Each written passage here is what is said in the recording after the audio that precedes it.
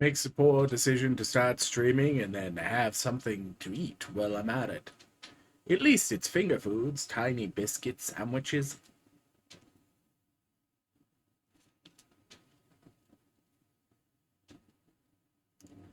Helps that the mic is separate standing from my face, so I'm not like chewing into one immediately in front of me, so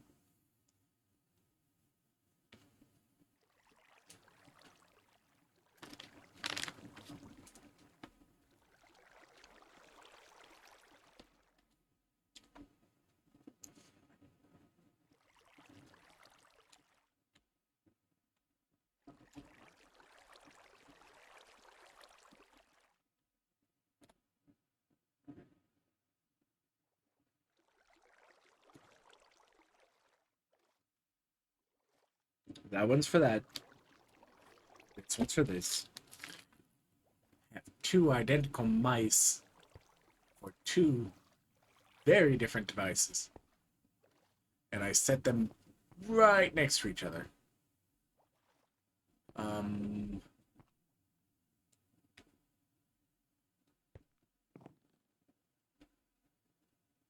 Something borked.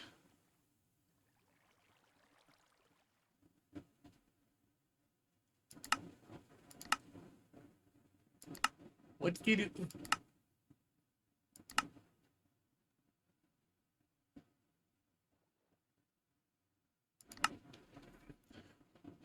Makes sense. Thanks, Josh.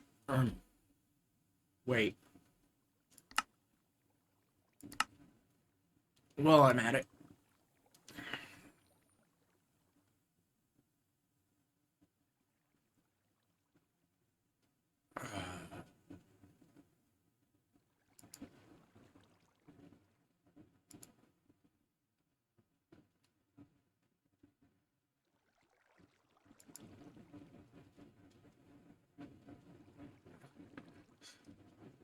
Preset all. Loot is not plus marked. Really? Huh. It exists.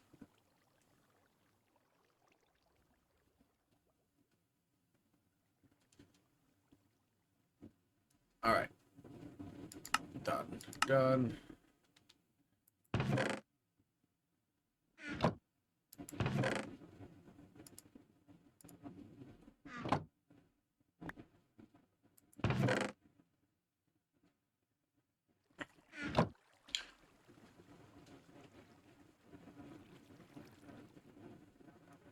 Well, I guess that's a good idea anyways, because I need to figure out what I need to deloot.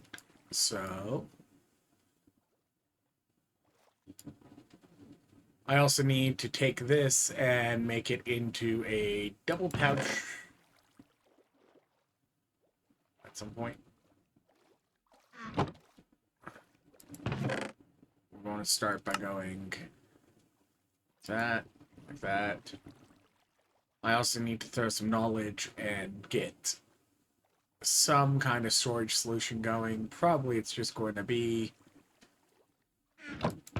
we start with sophisticated because sophisticated actually lets you like compact how much you've got, as opposed to if I went RS and stuck a smelter onto it and no, the iron furnace or whatever, and just kind of sat there and had it cooking wooden chunks until the end of time to keep itself running.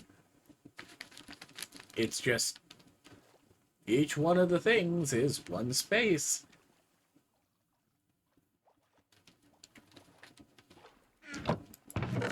$1,000 items is like so little. 256, so 16 stacks. Less than. Less than less than 16 stacks if I made a 1K device using RS. So yeah, you gotta start with sophisticated apparently.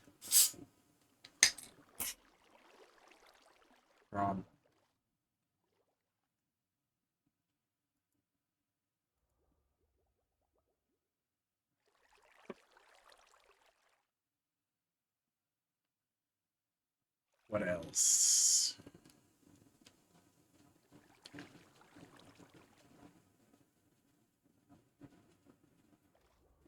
Died in the last one, so don't have any levels to enchant anything. I have these, but I should use those on, like, repairing pickaxes for, like, mine rooms or dig site.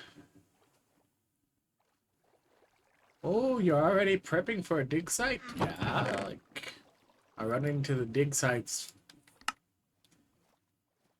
an uncommon amount. Like, I managed to miss them all last season, but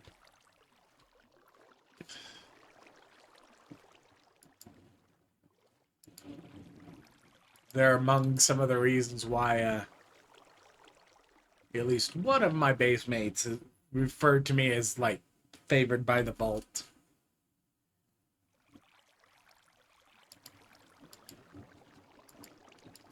Well, that boy just be too lucky. He gets random dig sites during his season, like,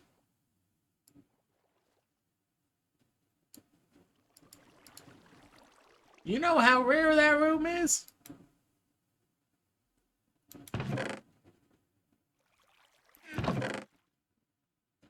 Yeah.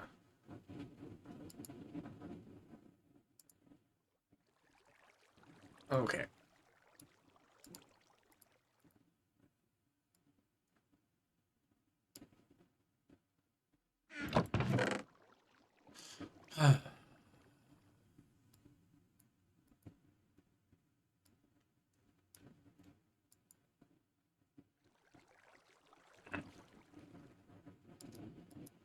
Honestly, I should probably shove, like, all three of those just onto this. Eventually, I should throw, like, one axing at this. Like, just give this axing, let me, break apart those, what you call it? Trapdoors.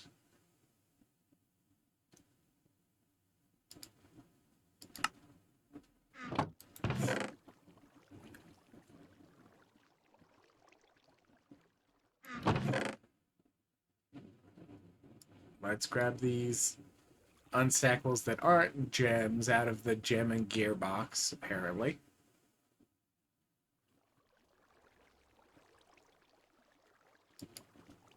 You're close enough.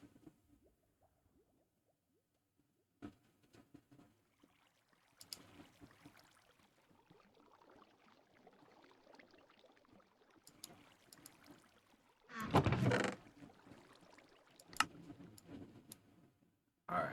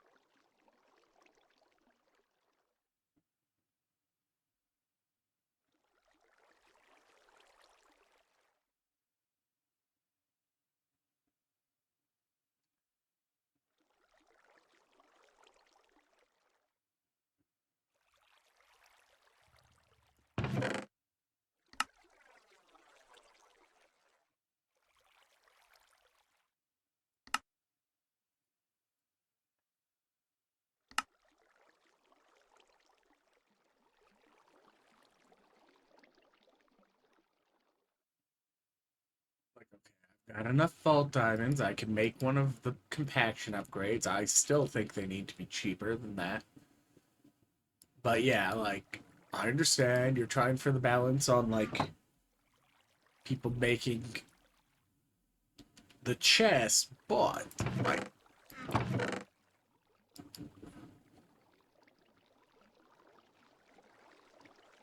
calling it just a straight changeover from what drawers is, and noting that you stuck the drawers part someplace else. So now we are just going to have, like, Well, we already knew that, what, the colossal chests were horrible on the lag on it. So we just figured out how to make a colossal chest, but as one block. You know, using the same mod set that the backpacks are part of, except for, like, I remember at least some people going, oh yeah, people hooking up backpacks to storage was horrible for lag. And it's like,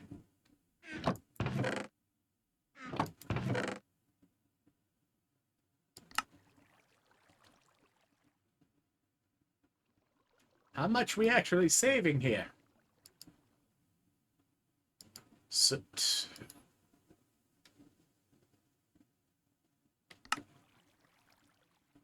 Neat. Uh, this only has a 2x2. This only has a 2x2. This only has a 2x2. This is a 3, 3, 3, 3, 2. Oh, don't compact that again in this. 2, 2, 2, 3, 2.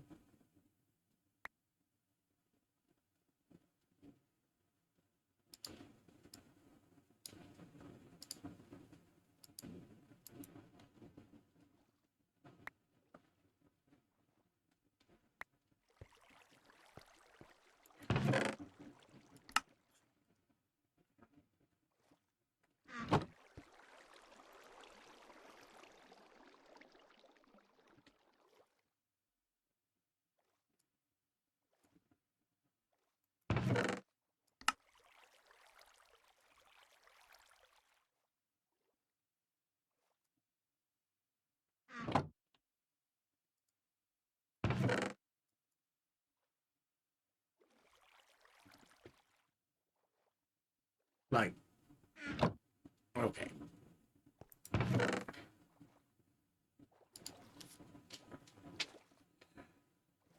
Belt.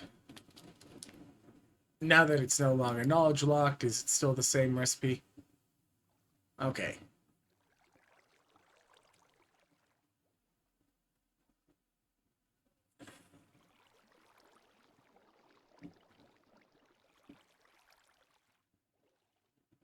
Okay, so let's start from that premise. Pog. All of these are at the lower levels, so we can do the calculation from there after that. Got this. 2 on this. 1 on this. Okay. From there, it costs us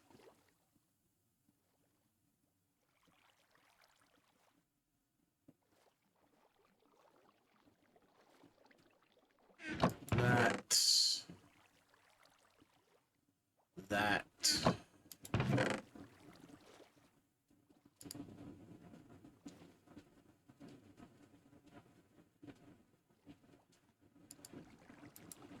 I need to break you apart.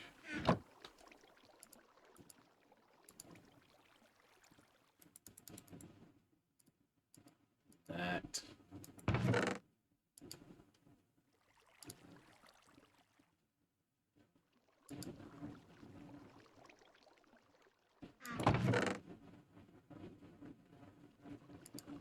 That.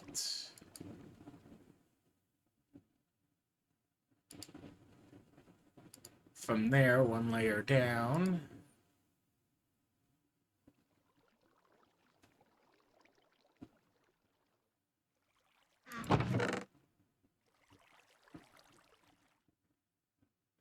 $16.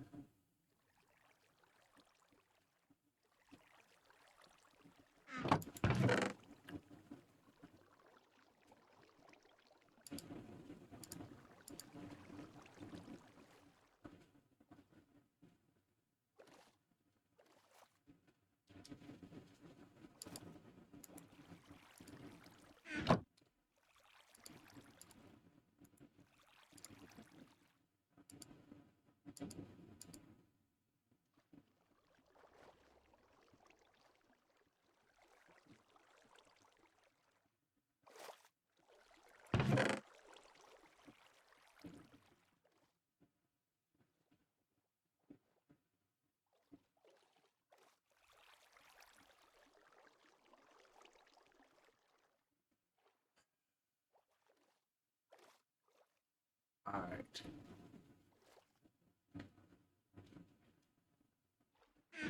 And out of absolute precaution,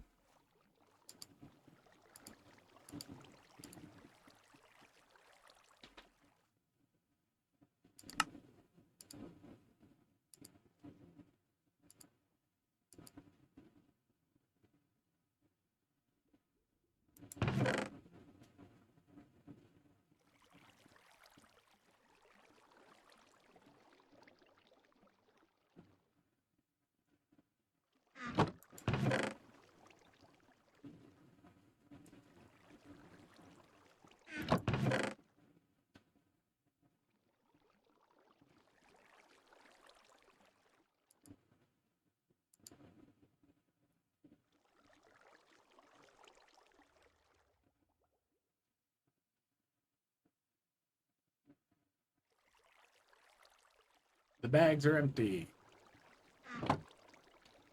We are going to go down at this level.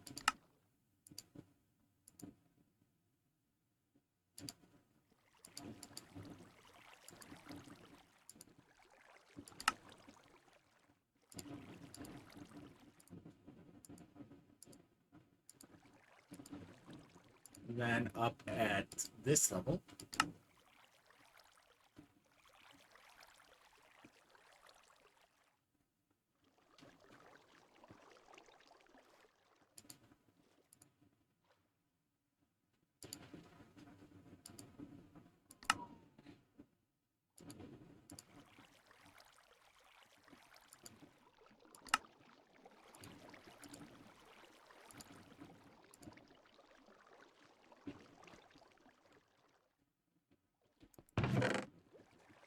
Two.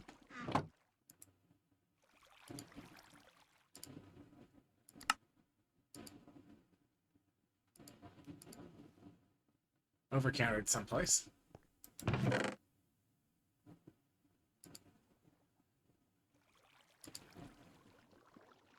Now we need 1, 2,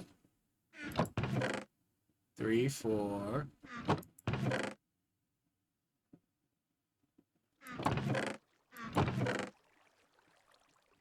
I'm currently out of standard steel, so we're going to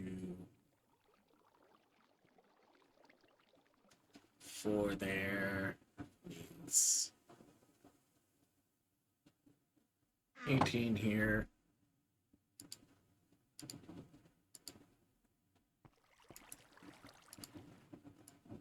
Make some steel.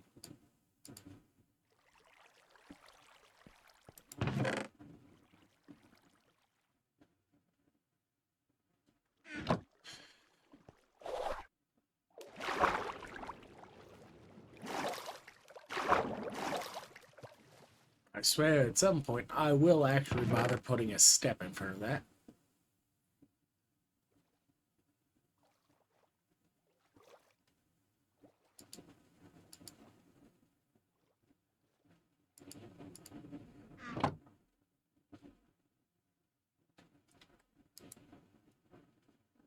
Helps if I'm in a 3x3. Yeah, I'm not going to be fussed about half a coal right now. Oh no, I'm wasting half a charcoal. 1, 2.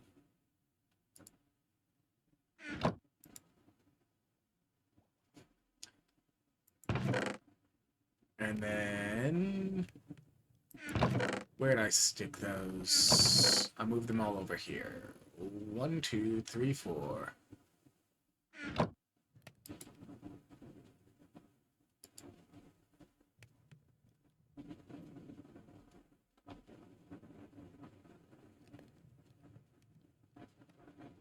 Like, if you have it just set to match bag contents, you don't need these. But they can make looting far easier. Oh, you can use the bag presets. Why use the bag presets when you can instead just kind of go, well, the entire contents of the bag can be dictated in this.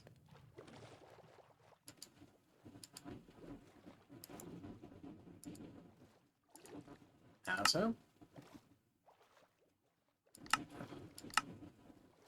Allow match tags, and let's go unidentified.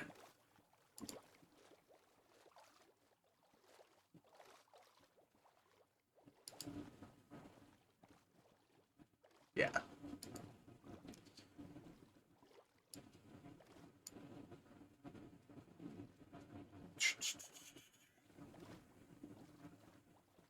Sure, this can pick up vault gear. There we go. It's now in the tags, and it's in allow. This will pick up vault gear.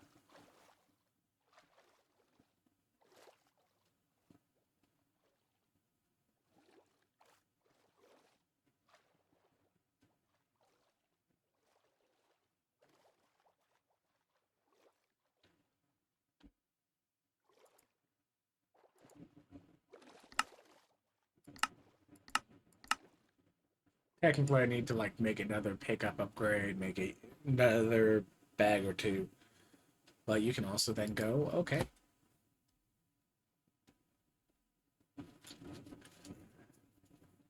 Now the problem is, these are also part of the what? Chest loot? Okay, so maybe that causes you some problems.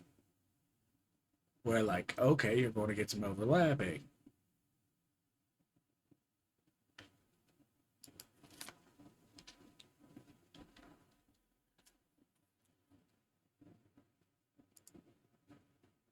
Like this is cheap.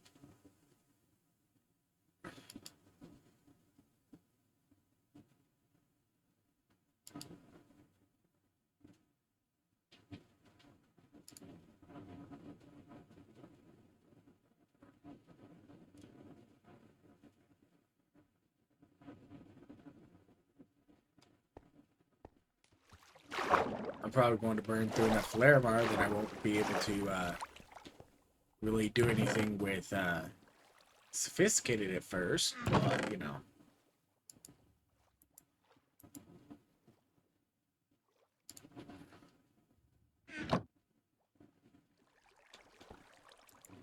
I can figure out about storing things later, and right now I can just increase the chest pile.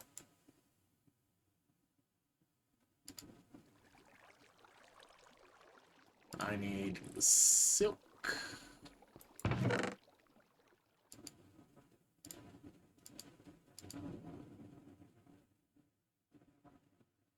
I need some iron.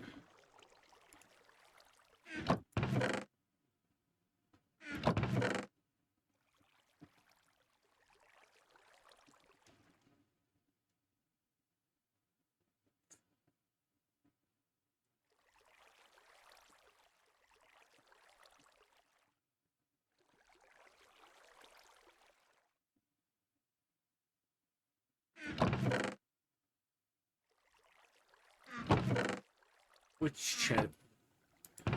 I didn't put the seal in a chest. It's sitting right here. Okay. Um, filter needed. Silk. Base layer needed. Supplies.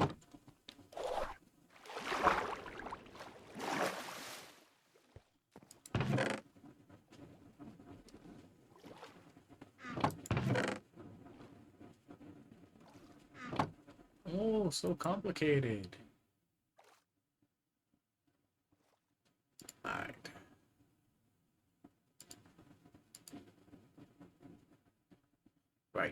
take this apart first because it doesn't know how to do the conversion itself.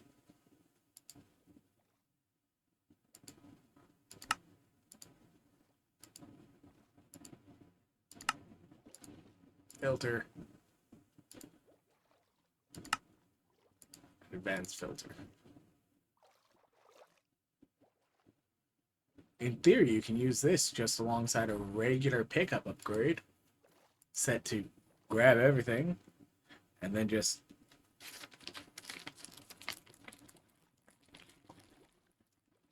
suddenly the bag only picks up from the vault stuff. But at the same time,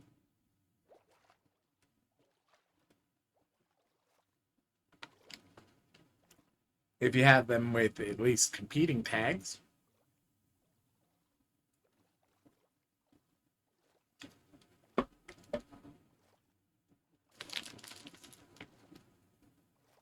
and I'm not using 4 slots yet because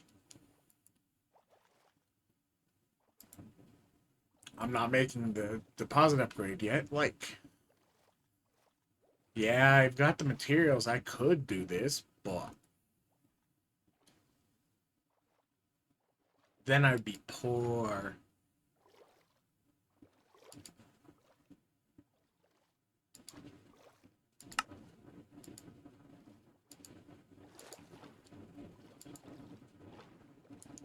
Okay, standard pickup upgrade.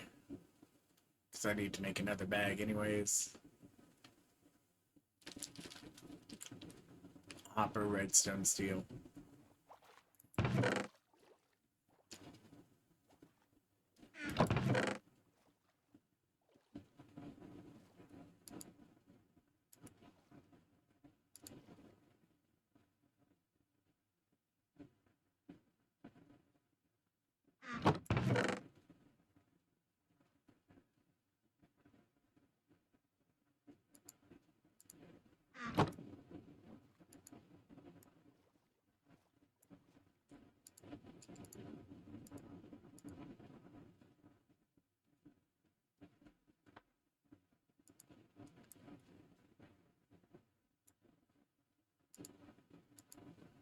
Hopper. Steel goes back.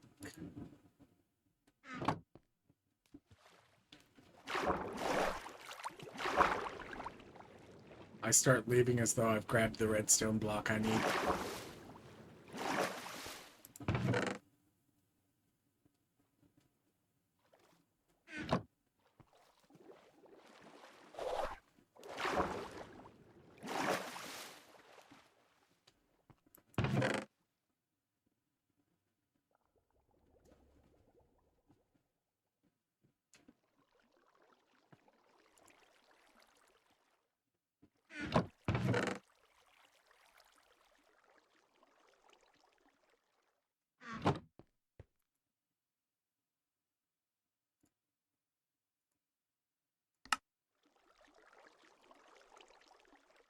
Oh, but you only have 2 sets of bags. For now. Like, I just made a bunch of pouches. It's not hard. Compress, look. Let's make some more pouches.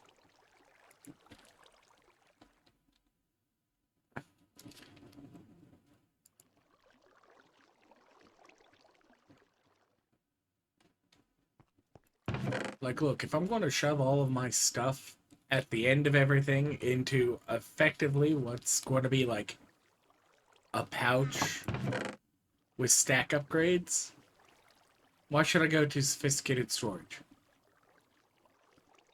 Oh, auto compacting. Well, why don't I make a compacting one? I shove my loot in it and have it filter all that, using like a router to move it from that into just a loose, sophisticated backpack. As large as I can make it. Make all my stack upgrades just one type.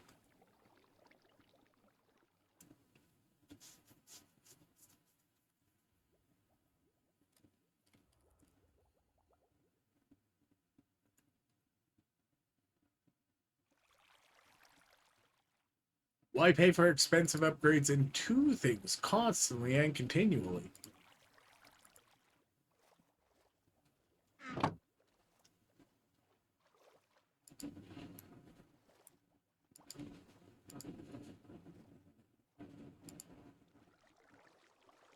Because you know for a fact that you're too lazy to actually do that.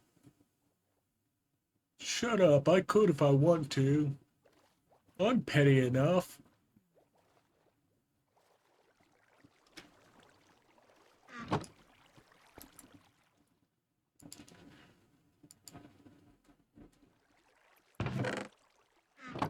Find your vault diamonds, find your vault diamonds here.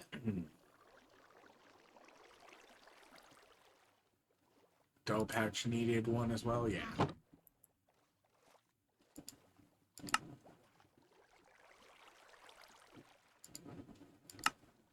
Full recipe.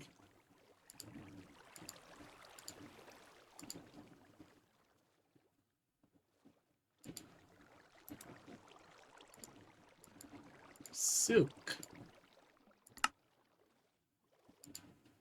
Punk.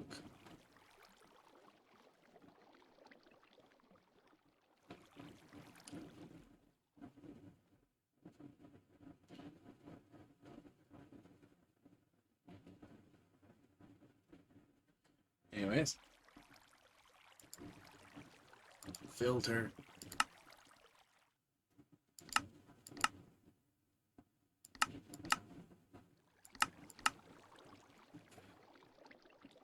Block.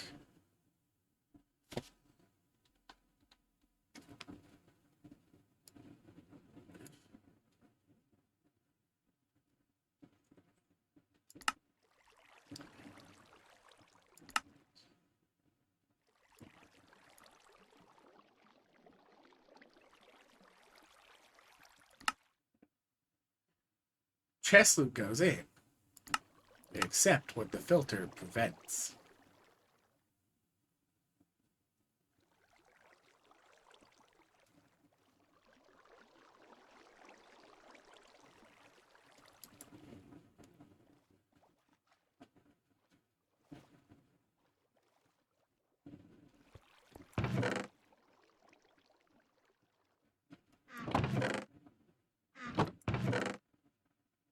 Two.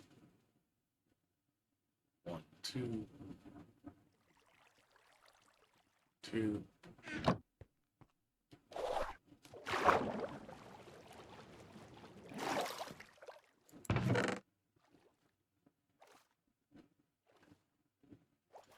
Oh no, I would need more gold.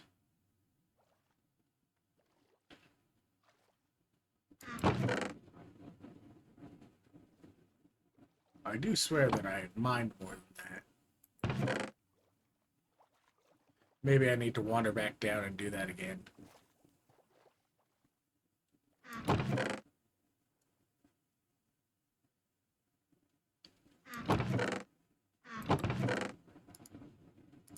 Because, like, you need it anyways eventually. Let's see.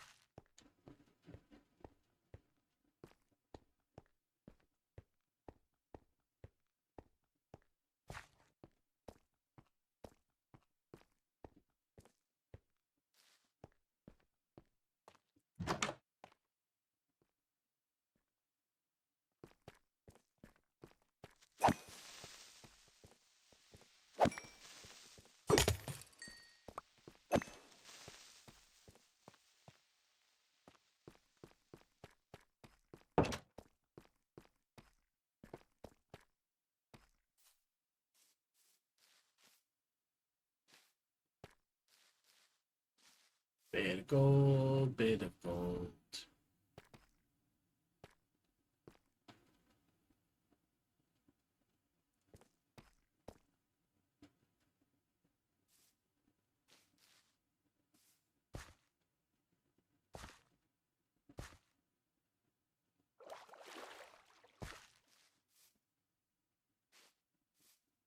Uh,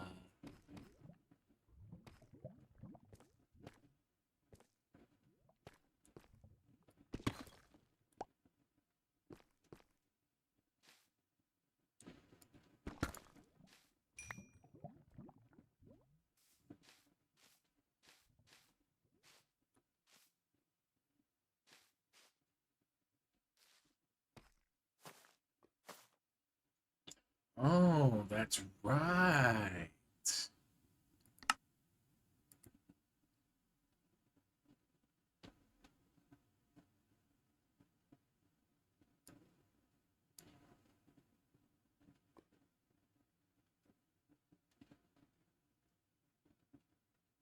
Where was it?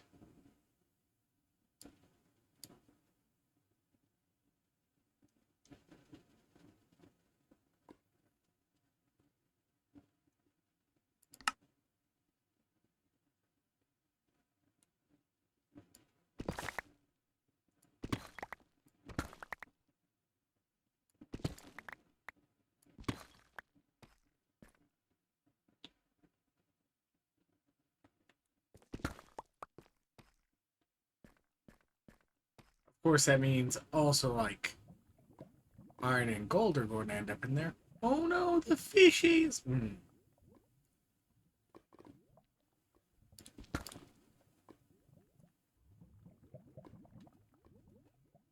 But not the iron. Iron's not part of the raw vault loot.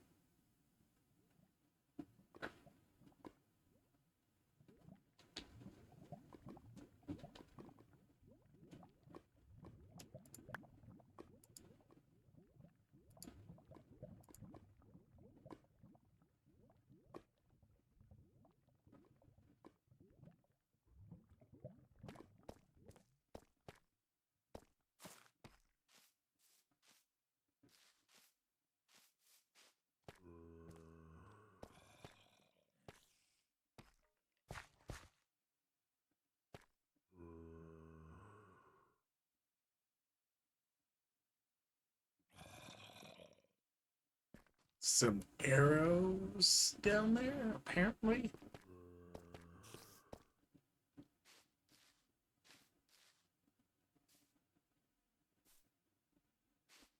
Apparently, just there's some arrows down there on the ground.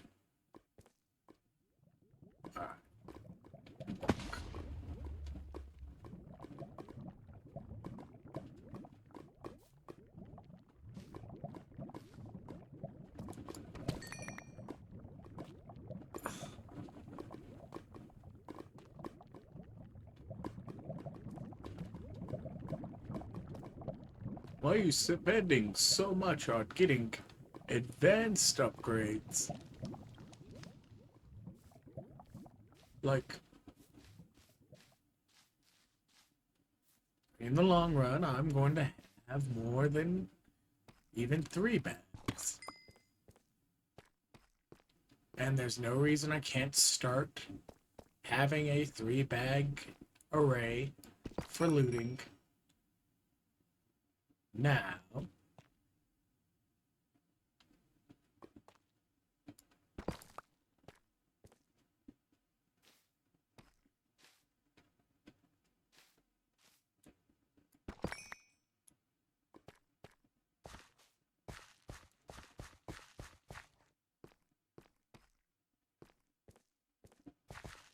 And I'll want at least a couple of advanced ones, so like I don't have to designate the slots. Okay, yes, it's not sorted, but like how often should I in a vault need to go in and specifically sort through and grab very specific loot out of the rest of it? It doesn't need to be sorted. Oh, what if it gets too full? That's why the 3rd bag is just completely unfiltered. It catches anything else. Eventually, if I start deciding to void things with the magnet, hint, that's like when I start hammering. And even better, At that point, I can probably afford to go through the effort of getting myself a advanced void upgrade. And guess what? I can just tell it, void anything I can't. That doesn't come from the vault, doesn't do this, doesn't do that. Oh, and I don't have to throw into the vault itself, like the altars. Because guess what? We just saw that's in the tags.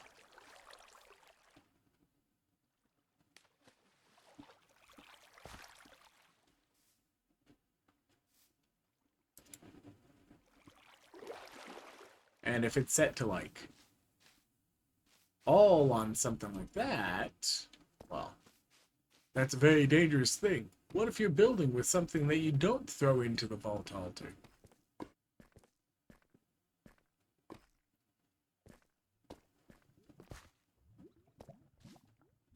More redstone. Maybe that's why I don't use the void. Because I can use the void attached to the magnet. Save on that durability.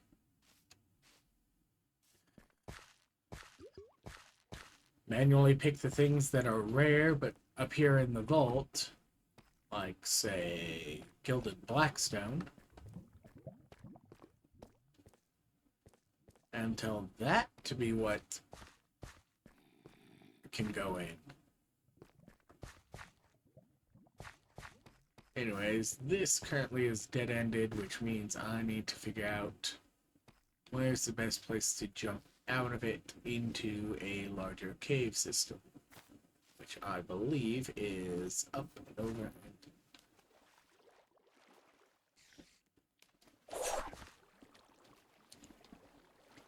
Master at parkour.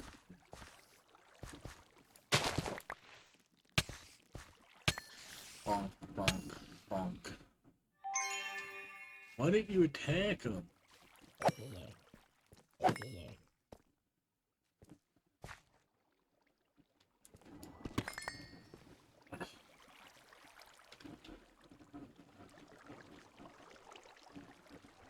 Back 3. That's enough gold for that.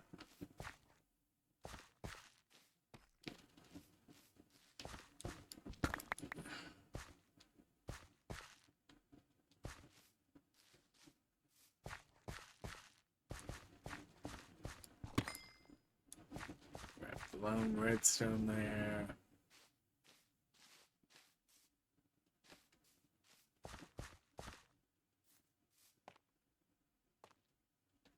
The side.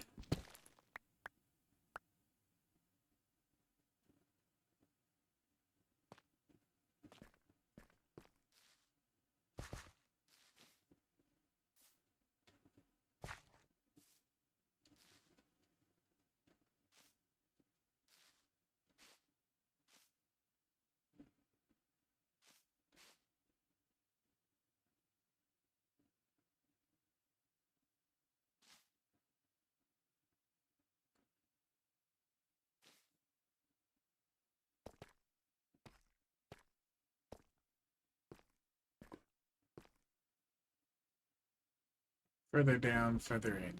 Okay. Like, I don't need another heart of diamond right now, so that's less relevant, but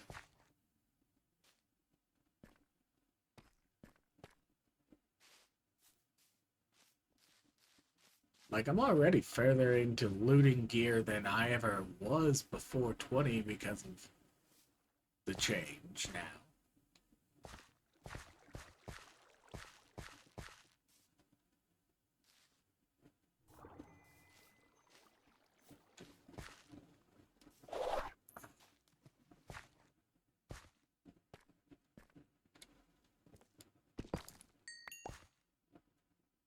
Lattice.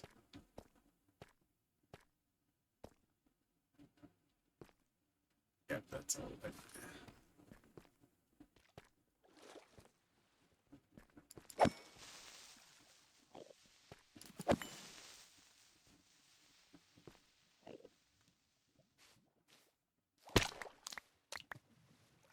We got Guppy Geyser at home. Guppy Geyser at home.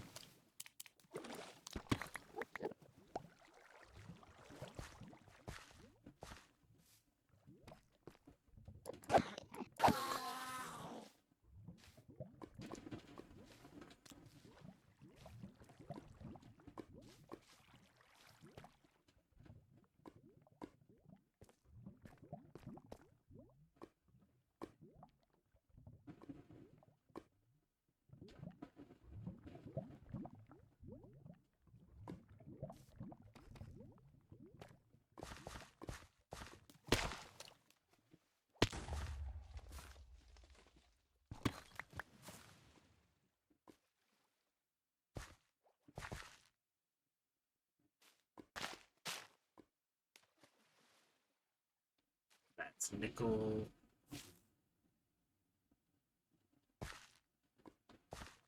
That's a traps you in a box.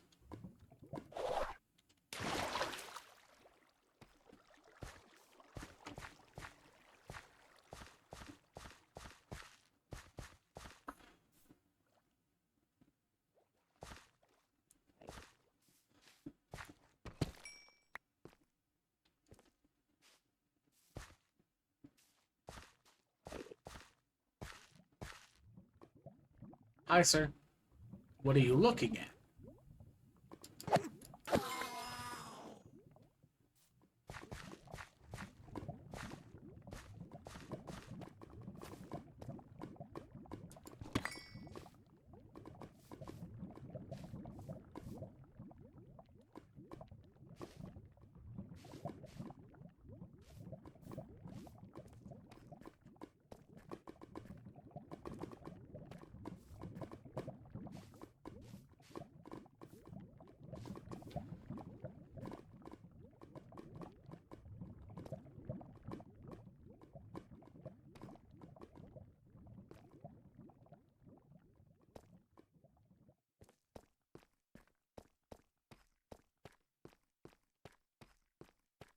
Damages.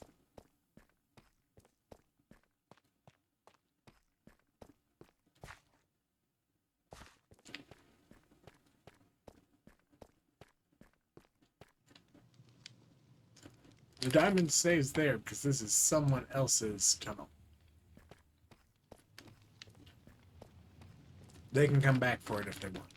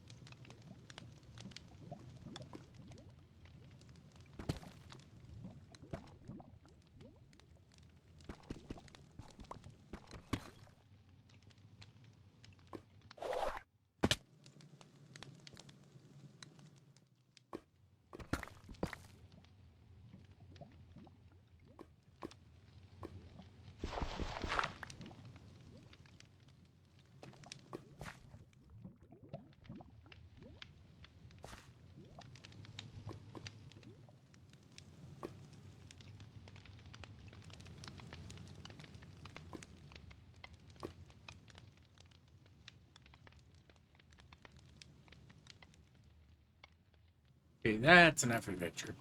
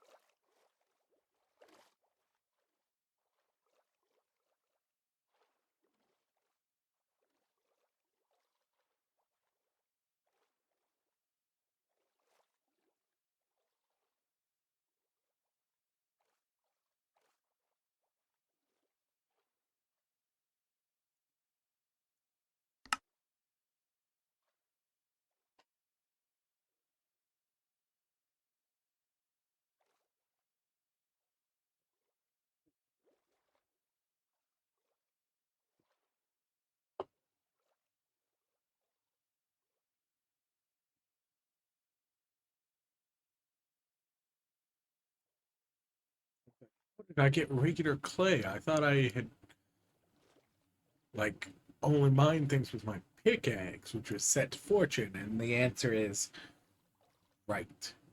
The Endermen were carrying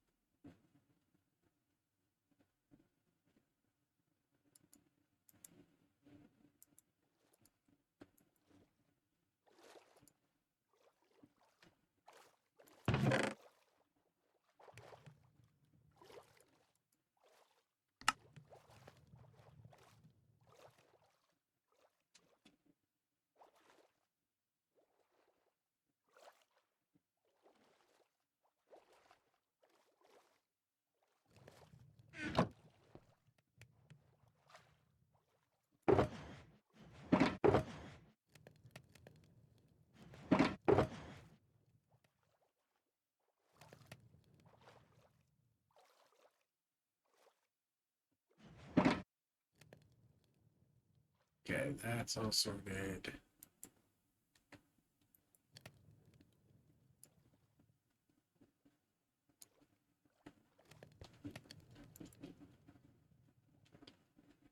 What's that?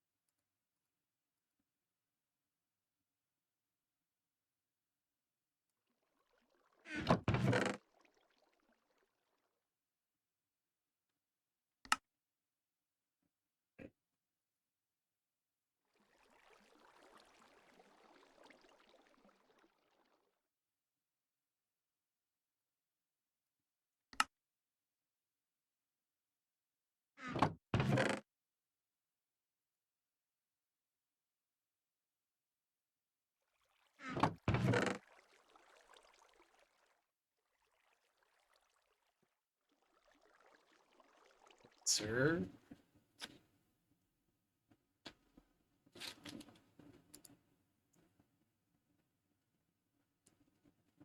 Okay, just need the vault stone.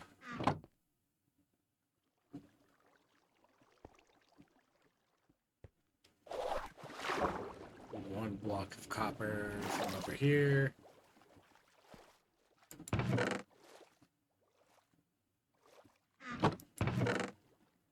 Wherever they are. There they are.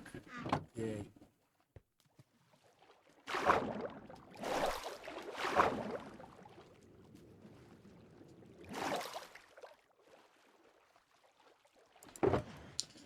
Random leather tunic goes in the I'll deal with this later.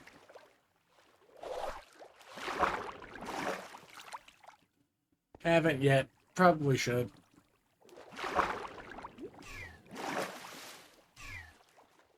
Yeah.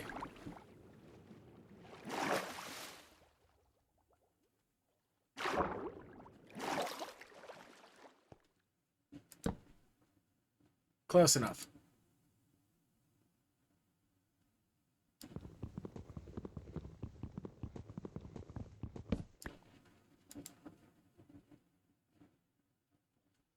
If you sent me something, it's being dumb.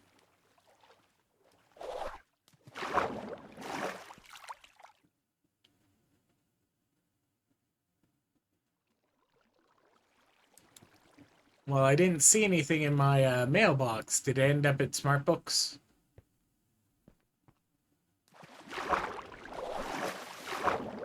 Like,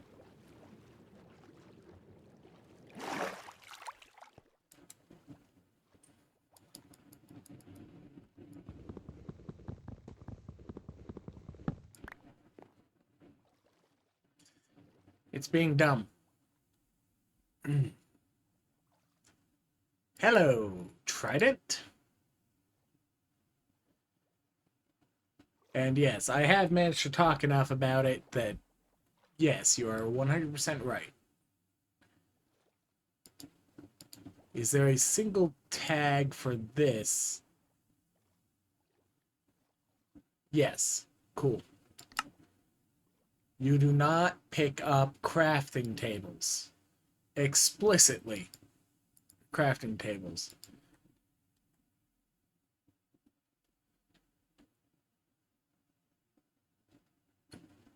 Anyways, I'm going to have to see if one of the other types of wood makes a mailbox that actually displays the items it gets sent.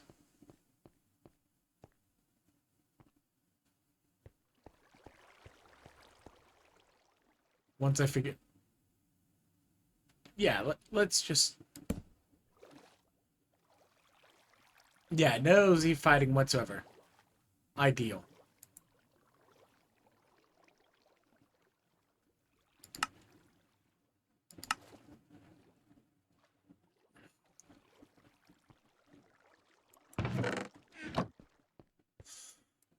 I have 5 levels available to me from stabbing Enderman. That only works on fish.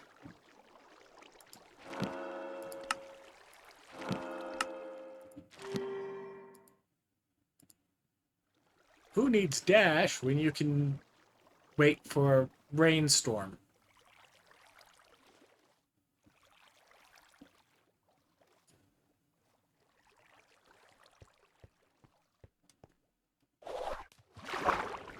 Let's go stick these chromatic iron blocks into the furnace. There we go.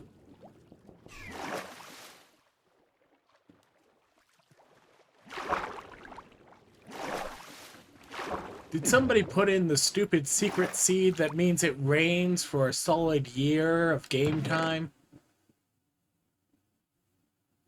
No, wait, that's Terraria. Yes, there is in fact a way to make a world that rains for an entire year. Note, it's an entire year of the server being loaded. Not some weird day-night cycle defined by the game and then 365 of those. No. It's got to be open for the number of hours that we define as a year. Well, fortunately, you have to explicitly put it in when you make the world, so...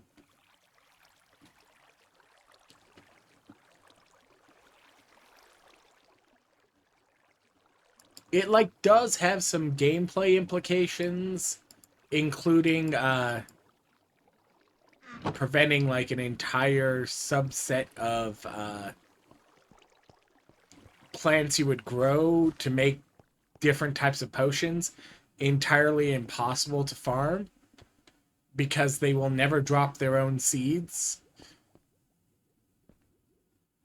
So for you to, like, get more of them, you have to,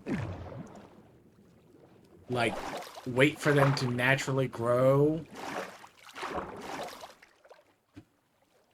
in the underworld and just kind of pick them while they're grown but won't give you seeds.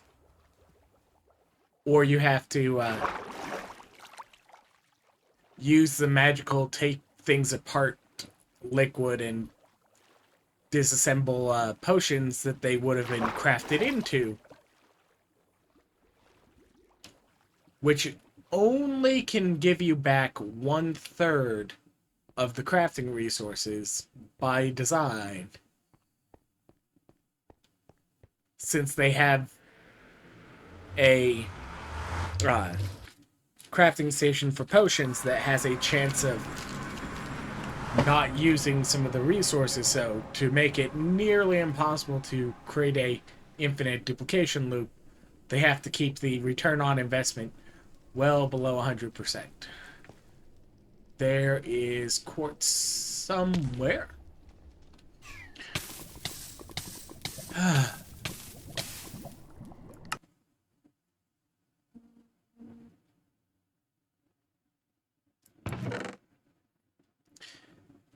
Seems about right.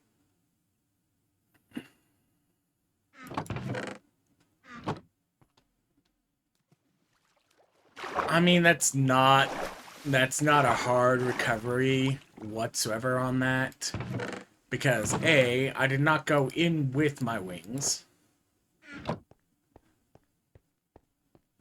And B, the body floats, is lava-proof, and stores all the stuff. If for whatever reason that's no longer on, well, there's a bigger bug going on than,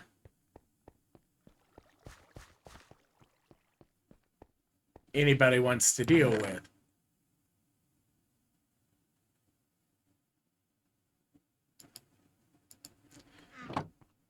But one of the things that does happen still is your death still, in theory, gets snapshotted, even in the overworld.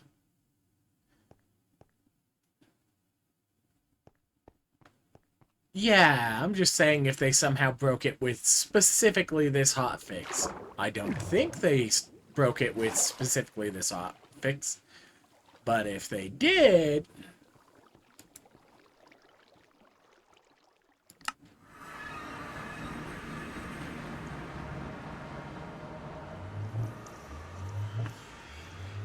Don't worry, they don't void everyone's items that often.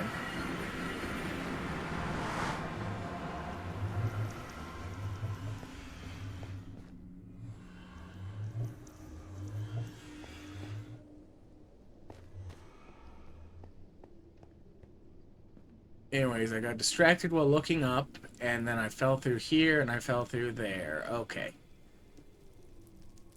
Bodies exist.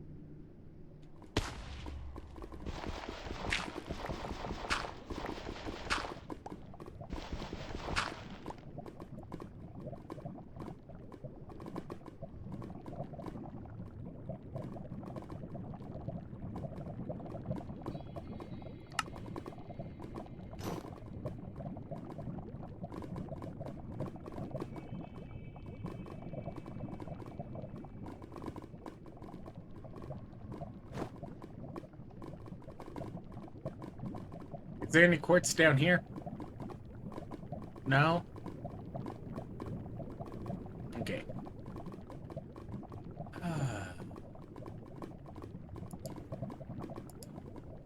Backpack slot.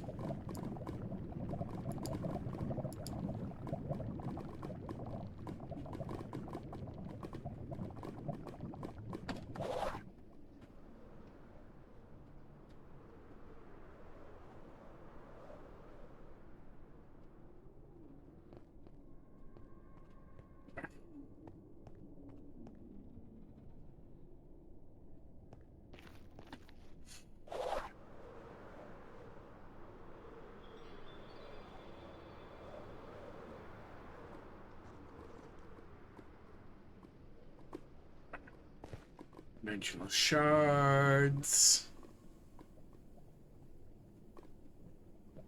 There's a decent amount of obsidian in the nether with this. Let's see. I've got Fortune 4. Fortune 4.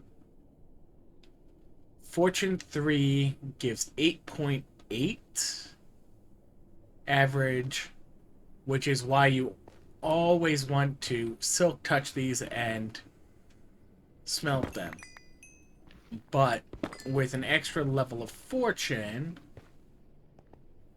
maybe, just maybe, it drops a reasonable amount. Let's see, that was 10 of them, so did I get 80 nuggets? Yes.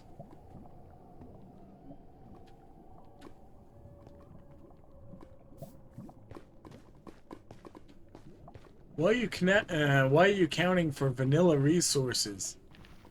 Because I need to use them for, like, golden apples if I do villagers at some point. Or, I don't know, maybe I want a couple more advanced upgrades of one type or another. And they still have the... Ow, ow, ow.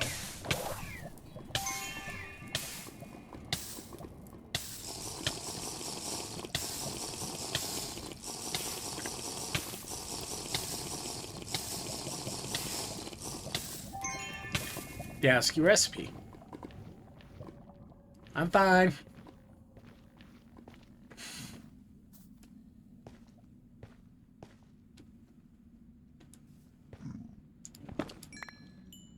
Is that at least 3 bits?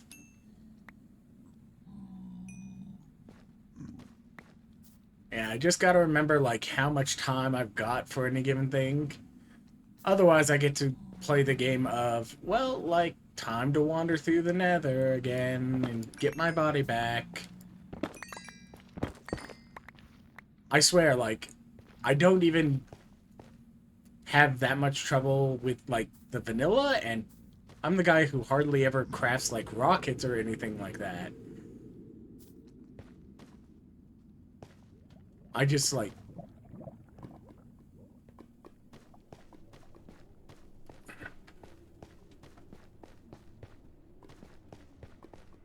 I also don't tend to use much on the way of rockets either. Anyways, I could fly back, or I can do the smart thing, and this stupid thing is recharged.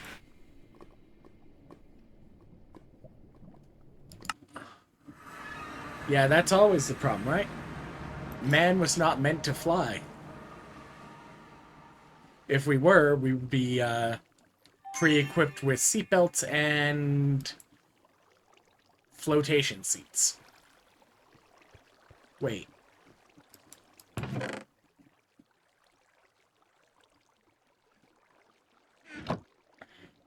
It's not how that goes. Okay, quartz is not in the automatic. So it's over here. Yay! Let's compress some gold chunks.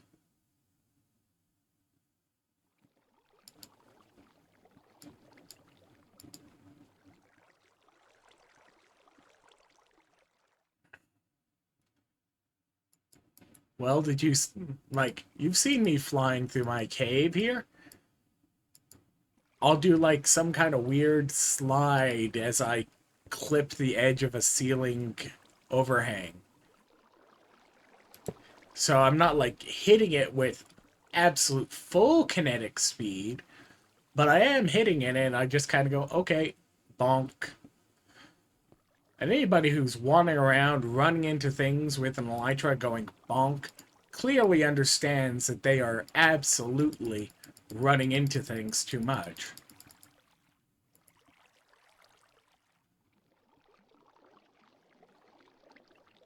Anyways, I need to make some stack upgrades for the non-gear bag.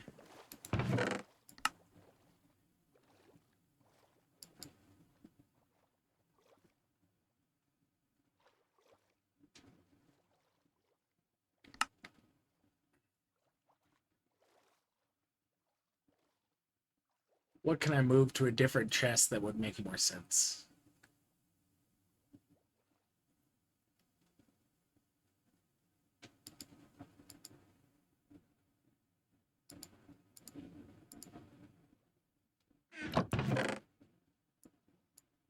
You get to go over here for now. Compressibles, compressibles, compressibles.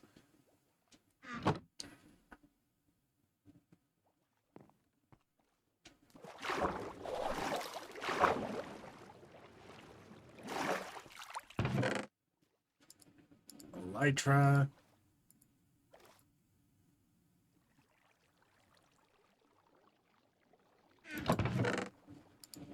Compressible.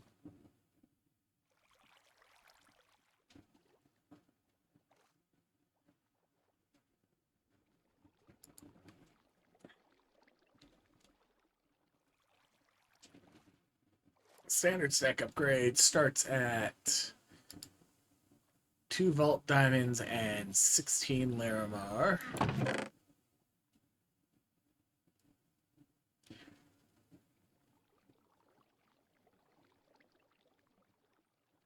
Stage 2.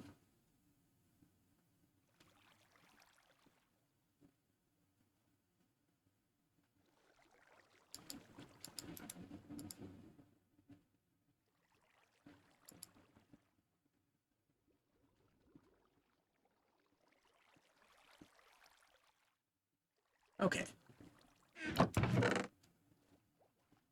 3, 4, 1, 2. 2, 3, 4.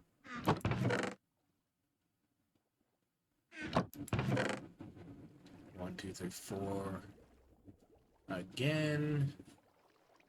Silk. 1, 2.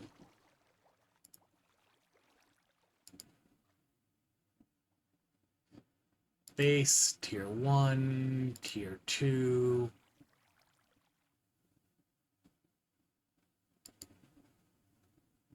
Yeah.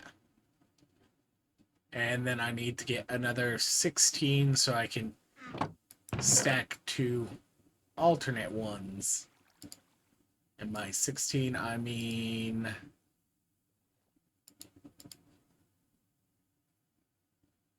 9? 9 more. I need to get 9 Larimar in the next couple vaults. So I can get... Well, why don't you just start out instead of making the 4, making 2 times 2s and just upgrade them later? Because 1/4 at this moment is slightly cheaper.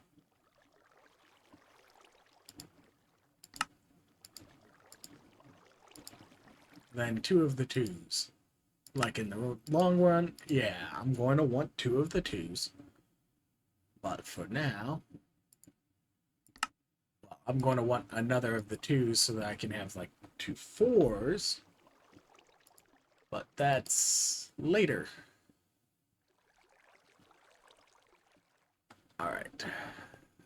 Vanilla compressibles. Oh look, my food refilled.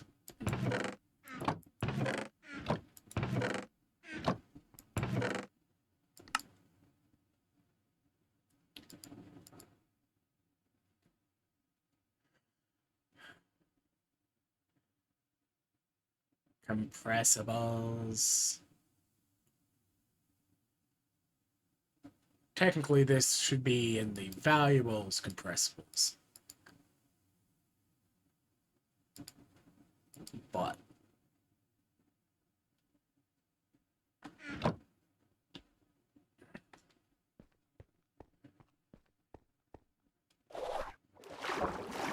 right.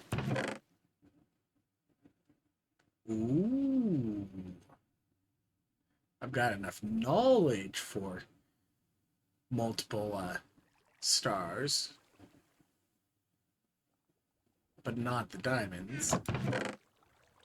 But there's nothing saying I can't go like this and get an important unlock done.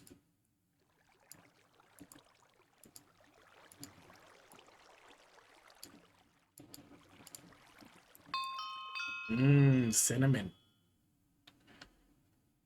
Anyways, time to go and get the most important unlock done. Before I forget.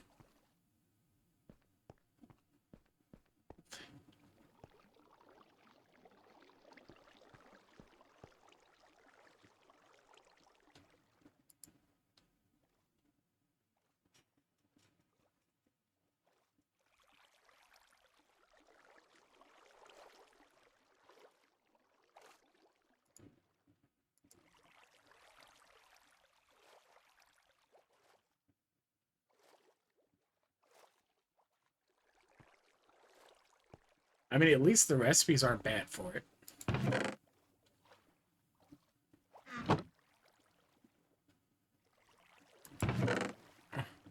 I mean, it's good, especially because of a Dusky in it. When you take Snap, it does not increase anything else.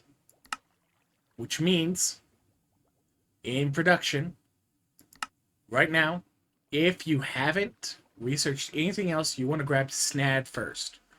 If you've already grabbed something, don't worry about it. Leave Snad and trade some mixed research using the research potions with somebody else later on that's gotten Snad. Because the knowledge brews, like, this absolutely a minuscule cost to get yourself back up to date with somebody else who's unlocked, say, a whole bunch of things across a bunch of categories that you haven't got. Your Kagerium's going to cost you 3 plus the 8 for every single one you've got. Suddenly, you're paying 4 and like 4 Echo in your mid 60s to get Kagerium, Flux Networks from somebody, Create from somebody else. Like, just per the different ones. Like, you just find people who got other ones than you, and you kind of go, well, let's work together. Also, of note, one of the things you should also try and focus on is look for anything else that isn't throwing a number up here when you click on it. And make sure you prioritize those.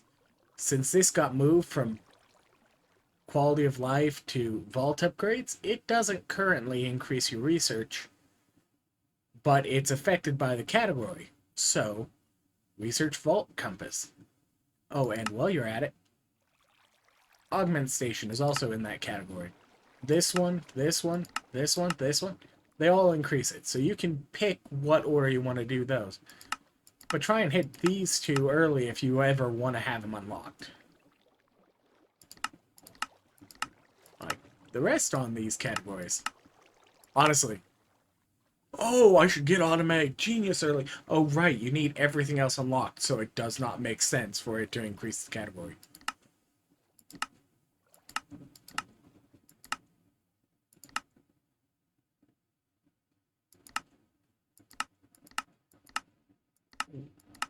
Wait.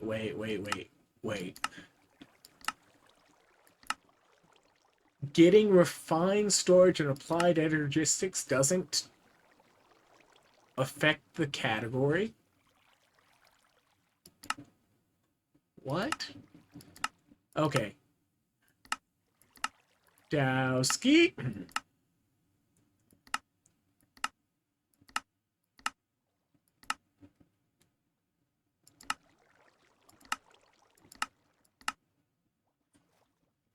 Okay, to be absolutely clear, I'm actually like really glad that Dowski has made like weird decisions about some of these things. Because some of the like research increase gating, like, okay, this does start at 0, but nothing changing versus plus 0 is very different.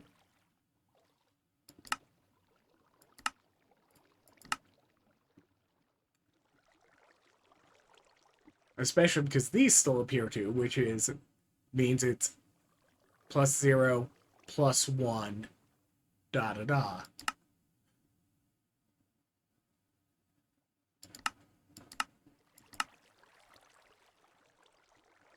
And QOL, like, it's none of this is supposed to be, because it's just whenever you go and get it, that's how much it should cost you.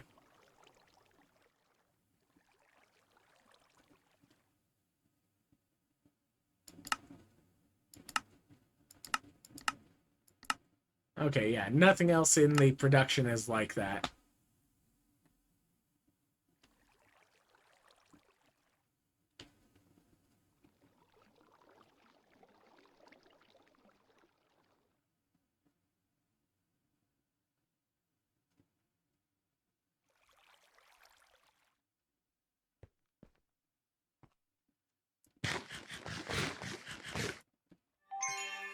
Something, until somebody tells us it's a bug, it's a feature.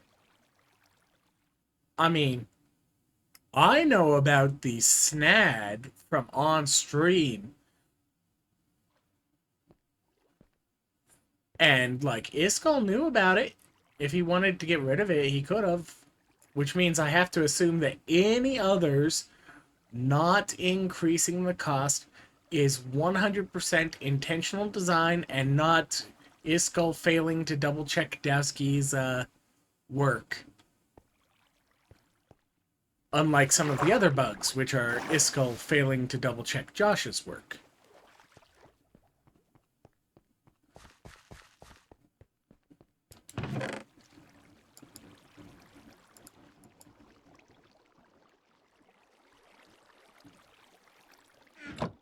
Anyways, these have been growing for a while. Let's harvest them back down. What do you mean that's not raw vault loot?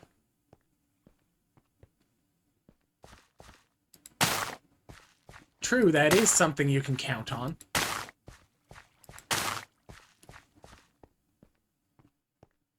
Yeah, like, believe me, I know that they're not good at math after, like with the bag changes. I absolutely agree that there was not a easy way that they could give, like, any kind of refund to people based on changing pouches from needing knowledge back in the day when they did that update. But at the same time, you two are just being stubborn.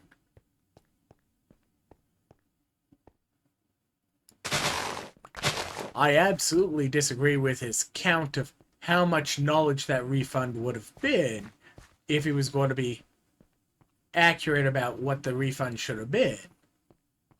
The refund should have been one unlock in that category, which is 1 plus 2 for everything else you have gotten in that category already. Because that was the cost increase of the looting category.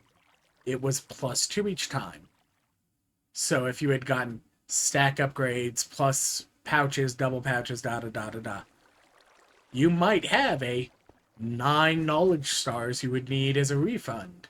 There's no easy way to do that unless the system had a way to, I don't know, credit 1 free unlock in a category. Which, if they can get, like, something like that, which, like, honestly, I could suggest that maybe while they're looking at that, they see whether or not they can throw that kind of quality of life update at the things. Build in a way to give a refund in the category. Anyways, I have made poor decisions because now I have a whole bunch of seeds that I need to store. And like 1 double chest. Like, okay, I do have room in here, but I also should probably compact some of this, so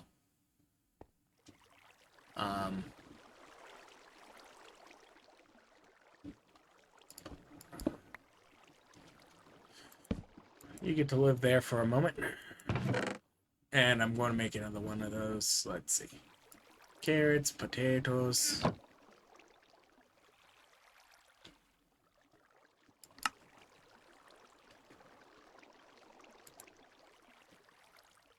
Yeah, like,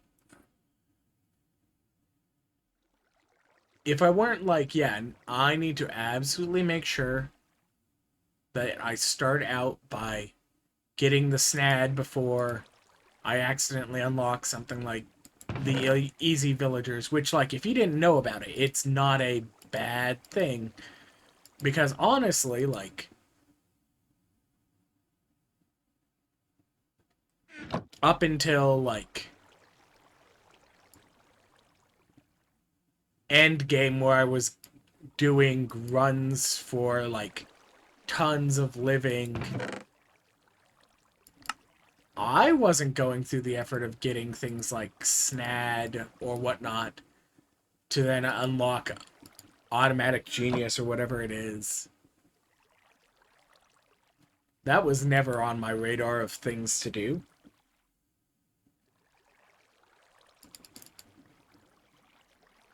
And, like, Okay, yeah, it does improve your production, but if you're like running pots, you don't necessarily need the boosted production if you get like your cactus going well before you need it. But if you've got Snad,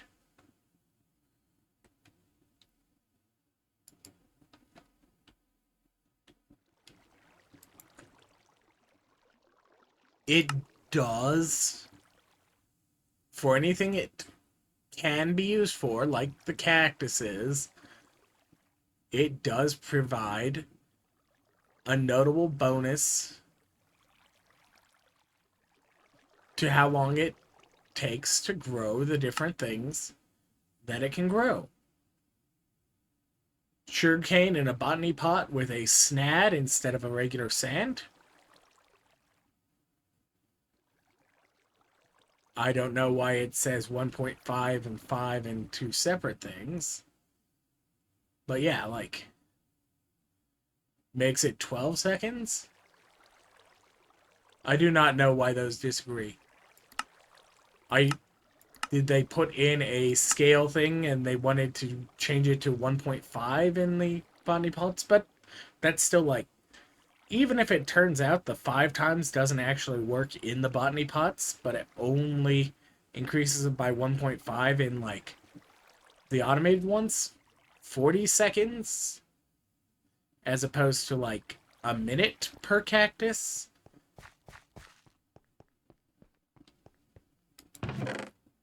That's like, that still helps. Absolutely it does. Anyways, I need to put bonk. Fish doesn't go in there, this goes in there.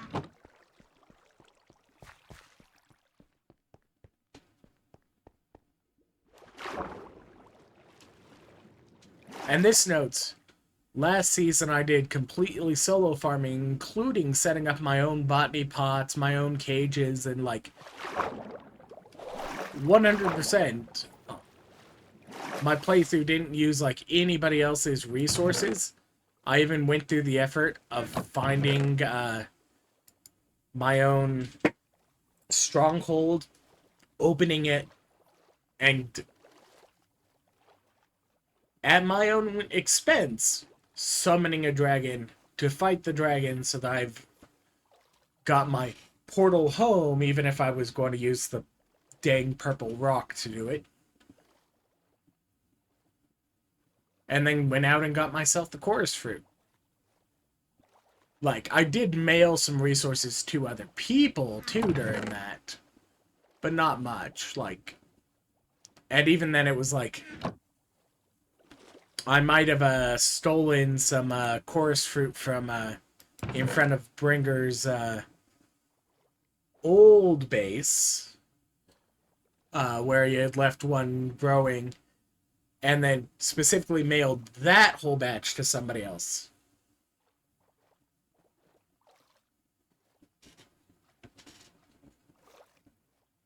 Like, it's not terrible in this mod pack to do it, because of the fact they can get the wings from, like, bounties so early and things like that.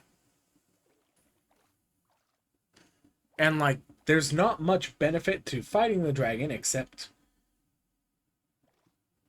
it, like, you do get this.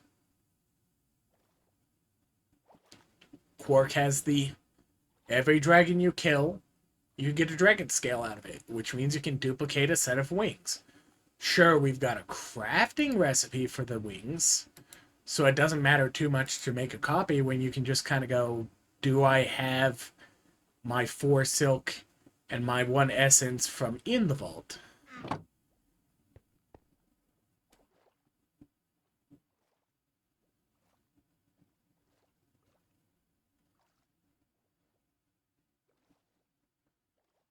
Yeah, and that happens, especially because, what, last season you might have had some hangers-on that didn't want to restart at the same time as everyone else because they were hoping they were going to get to actually play the Prestige or whatever into the next one, and then it didn't happen. Because, yeah, I would have liked to play first iteration of Prestige into the Greed stuff.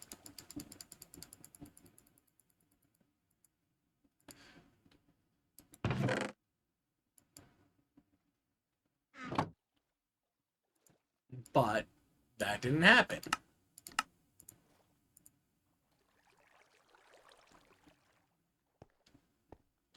I need to grab the one lapis from over here while I put away a fish. Honestly, this is also one of the reasons I should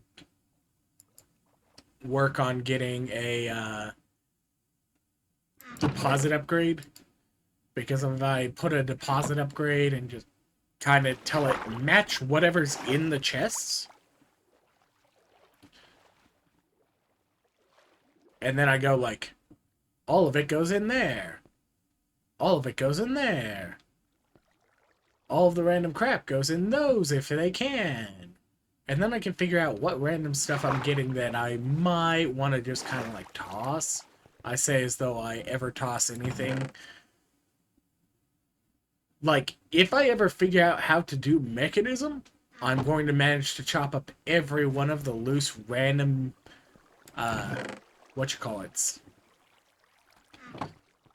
random trapdoors from that are the every compatibility ones back into like sawdust and planks. But I never got around to actually learning to do mechanism and figuring out like the crafting chains. Like, it's learning the crafting chains that have kept me from ever actually using it.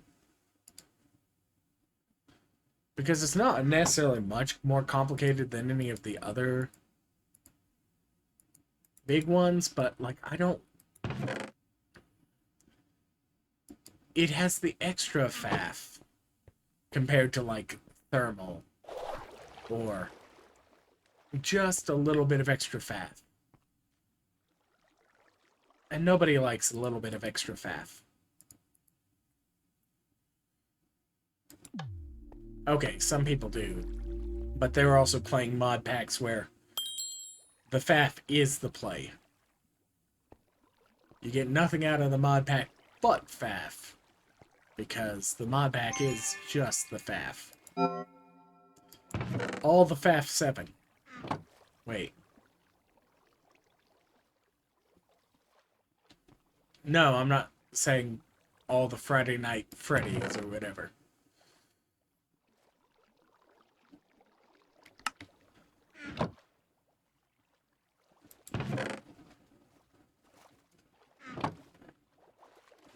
Well, like...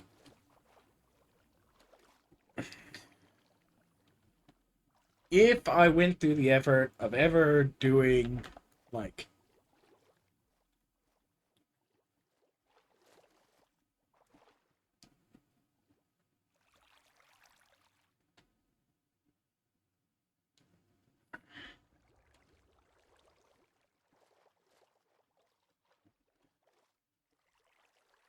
Like...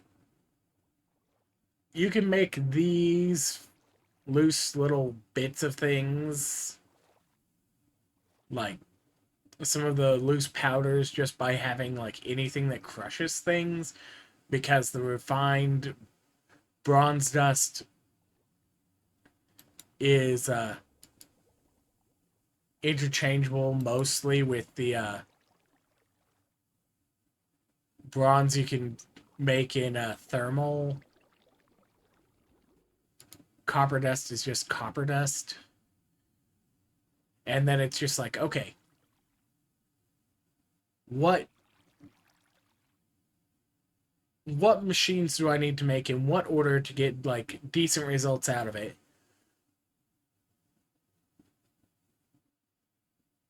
What kind of automated movement stuff does it have, or do I need to have a bunch of routers moving things from one block to another? Because, like, once I set it up, it's like, oh, look, you've got an entire factory and you're getting 5 times the chromatic iron. I've made do with 2 times the chromatic iron in every single season since the beginning. But, like, part of that also was, like, cards that give you,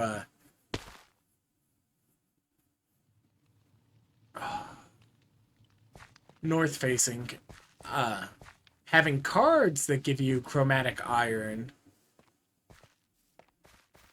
Yeah, something extra got changed in the shader defaults they shipped.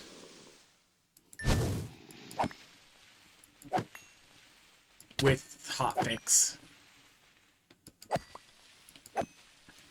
They still left emissive ores on. There we go. Yeah, I found the dang toggle they left off on that.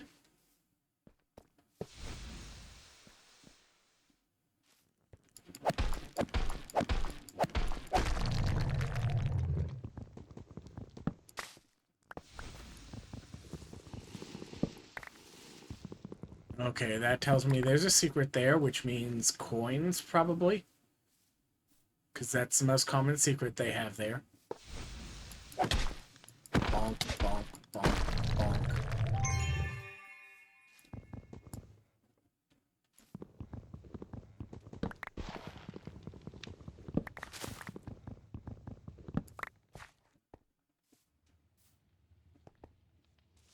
Living.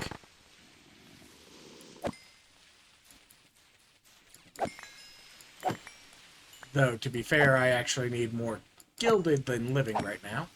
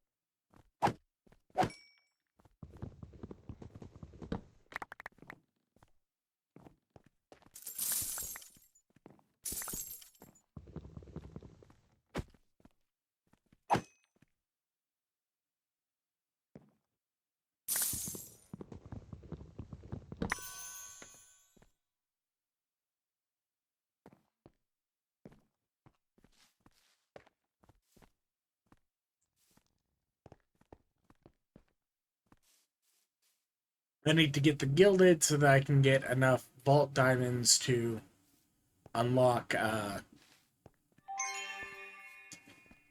another mod or whatever. I think probably I should just go ahead and throw a point at the compass, and then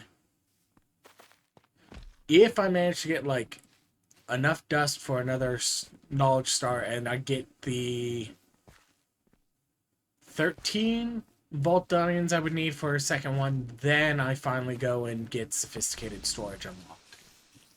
But 13 diamonds in one vault run is a pretty big ask.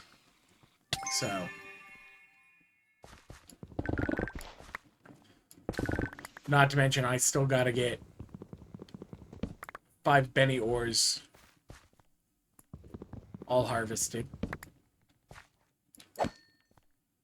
Hi, sir. Because,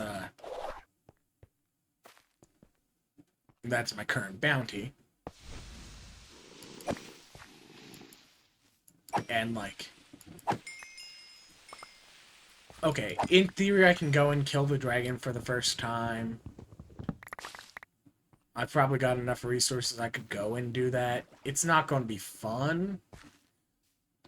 Because I'm only at 20... Ow. 23 armor. And that notes that, like, full diamond with protection 4 is, like,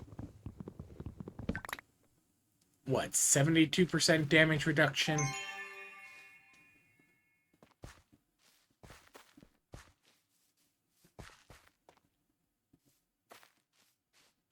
Because, like, the diamond armor, each of the protections gives you roughly the same protection as 1 point of armor. So you end up with plus 16. Yeah, and it's like, home is that way. Already did up, already did some down. Let's go.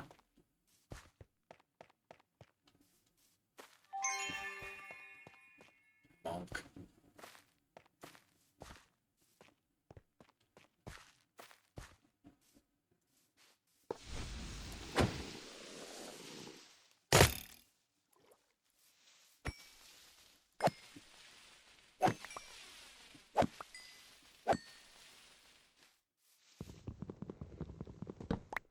I say what in the world I should be focusing on, and here I am just like going, I will loot everything.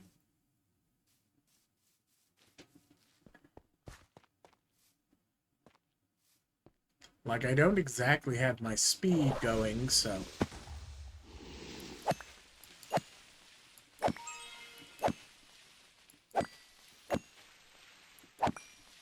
I love how I have, like, so... Like, I have, like, so much trouble some balls, and then other ones, it's like, well, that was very clean. Where was that yesterday?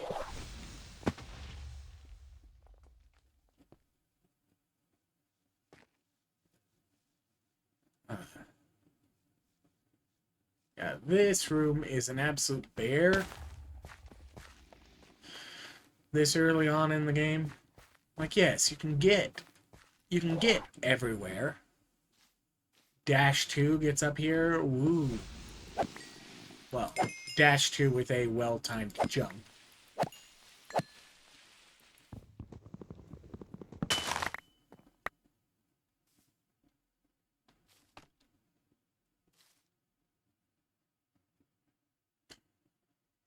Sure. I'm sure I won't regret that.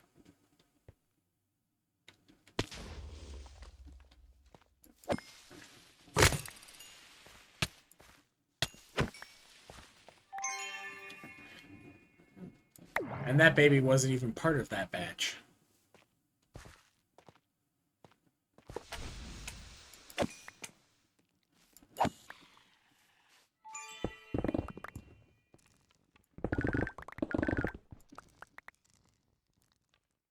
Okay, 2 vault diamonds.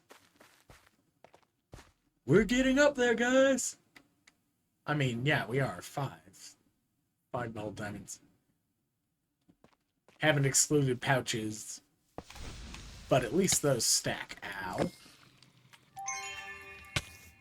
Die, spider. Why are the crabs so much more reach than even the spiders? The spiders are supposed to have the janky hit range. Inherently from vanilla. That's why you have to be careful about exactly how you design your kill chambers for the cave spiders. Because when they leap, they get the, like, bullet dash hit area.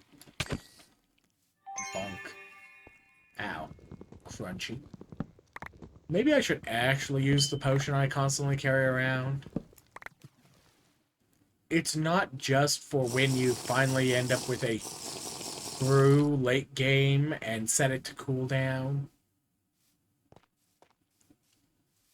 Or for drinking potion, or drinking damage totems into existence.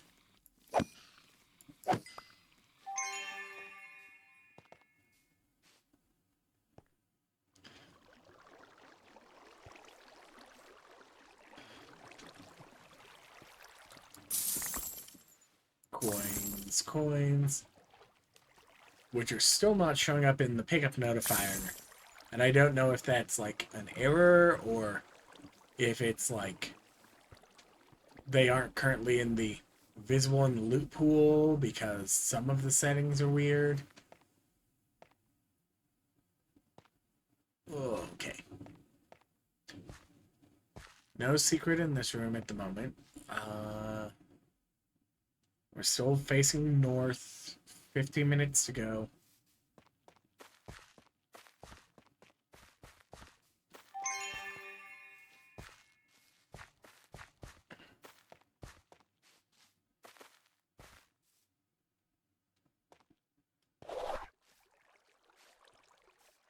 Jumping at exactly the wrong time that time.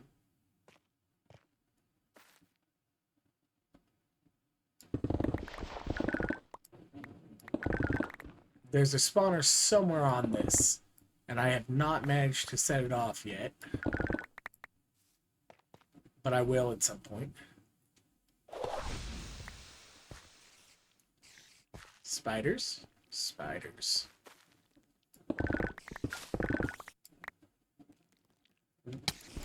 Ow.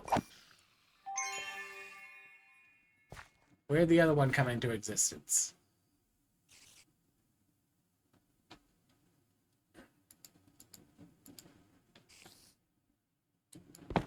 Yoink.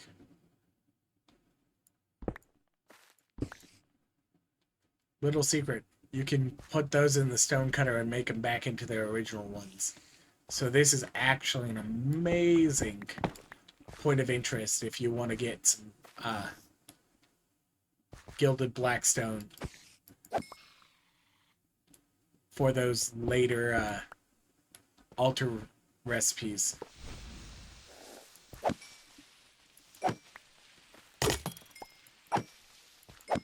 But I mean, you can also do that with some of the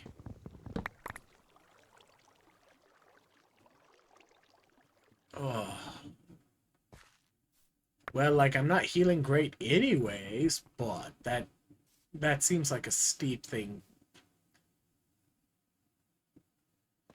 Yeah. You just have to take them to like a stone cutter, or I think if it doesn't work in the stone cutter, you hit them with the Buildscape's chisel.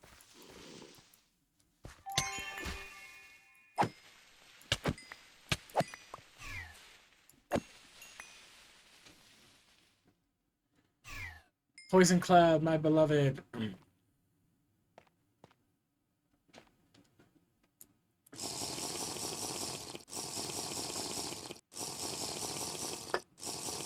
Don't worry, it's afternoon. It's okay to drink.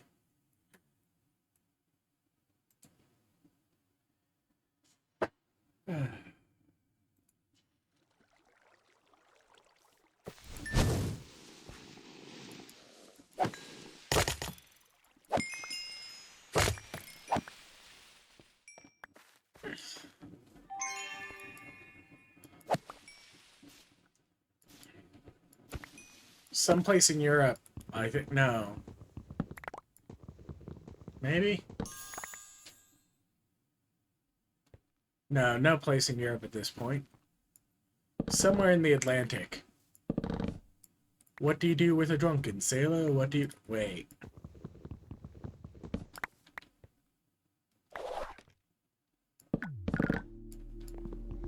Oh, what if you get demonetized? I'm monetized? I can sing all the random crap I want.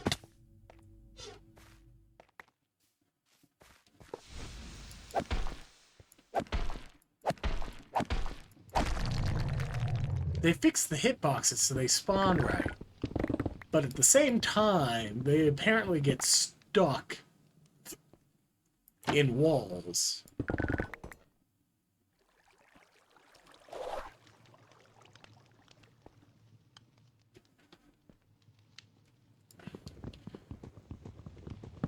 Bonk. Living. Ah! Spider butt.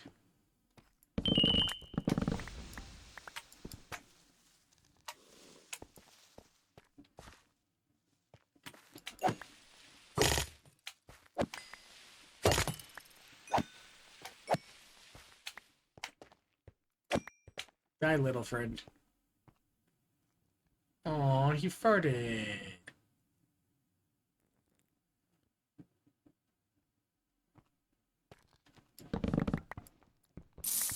Anyways.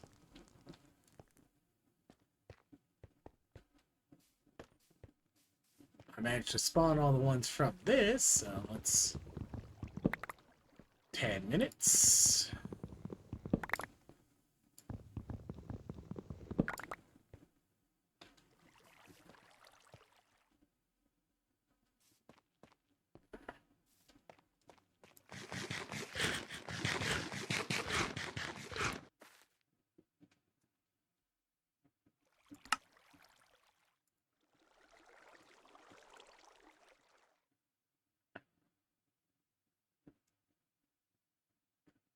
Dang. I can't even give it a decent filter to actually let me keep the food constantly out. So maybe I'll craft myself a feeding upgrade sooner, because I don't have to unlock it this time. Like, it comes as part of the everything's available.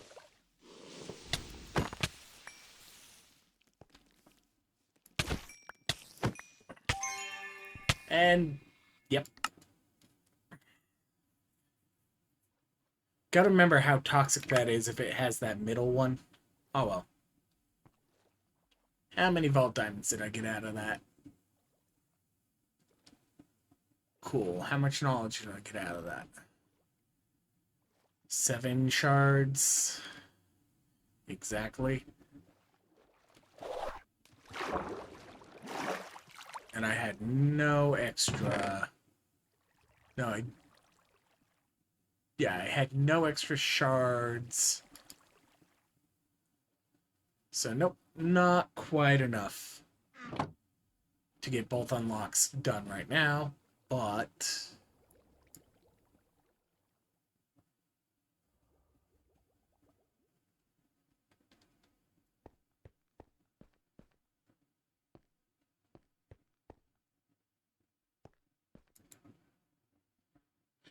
I mean, it's normal. Like,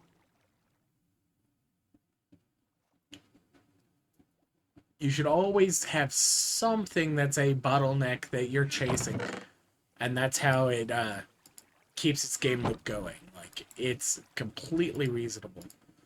Either you've been focusing too much on chests, not going to the ore rooms, and you're going to get stuck on like Beniatite and Larimar, or cinnamon.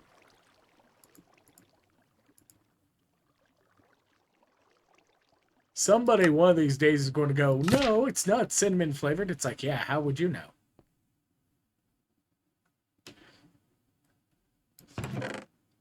My plan is waste approximately 25 minutes looting things.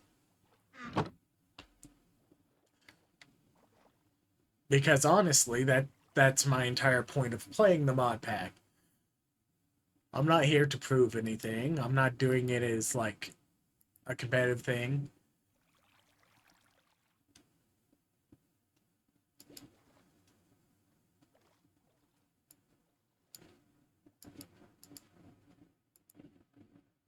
Let's see. Unstackable.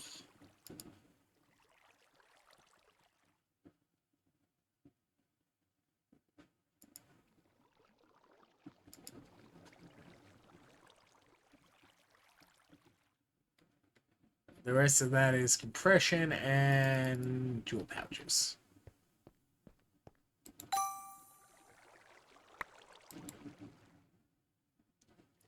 Dang. Little shy on the pog.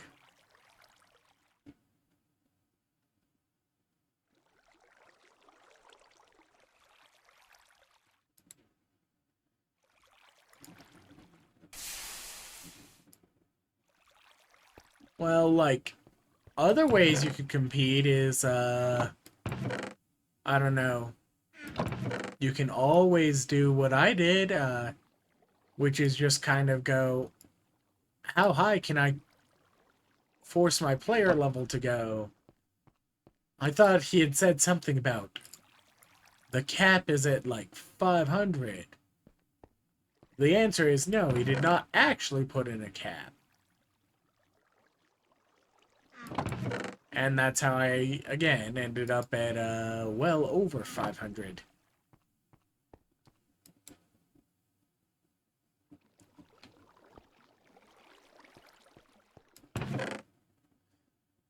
While everybody else was like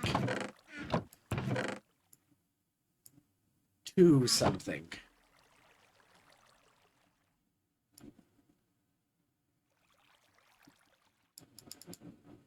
But given the fact, like, the compression, or the progression, not compression, progression at the time really kind of petered out once you got 225, because we didn't have the personal vaults yet.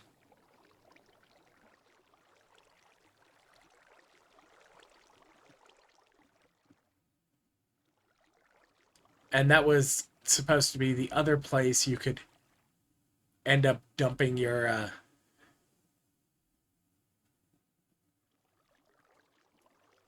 extra points into, was the personal vaults, but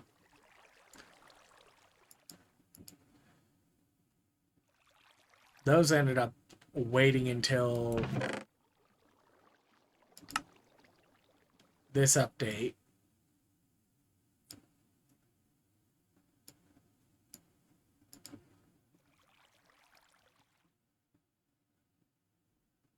So, okay, I can compress some more silk, or no, suit.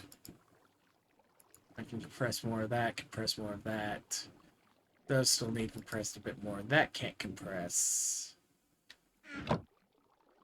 And these explicitly I need to compact on a 2x2, otherwise I'm going to accidentally make myself some boards. And nobody wants to be bored, that's why we're playing a video game.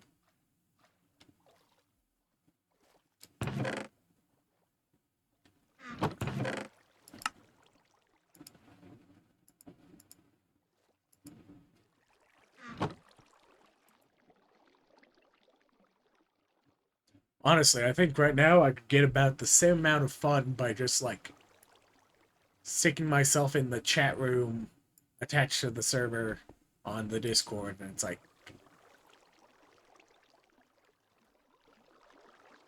Also, in theory,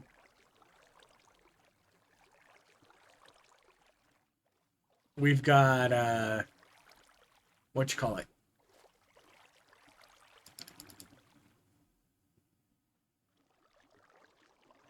Proximity voice chat.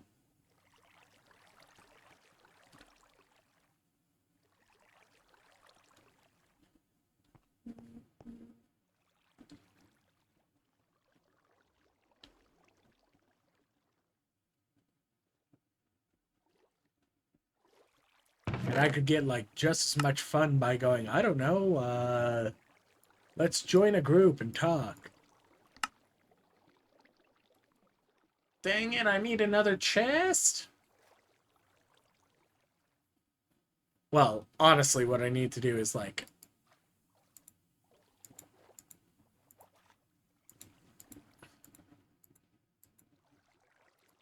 That's a shulker for sandy blocks. Later on, I will swap it out for a chest. Or a drawer of that.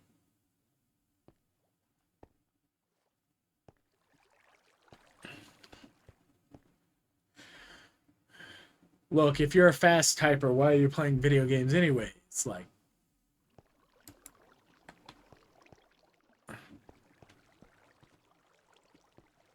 Being fast at typing words does not make for good video game playing, because what words are just WASD? Sometimes Q, sometimes E. There's a lot of space bars. And you got weird capitals when you use shift. But like, sure, the typing means you're less likely to accidentally misalign yourself because you know how to find where you are on the keyboard because of the little marker things. But like, if I'm doing it right, I'm not sitting on F when I'm gaming. So I'm not feeling that little thing. So like, if I get accidentally shifted up by one, suddenly it's like, tries to move forward.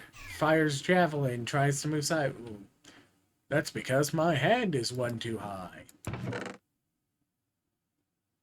Anyways, let's finish putting away this compressed soot. Regret our life choices and put another rock on the altar.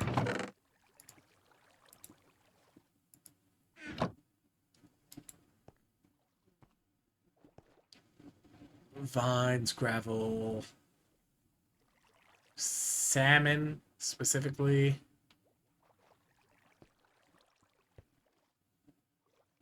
Let's see. Salmon are the river ones, right? So I could go out here and hand slaughter some.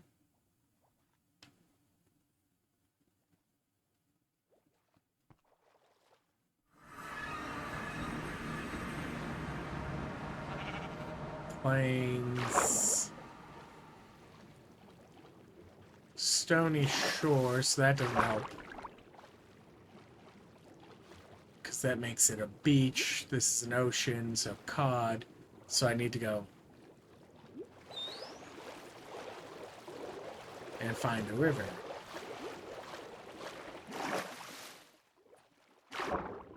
Like, it doesn't take long.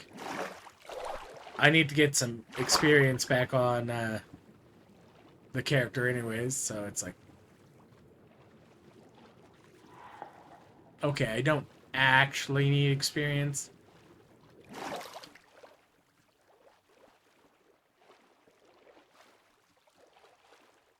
Like I said, one of these days I'm actually going to bother and like go, okay, nah, I'm not actually having that much fun. I have nothing really to prove. And it's not like it's set to hard difficulty on the servers, so you can go, oh yeah, I'm on the official servers at the official hard difficulty. Nah. The servers now have a default difficulty of normal.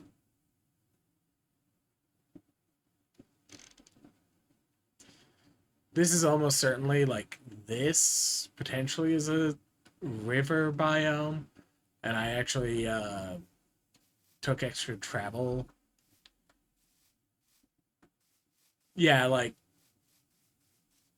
I said, when I join vanilla servers, I usually devolve into the guy that's just sitting there fishing.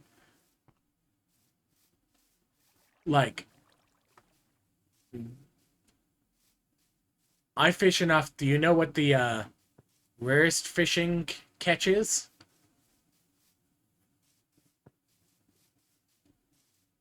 Exactly 10 ink sacks.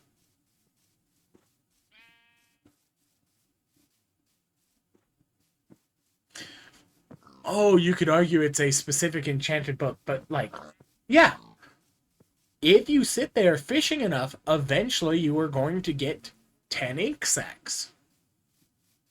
You can manually fish up a stack of 10 ink sacks. Doesn't matter where you're fishing, that can be something you fish up. It's more common than somewhat beat up fishing rods, boots, enchanted books. Now you might argue, oh, mending book is rarer or whatever, but like, not really. It's enchanted books. Like, okay, yes, you might, if you're focusing on getting one specific enchantment, you might have some problems with that, especially because like exactly how the enchanting for when you fish it up works.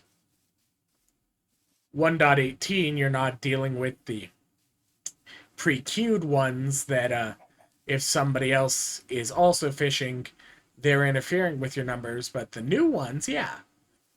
But like,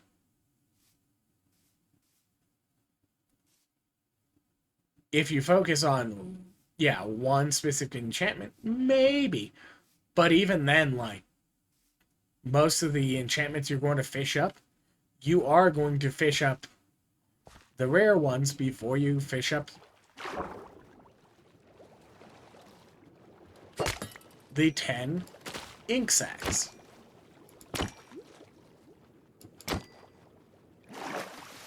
Like, pretty much guaranteed.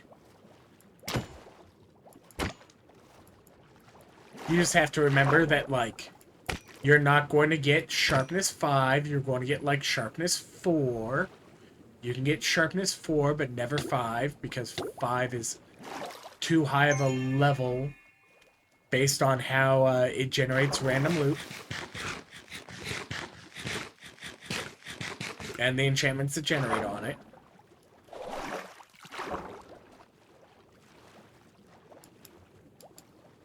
You're not going to get yourself soul speed, because that's exclusive to the bartering. You're not going to get yourself swift sneak. You'll get yourself lunge nowadays. It's only got 3 levels. Like, you can easily get your lunge 3 book by doing the fishing.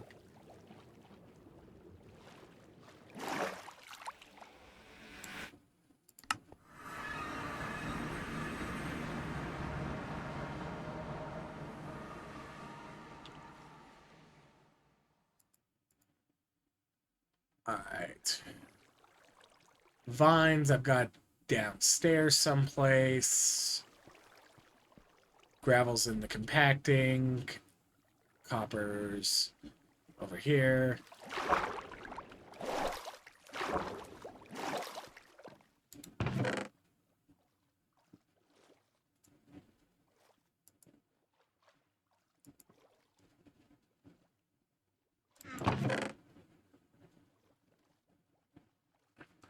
Sometimes I wish you could, like, throw the cook stuff. Like, can I throw my cooked steak at the thing when it wants raw beef? You know, in case I went and hunted cows with flame? Okay, yeah, that's not a thing in Vault Hunters. But if I set them on fire with a flint and steel first, it is.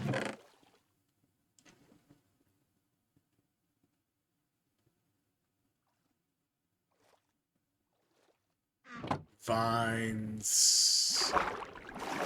Yeah, I don't think I have the standard vines up here. I have them down at the cave level. And sickle is sickle. Like, it is nice that they changed, like, the wood things so that it lets you use, like, standard stripped wood,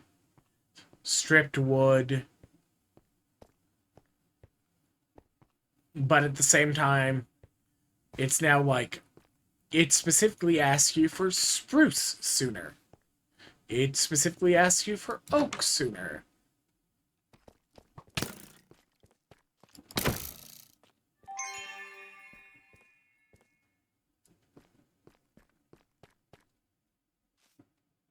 Yep, there's the vines.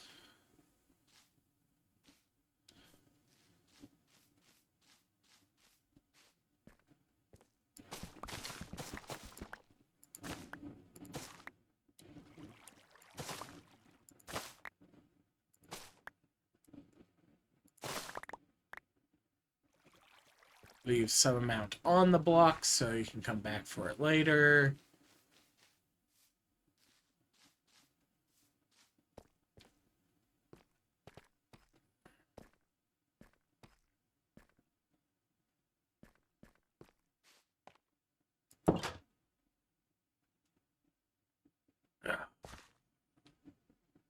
Which is closer, up or down?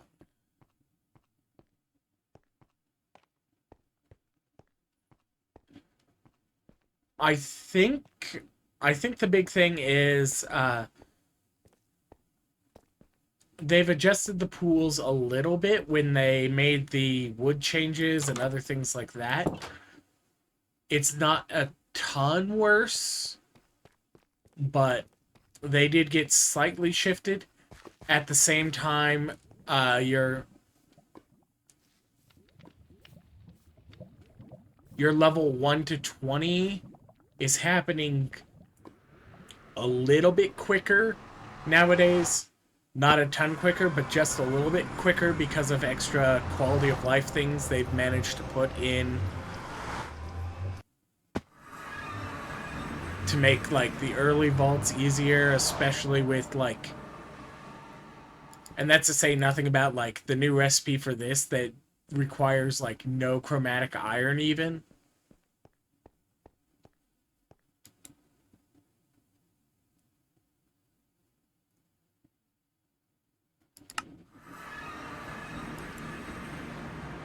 So with like everything being essentially like so much easier to kind of start the jump off, you get just a little bit further into the whole thing. And it's hard to tell on the progression. Like, okay, it does make sense for this not to just be locked as that some of the recipes are 1,000% ridiculous comparatively because they stuck every single type of crystal in here. Like, yeah, like we can use Dragonstone, or you can use a Nitro.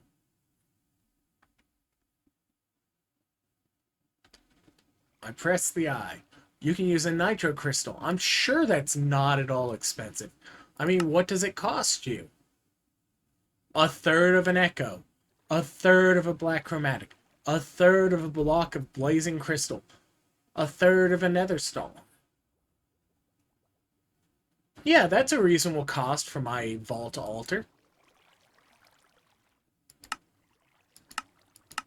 I just need to make one out of whatever materials I have on hand. Of course, it doesn't show up when you're going through these ones because it's just in the accepts any of the da-da-das.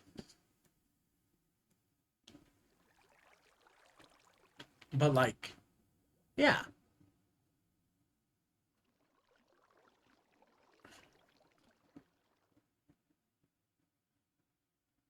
Get yourself 18 coal. 4 of any type of stone. It really does not matter what. If it's tagged stone, it's stone. Grab yourself anything that counts as an ingot and balm, apparently.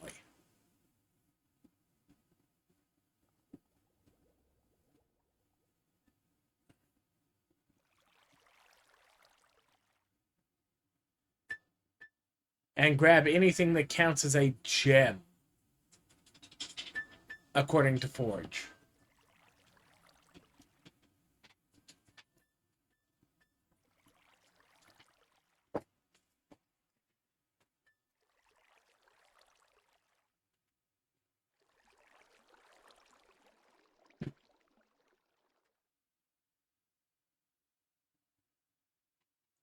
And like, yeah, that means, yeah, you can get in and out of a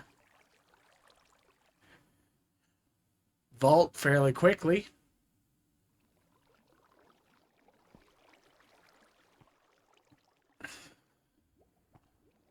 Yeah, like, you absolutely now, if you want to jump into the vault, not do any of the quest stuff first, you can get into the vault, butt naked, no potion, nothing else.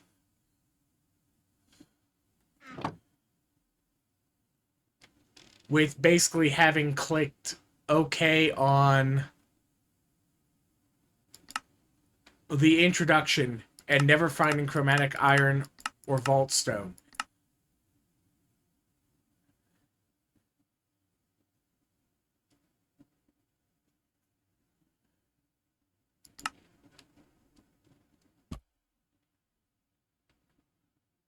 Like, yeah, you can absolutely bum rush 15 minutes tops the start of the mod pack.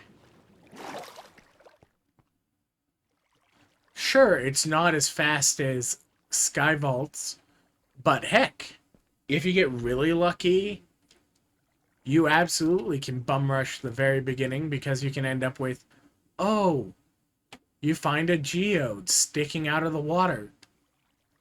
Hey, you've even got your vault stone at that point.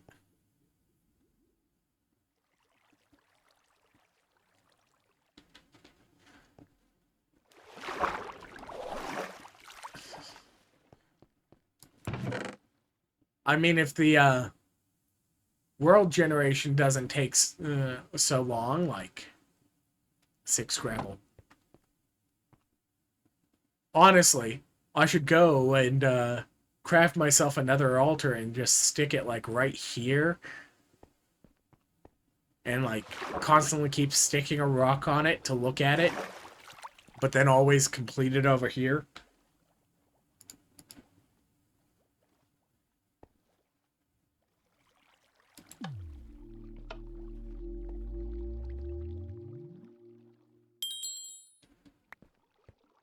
Anyways, I'll have some raw crystals ready whenever I need them.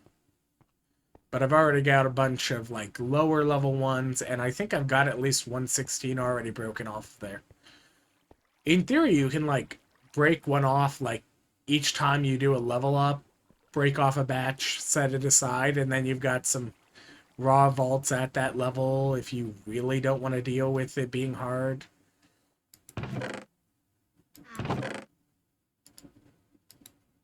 Honestly, let's granite explicitly, kelp explicitly.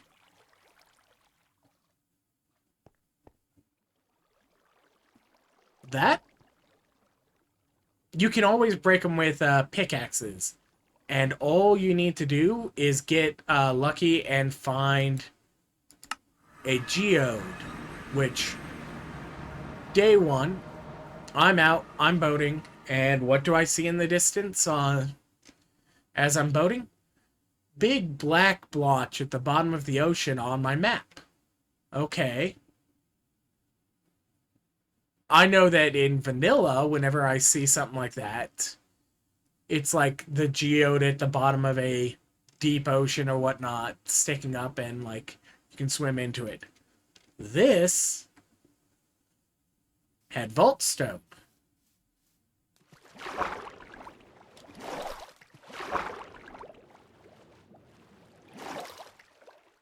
And that told me it was a geode. And the question was, what? Why are they out this far? Okay, whatever. The question is like, okay, did I have like a pickaxe? So you can just kind of like get lucky, find one of those, and look, you've got access to those because they put them in finally. They didn't last update. They were supposed to. They managed to accidentally leave out the ability to generate the budding crystals. But like once you've got it, you can go in, you can get more from the raw vaults as they are. And like I think it was fairly early in the Sky Vaults that they adjusted it so that you just need a pickaxe. That's all they really want you to use. I think you can actually even like punch them. It's just going to take a lot longer, and it already takes a while with a regular pickaxe. The only annoying thing about trying to get into a geode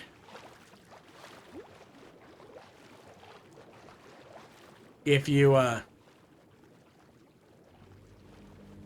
find one of these and don't immediately have a way into it,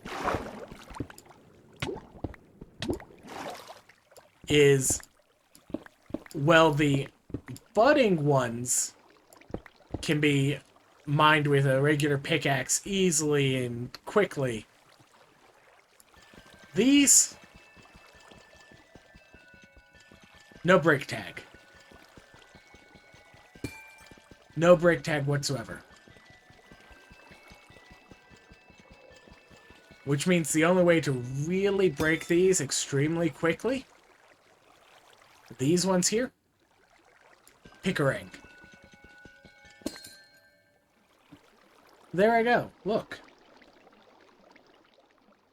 Budding crystal.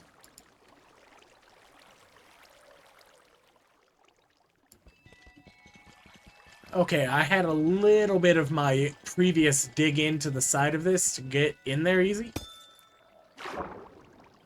But, like, yeah.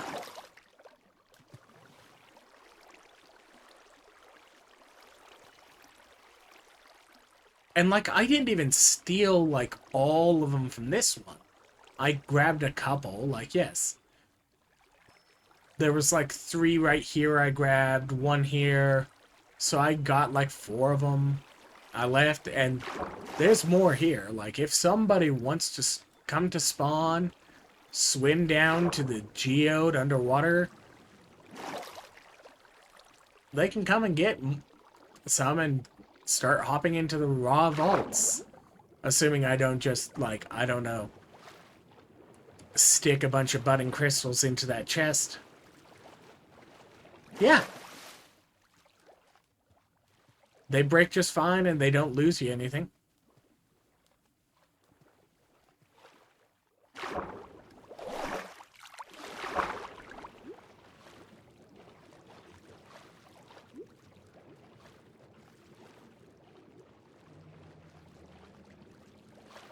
Anyways, that appears to be a copper ore vein down there. But yeah, like, you can pick them up, you can put them wherever you want. And, like, because people on Skyvaults complained about, like, on the starting island, they might want to rearrange it for their base or whatnot, they did make that you could break those and move those as also a partial precaution against soft locking yourself. Because either you have to be able to break it to move it wherever you want to, or you risk having to make it as indestructible as bedrock. And you don't want to make anything that you can find as loot as indestructible as bedrock.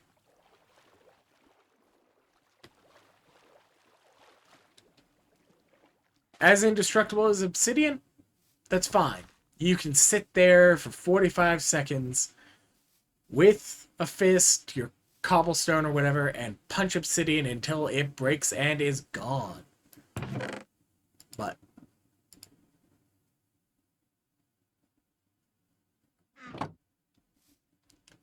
indestructible as bedrock, somebody is going to use that to troll somebody else. And that's no fun for making your communities. Sure, it might not happen on the official servers, but like, you're distributing the mod pack.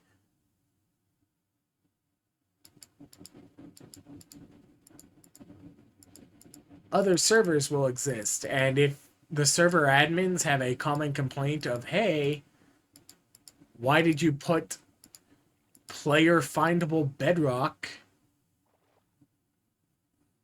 We've got griefers using it on people. Like, yeah.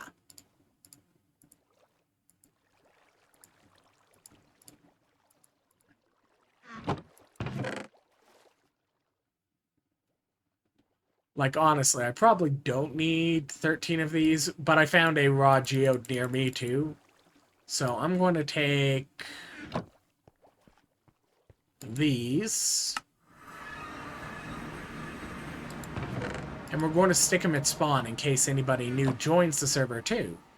They can grab some of those. And we can continue dumping things that players might want at the beginning of the whole experience into chests there.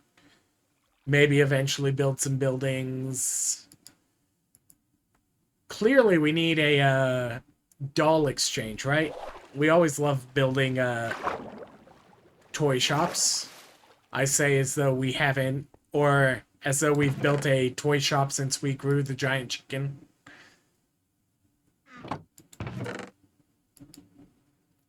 Oh, you're fine. Like, I can be an absolute motor mouth. Of course I'm going to be faster than the person trying to type in response to me and the stream lag. I have no clue what the time delay is.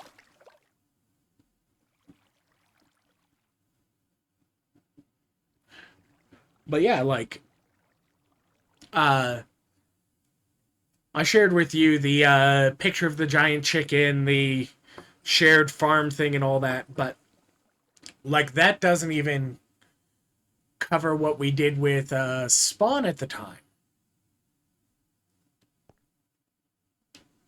Like, I've still got the screenshots of Spawn, including when we did the double mine room late in the season. Plastic, fantastic.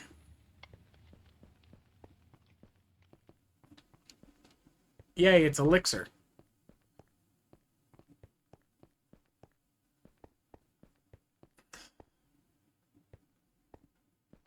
One of my bases.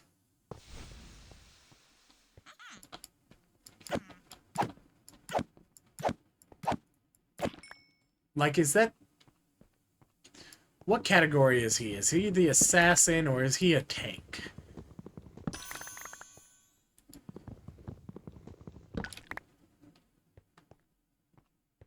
The main thing I tend to do... I don't build like an entire hub or whatever, but I do tend to at least establish an early place where we do start setting up. Like, I usually am one of the earliest ones to slap down the warp plate.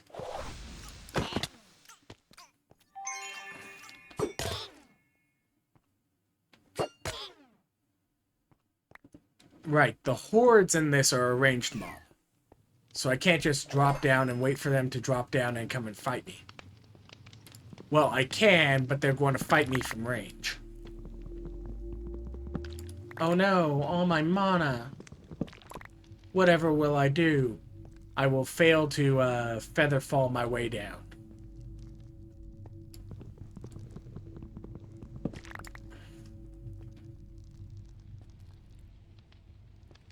Or maybe I will. Nope. It still wasn't full.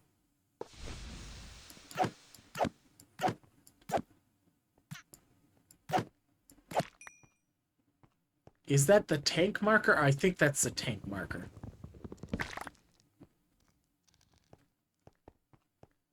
Yeah. Yeah, the one bummer about the plastic, there are no water sources, which means some of the ones where, like, the water source was included so that you could always swim up to some of these higher ones. Like, yeah, okay, you can rip out those blocks and climb up by placing them back down, but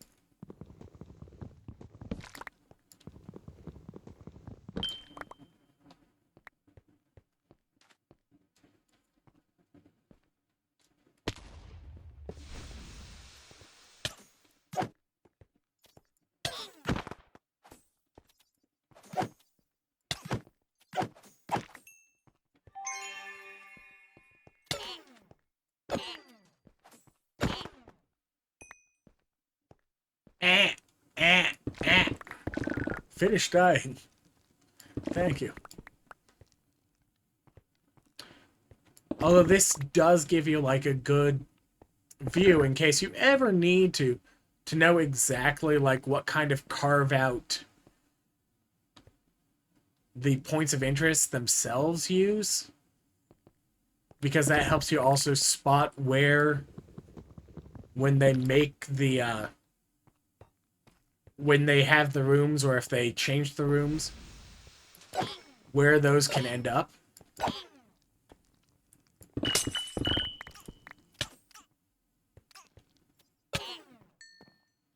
Bonk. Take that and whatever. That's what...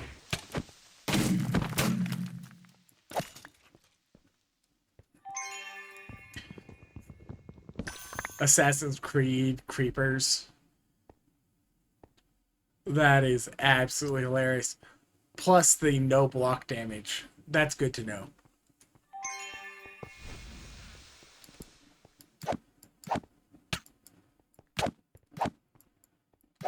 What's his attack form?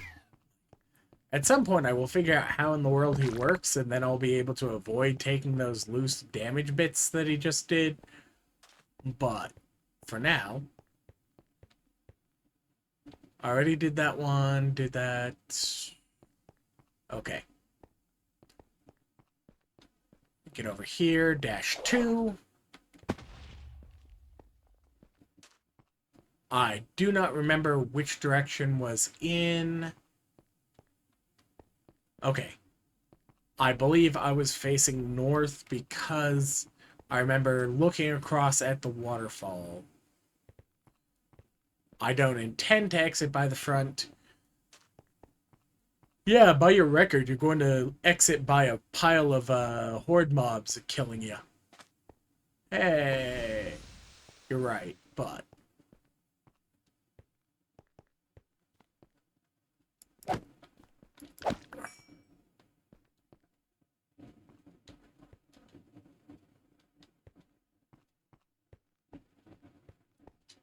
Okay. Ladder only spawns on one side.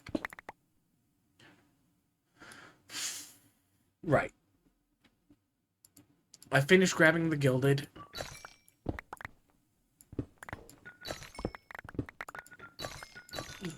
Just out of spite for that, I'm going to lose myself to the timer.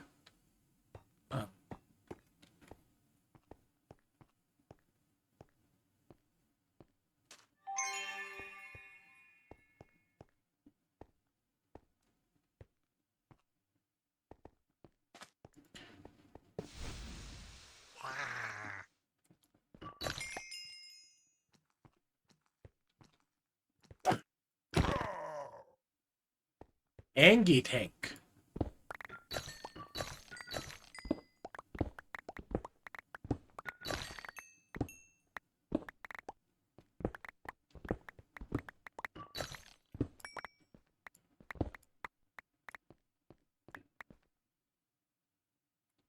Alright.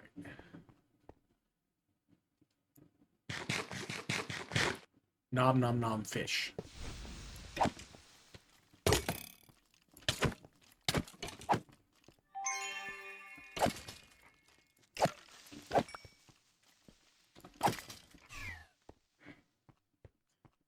Correction, I'm going to manage to die to the creepers and the skeletons. Because they absolutely are beefy hitters in this one. Wonder if the scaling on this theme is a little off at low levels for some of them. Pete.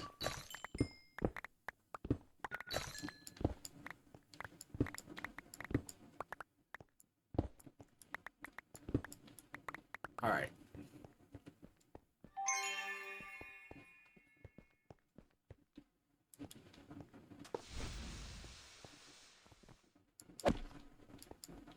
Because, like, dwellers.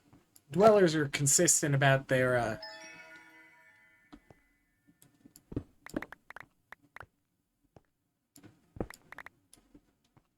Yeah, that's the problem, is, like, when your primary at, like, the dev level testing is, like, Iskall and only Iskall, like,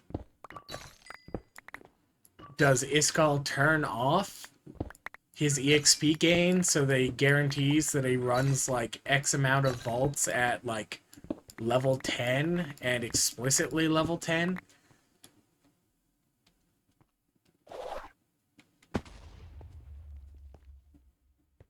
And like, okay, yeah, they've got in theory the testing server too, but like, are they making those players reset their player data frequently enough that they're getting like the low level testing in?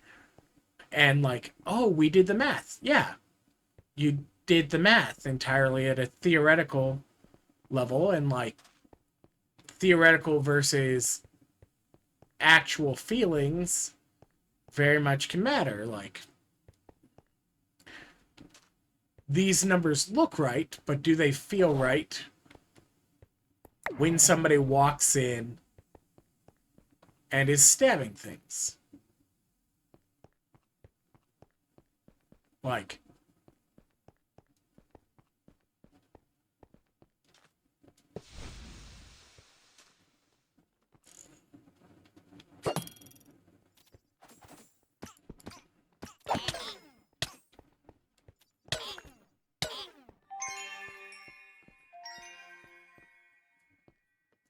they were kind of hilarious, but yeah, that kind of scaling is a little too high, especially because they didn't have extremely low health. If you made glass cannon wraiths, ones that are like at max level, even the punch him with my fist player should be able to kill the yellow ghost quickly. The one with the AP and no mana left because they got too focused on other mobs should be able to yeah, it feels like the assassins in this one have too high of HP and too much damage.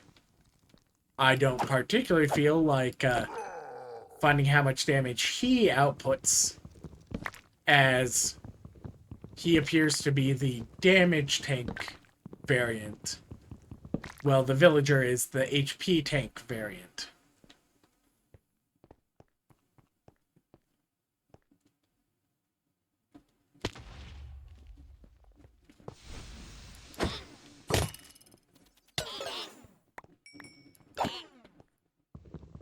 Like, at least the little wizards are doing so little damage with their projectiles.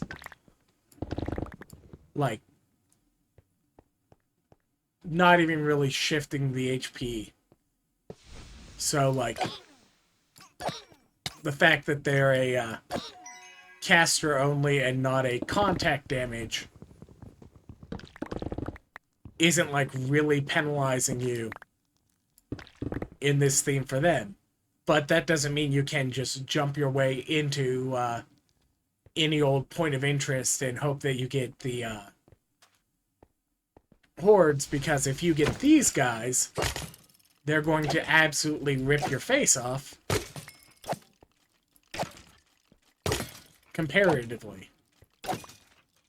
Like, that's how many hits?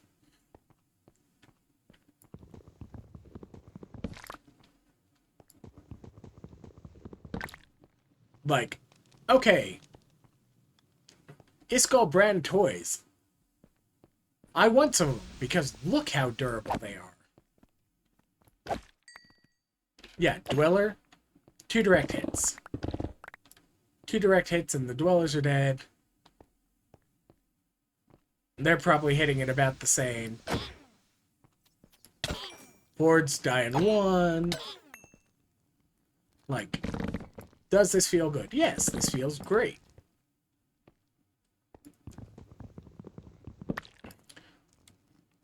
Doing this feels a little bit stupid, but given the fact that we've always had to, like, break that to open it before he moved breaking chest tools to just have, like, efficiency 3 and you get them very early on. I mean, this is a level 6 tool because all of my affinities were level 6 when I got them. Because that's when I finished my quest, was just a little bit into the vault. Alright. Yay, free regeneration for a while.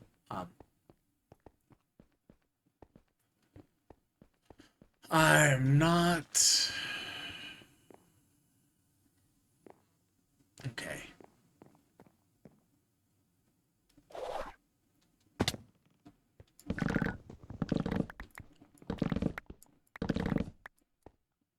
Well, my bottleneck is now going to be vault diamonds again. Almost certainly for knowledge. But, yeah, like, feel free to wander over if you need to, like, swap some resources at some point or another, because, like, you need a few more of knowledge shards, but you've got the diamonds or things like that. Basically, if you aren't being a jerk about what you're grabbing out of my storage, I tend to be like, yeah, anybody can use it, whether or not you're explicitly a base mate. Just because, like, people on the server progressing makes the entire server's progression better. Especially because I can go, okay, if you keep stealing my knowledge, make sure that I get a knowledge brew from you at some point.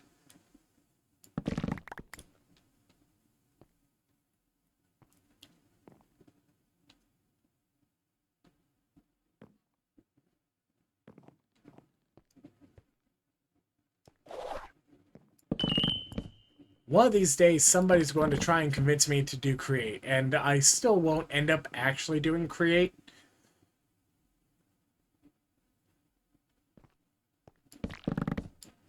Because, like, yeah. I know all about mechanical engineering, and I can do that. I don't want to. If I wanted to, I would have actually done that for a degree or something. I say as though I didn't get out of college with a general studies degree because I couldn't be bothered to actually focus on anything else. And was just like, let's get the community college stuff done so I've got at least a degree of some sort.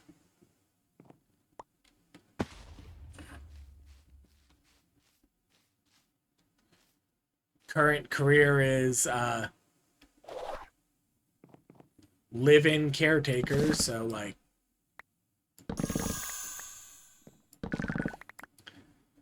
what does that mean? It means that I get to help out somebody else with a disability. And like we did shopping yesterday. And we made sure that their little mini fridge separate from the rest of the household's food for like their snacks or whatnot so that they don't deal with getting hangry or whatever is all sorted out for at least a little while. They will absolutely eat through it very quickly. And I reminded them that they can put some things on the general shopping list for their needs. Because they are getting up there to the point that, like, yes, you are old enough you can make decisions for yourself. We're going to help you out with those things that are harder for you to do, but you are a person and you can take up space, you can need things, and you can make sure people around you know to try and help you out. Yeah, I'm at 8 years in this particular case, and it was after the passing of my sibling's partner, who was the step parent. So, and then, like, after that happened, I started helping out when it was like, can't get them to go on the bus because they've got extreme separation anxiety because what happens if uh, my sibling were to suddenly not be there anymore? And right after that, that was like, okay, yeah. Meanwhile, Uncle is going to make bad jokes while we wait for the bus. The bus arrives. You see an escape from Uncle's bad jokes. See? That's all you have to do. Wait, no. That's not a healthy way to engage with it. It worked, but they still hate my jokes. But what also helps is like, yeah, like I'm not exactly 100% neurotypical normal person that has no understanding of what it means to go through like some of the special needs classes. Like,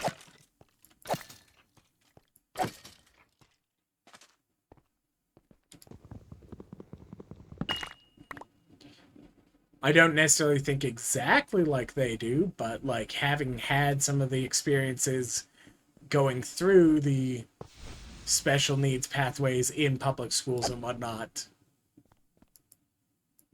which, like, I was very fortunate.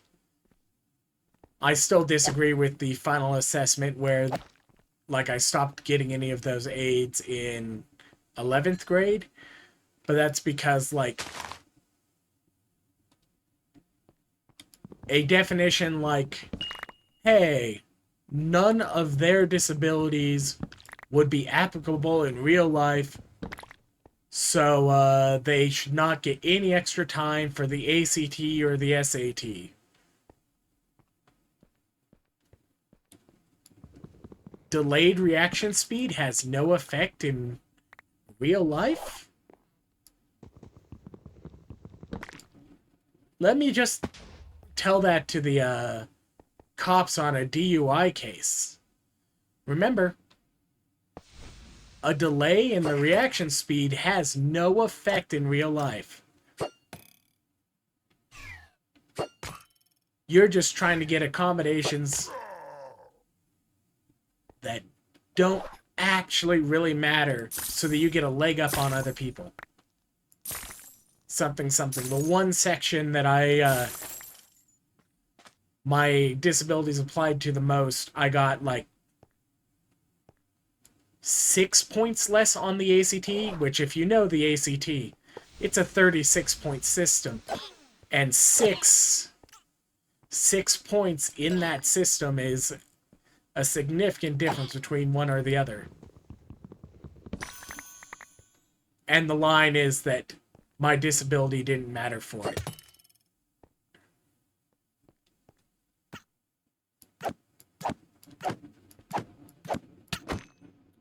Bonk.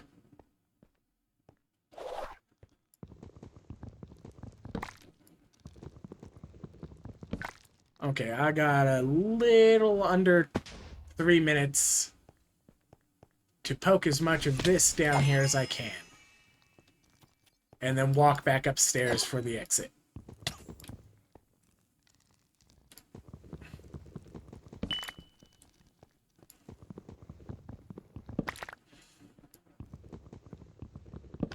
It was touch and go at least a couple of times on this one, but not dead yet. I say as though I didn't just walk extremely close to some dwellers.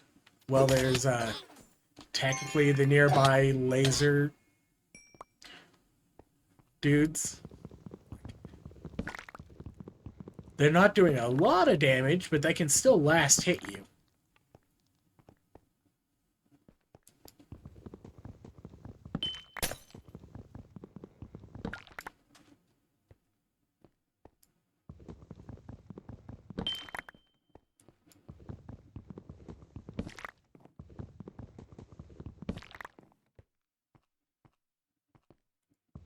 Yeah. I've got it with the small exception that the one thing that could make it so I don't got it is completely out of my control. And that's if I crash. Because this is not enough time to get back into the vault if my client crashes.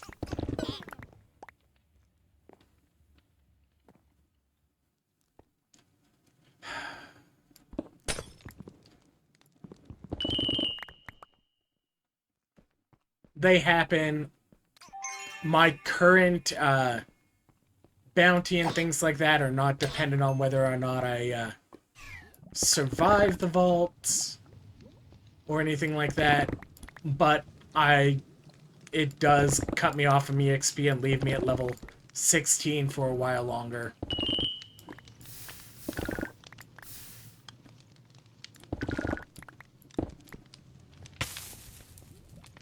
And greed potentially is too strong right now. Let's get upstairs.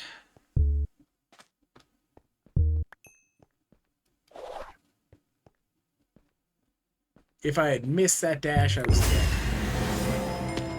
Okay. I'm not dead, but I wasn't going to necessarily want to spend a lemon on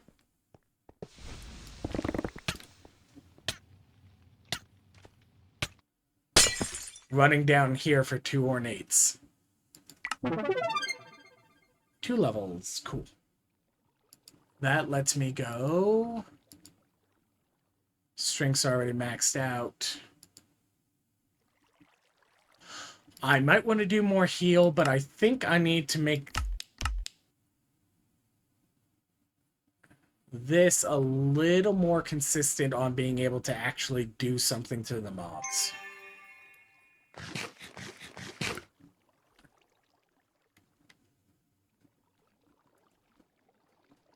Ooh, disgustingly early pendant.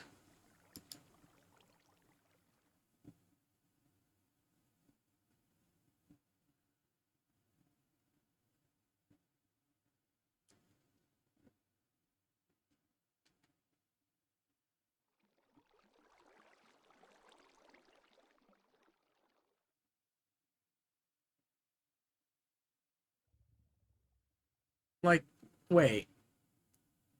These are vault gear.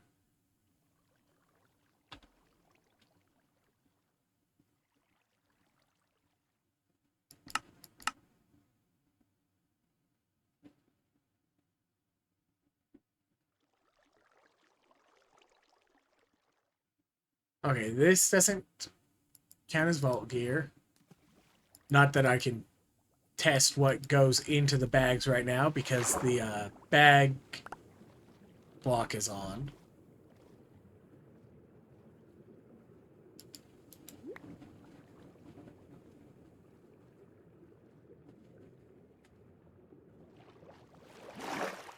Stupid vault filter, you're supposed to keep gear out of my bags.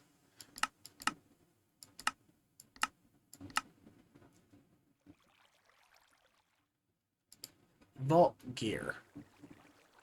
Like, this is vault gear. You're supposed to block vault gear.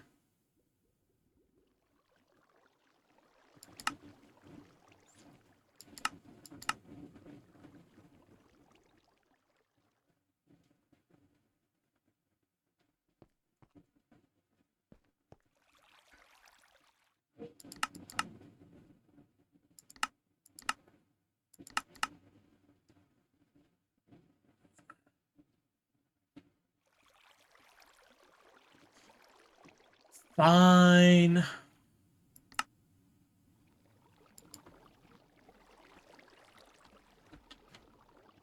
We'll drag them in manually.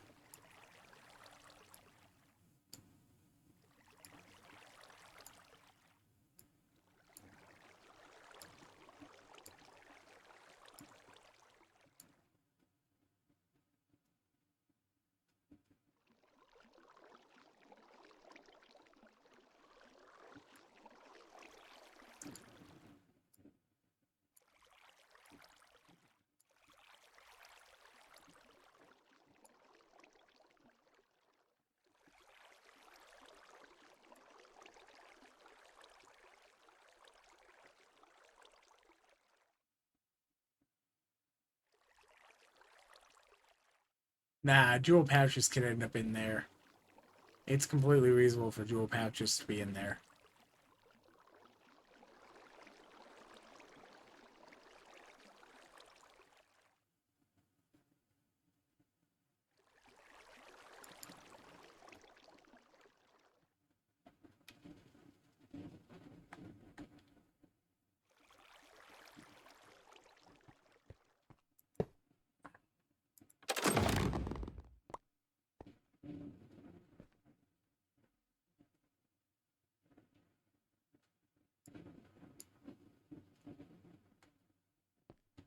Alright. I already have maxed out chance of legendary, so... Living weapon. Not impressed by that. I'm unlikely to use Nova, because I tend to be an AD. So that is available for people who are going to use that, potentially. That gets to live up here. Eventually, I will make separate storages for the different things. Legendary, and that's a durability chipped. Yeah.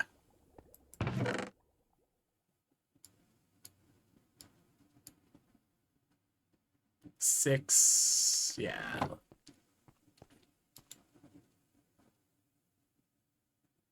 How much does it cost?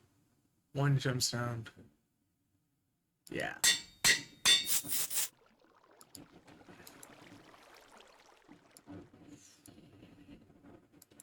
It's this one.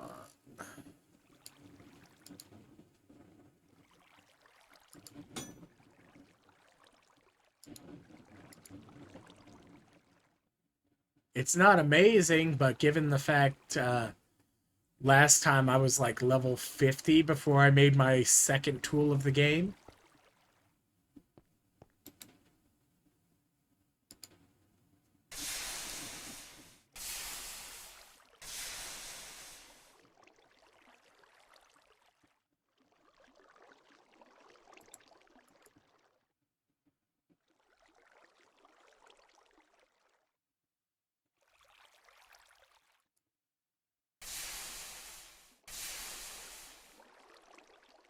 Anyways, pants.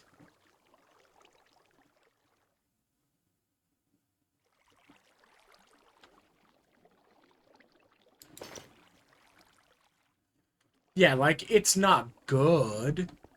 I just really can't be bothered to go, like, and improve my quality of life over, like, make the pickaxe a little bit sooner or whatever, and it's like... I might feel a little less bad if we had, like, a proper, like, recycling system. Like, even if it just crushed it and gave you a bit of the materials you used to craft it back. You accidentally smelt your prismatic, or even, like, if... You remember, like, way back when they had the old pickaxes using the spam system? Like, if they made it so that that block came back, but like you could stick the new pickaxes in it, and then you could hit a button that is break this down explicitly, and it has like a little animation of a guy like tearing the handle off of it or whatever, and then you end up with like the prismatic returns you X amount of like player gems, but it's far from like even a full Omega Pog to have broken it down that way. But it still gives you like a last hurrah, recycle this old prismatic tool when you make your new biggest one or whatever. You get a bit of your chromatic iron back from this. Maybe it rips out a single piece of driftwood from like the next tier up or whatever. But it doesn't return you any of the driftwood from the early ones. Like, yes,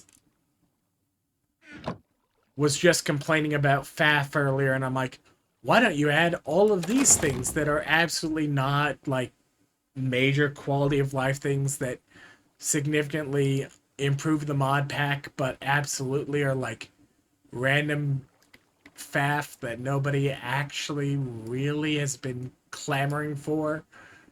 Because honestly, the difference between getting back 6 chromatic nuggets from breaking down a pickaxe or a machete from chromatic iron versus I stuck it in a trash can or threw it into lava when I made my new one. Yeah, like,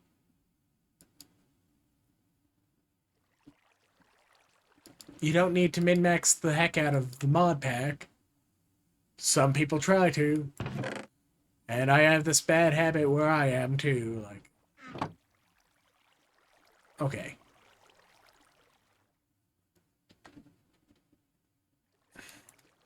Remind me to add gems to the primary backpack as well.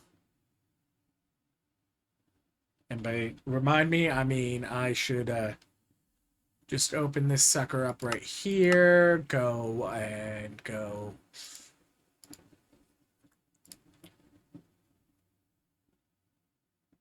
The vault gems get to go into the backpack. There we go.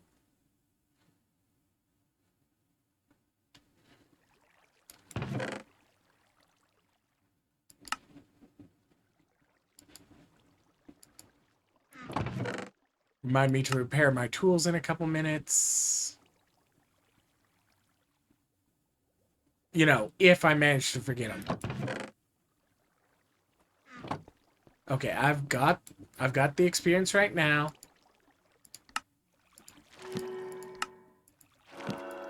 Spare set set up. Give it the enchantments.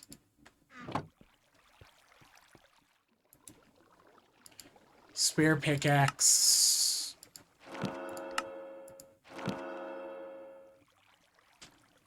Now I've got a mending, I've got a fortune, or I've got mending and all that on all these. I've got one fortune and one silk touch already. I think the right idea on this one is make a second silk touch since it costs the experience to repair them.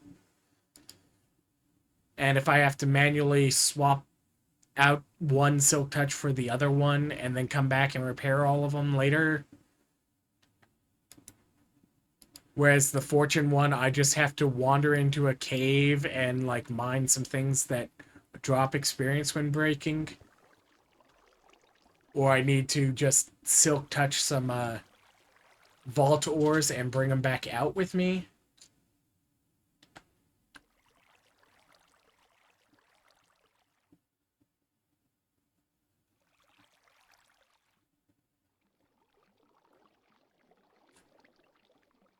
Yeah.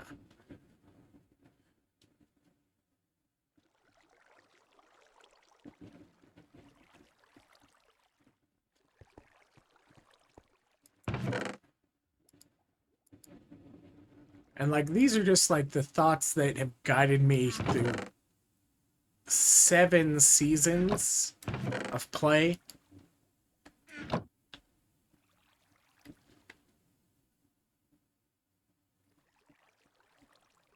Since what was it? First server was it Hithlum or Himlad? One of those was the first one, then the other one was the shift over.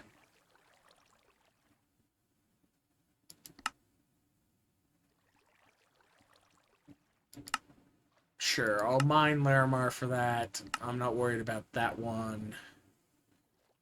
Ew, like the braziers. Go steal a bell for a bit of experience.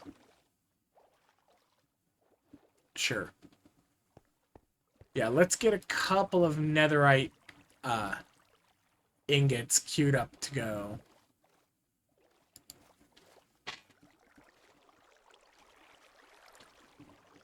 Chisel.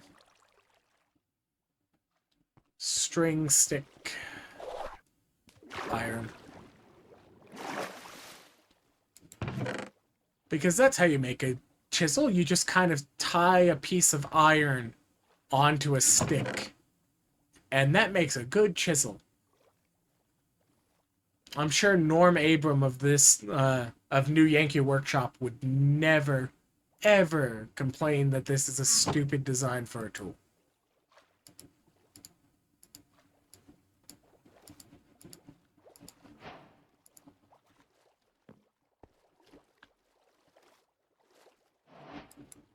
Like, oh, but you see, you're crafting it at a crafting bench, so it might be a little bit more. No, like, you can craft that by hand.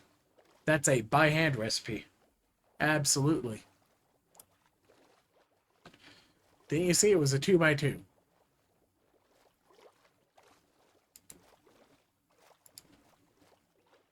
Yeah. Pillar. I swear there's a way to restore these.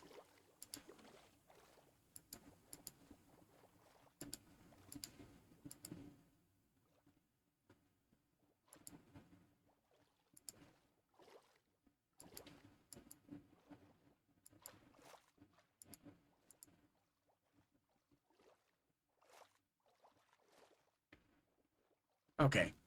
Maybe it is the stone cutter, which is this way. Because I swear, like, they left you the ability to undo those things so that you could...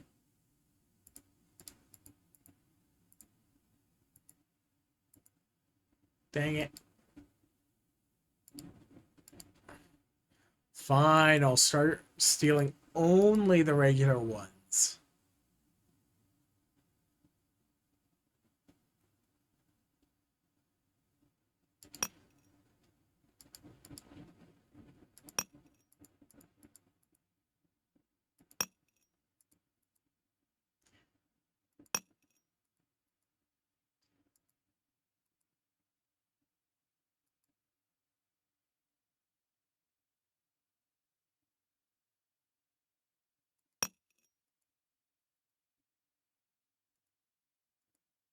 Especially because, like, wait. These call themselves Gilded Blackstone, but then they're not Gilded Blackstone. Like, okay. Okay.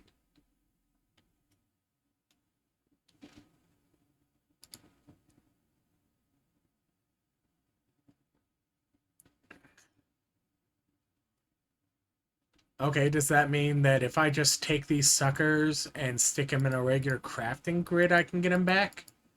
No?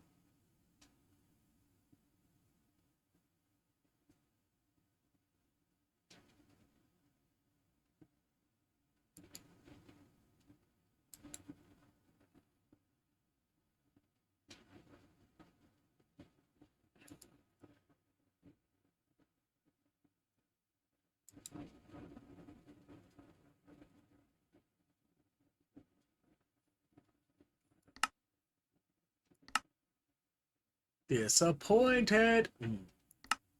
Okay, fine. I'll use regular on that.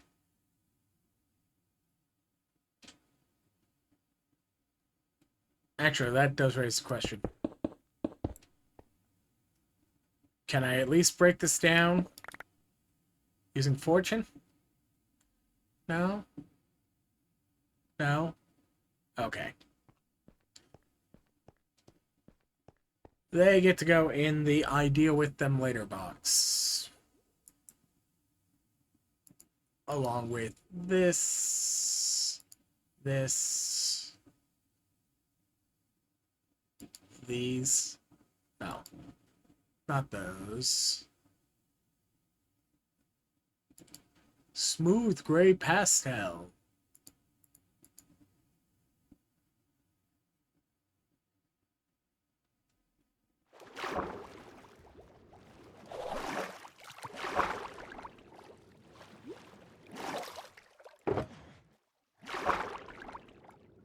In the I deal with you later box. Thank you. Okay, technically that's a regular Minecraft trapdoor, and like you two lead lantern.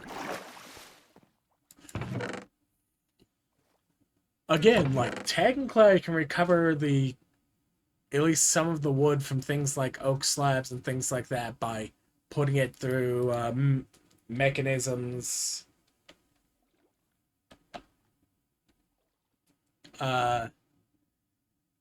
Precision cutter thing or whatever.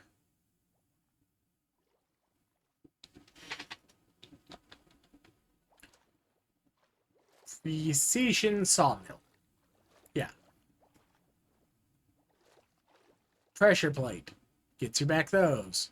Gets you back that. Gets you back that. Gets you back that. Gets you back that. Like, look.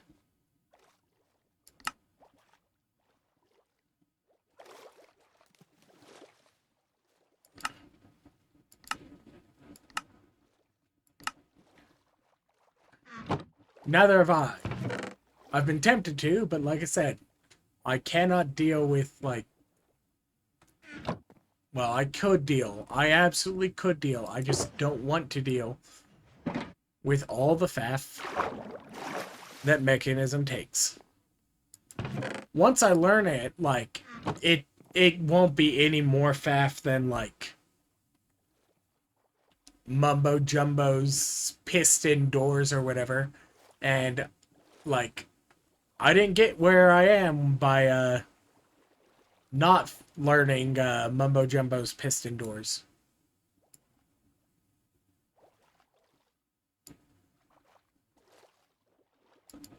That's how I found Hermitcraft, is I finally saw, Hermitcraft Season 8, Episode 1, as posted in the last day from Mumbo Jumbo, and that's how I ended up anywhere near this community. I've been following him for redstone tutorials for years. I remember seeing, like, episode... What? Hermitcraft 6, episode 40-something? And I'm like, well, you know what they say. Nobody wants to hop in late in the season. And, like, absolutely. That's why I didn't.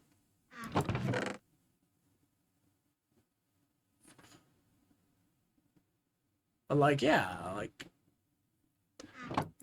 And, like, really, it was flush hipster, piston doors and all that led me, to following Mumbo Jumbo, because I looked up the piston doors, which is also why I know, one of the more obscure facts that, like, not even most people really know, even in the technical side, and that's the reason that, the quasi-connectivity from redstone dust really kind of exists the way it does, where it even updates blocks like 2 away and things like that,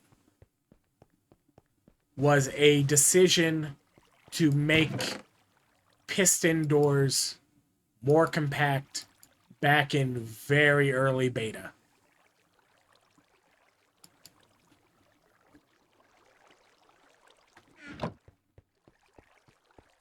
You know that little thing that, like, makes beginners hate, like, redstone because why in the world did that power?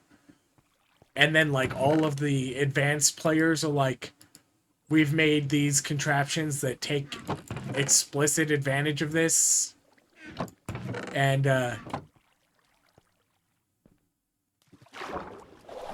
block update detection. Like, entirely so that you could get a 2x2 flush in the wall piston door to work in a smaller space.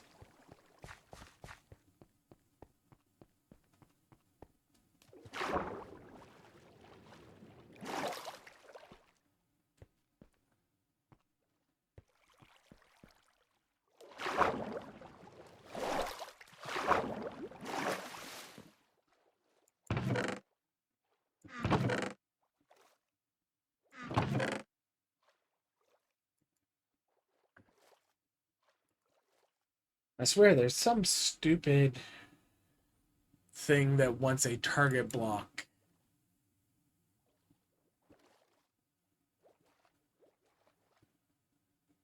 Okay, just that.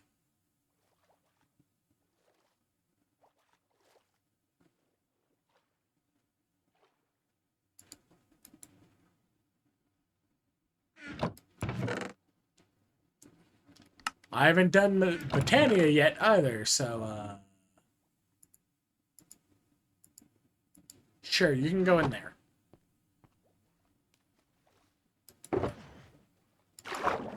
There is something in, modular routers that I do use that uses, dispensers part, someplace in the recipe.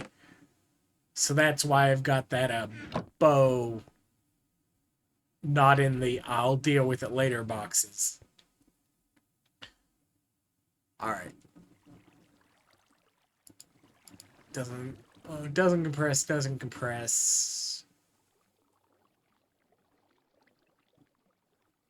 Doesn't compress.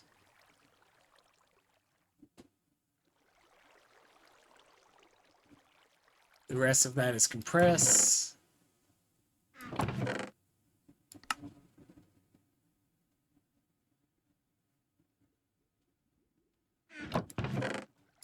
Spare is spare.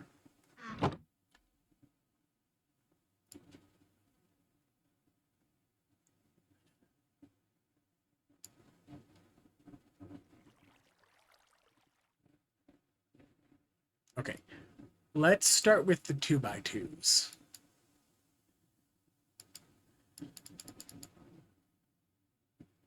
And I'll deal with the 3x3 compressions later. Because the 2x2s I can compress by going. Alright.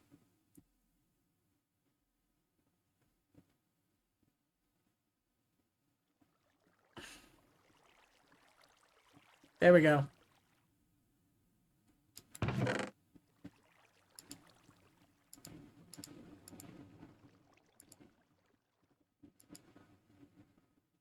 Yeah, and I've been doing that for years.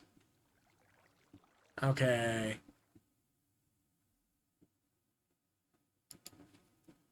Sandy block.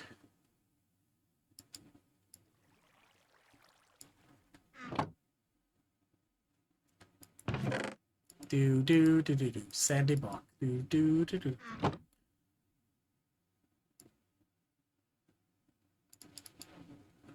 Two by two, 2x2, 2x2, 2x2. That's a 3, that's a 3, that's 3, that's 3, that's... Not that I plan on making vault diamond blocks right now.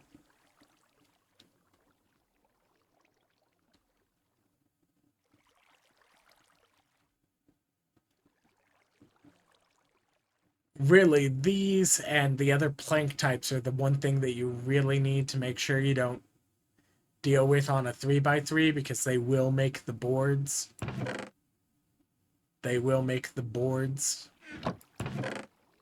But like, besides that, like, the vault meat you need to keep out of the 2x2 because if you use it on a 2x2, it has the stake it will make. And at that point, it's like, okay, that's not a meat block. What am I going to use that for? I need these for my pots later. I can't be making steak if I want pots. Because I need what? You need vault meat block for the pots, and then like the compressed vault meat block for something else. Of course, I've also seen somebody just go, oh yeah, nah, you get far too much vault meat. It's like, that's somebody who is not building with the one block solutions. Let's see.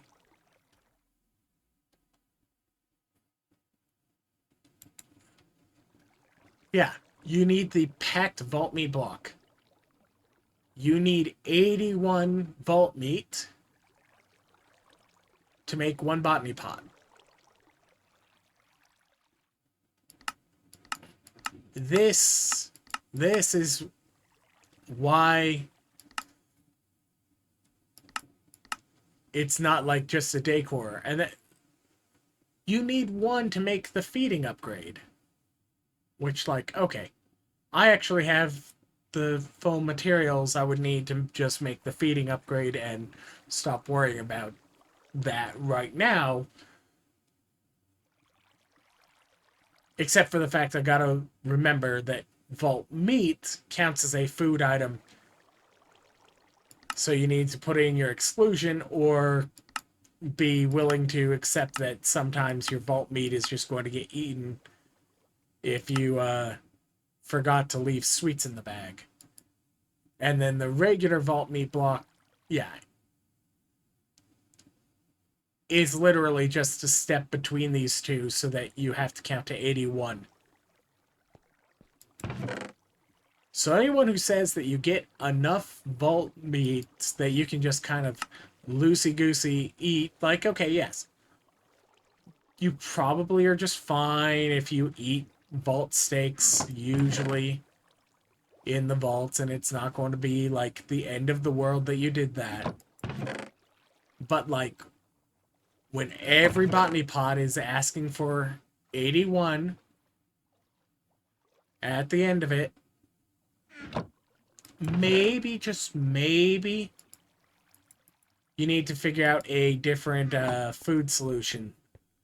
Like, maybe the one that explicitly only is usable as food and is primary designation delicious. This doesn't even say savory.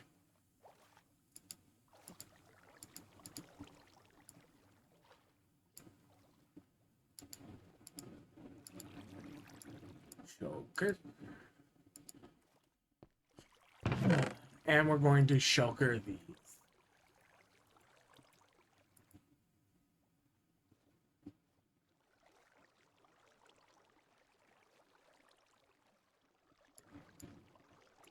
Well, let's finish compressing the rest of this chaff. And by chaff, I mean very important loot to have. Thanks, living room. 2 knowledge stars worth of dust. Thanks to that.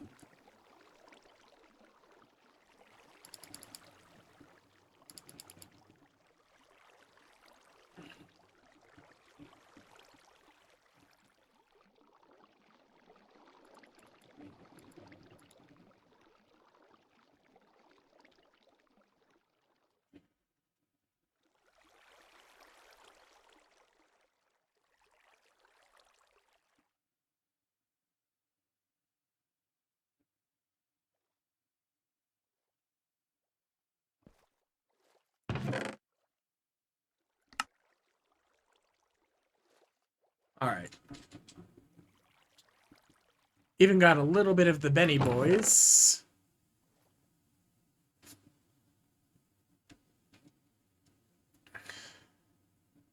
I've got enough Benny boys for 2.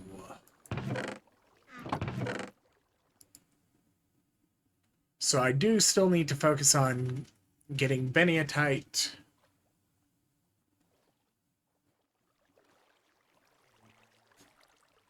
For more knowledge. But I mean, that's just the early game mantra.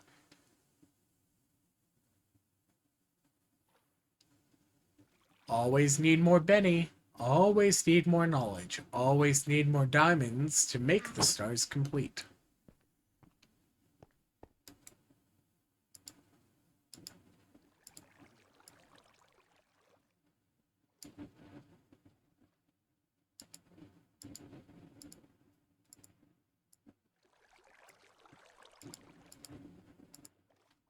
All right.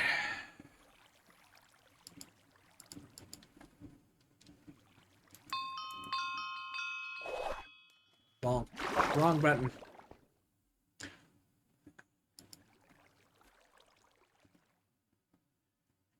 All right. Compass is already unlocked. This takes 3, so that's going to be a little while.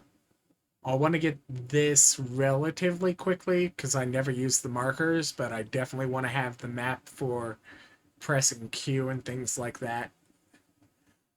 Um,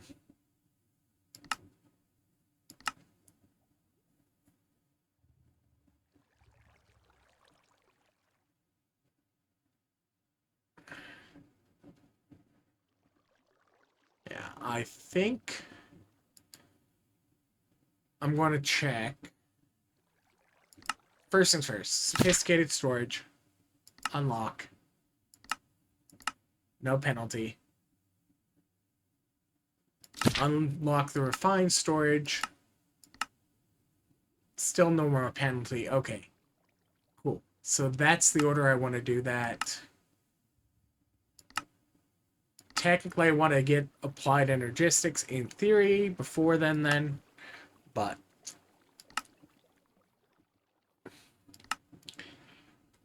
okay. Now is when I go through the effort of completing this.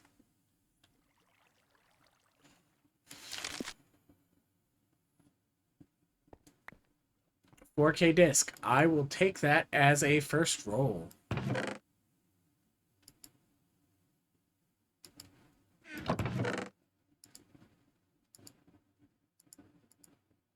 And by take that, I mean I'm going to take it apart right now and set it aside because no reason to leave it combined as a data-bearing entity. Well, I don't need it to bear data.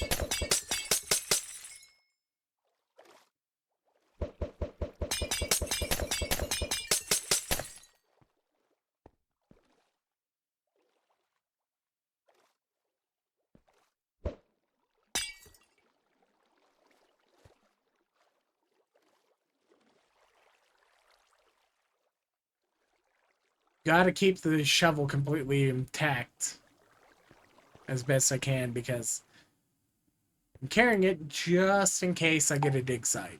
I know it's unlikely, but the amount of value embedded in a dig site means it's always better to be over-prepared for it than... because I have walked into room 1 dig site before with no shovel, and I went like, okay, I'm dying in this vault. And just like punch sand for 25 minutes. It was absolutely one of my most profitable vaults of that season.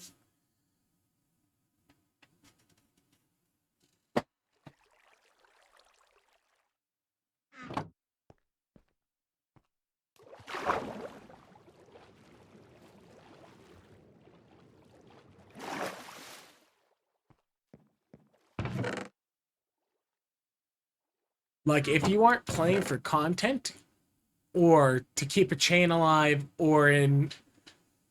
I will admit, certain builds can be costly enough that it's not worth dying to it. And back in the day when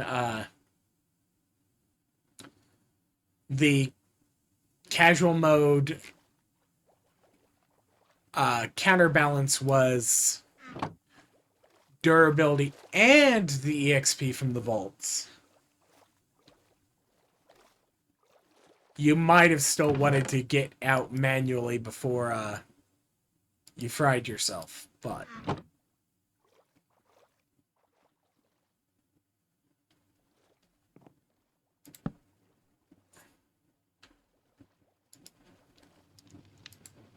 Time to haunt a steak. That's not how that works.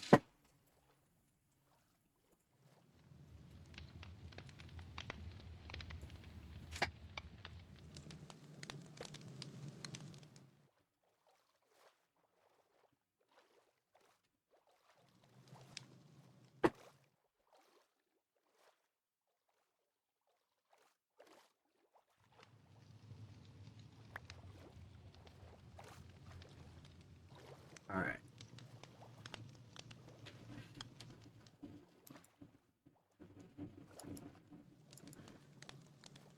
Yeah, 12 haunches of saturation. Very funny. The game caps at 10.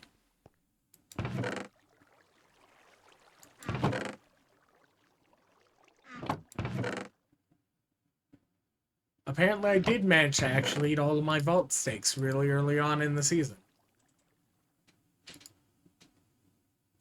Pog. Okay, Pog goes down here.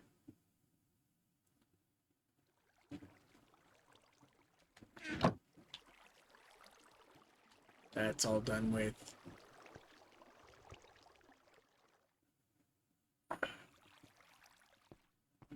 Kelp, kelp! I need kelp! Otherwise, how am I going to finish my altar? Can anybody kelp me? Wait, no, I can kelp myself. Always put in the effort to kelp yourself.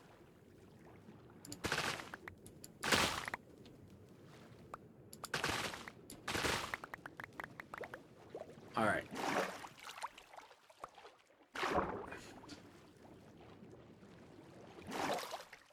I'm sure that was absolutely not at all required because almost certainly, like, day one or whatever, I was using a boat and I went across one of those loose, they float in the air ones. Or no, loose, they're floating on the water because they grew but detected that they were on top of magma or gravel, and that collapsed and took out all the ones around it. 1 redstone, 6 granite.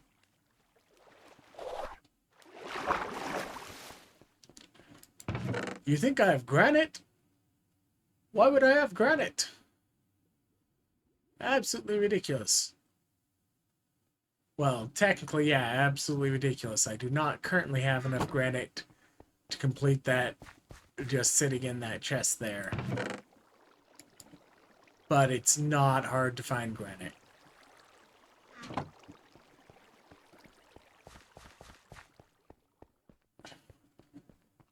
Especially because granite specifically spawns in the veins that copper grows in, where tuff grows in the iron ones.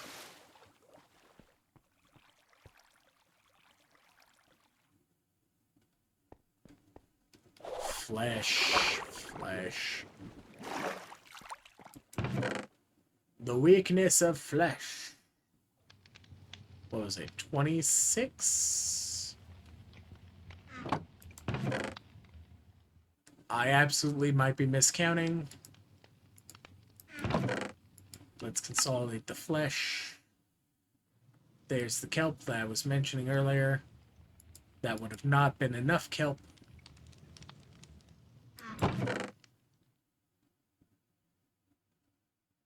One redstone.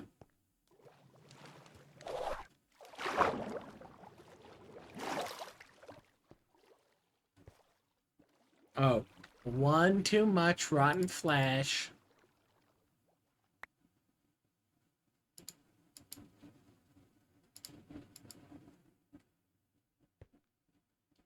Alright. Let's go get some granite.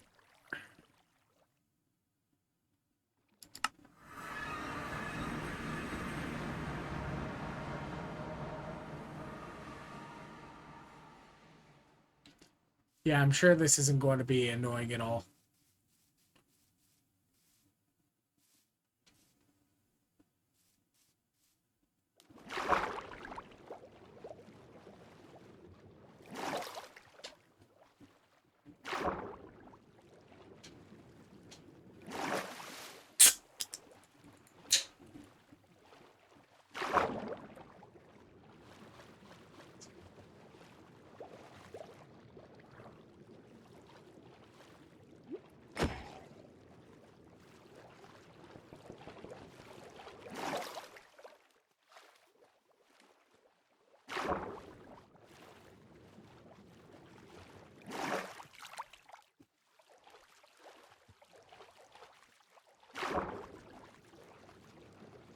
Now, if I remember right,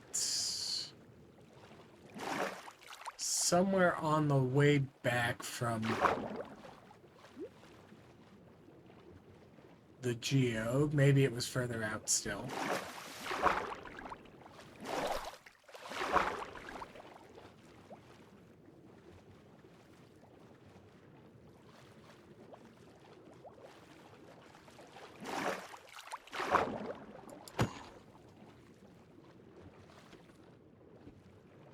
All of this would matter less if I actually bothered to enchant the helmets, but like miscellaneous scrappy helmets.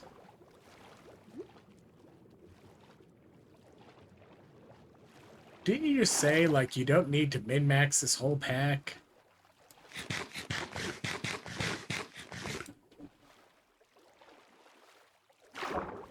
Yeah, but emeralds are still annoying early on if you don't actually start the villagers. Yeah, I should probably start villagers relatively soon, but... anyways...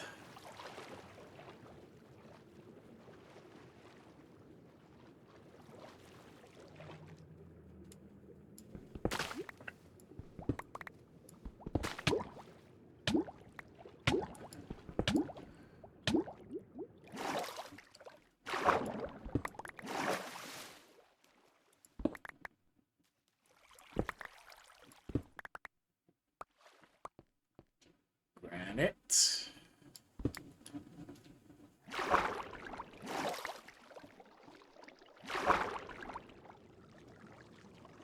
Wasn't even the copper vein I noted earlier.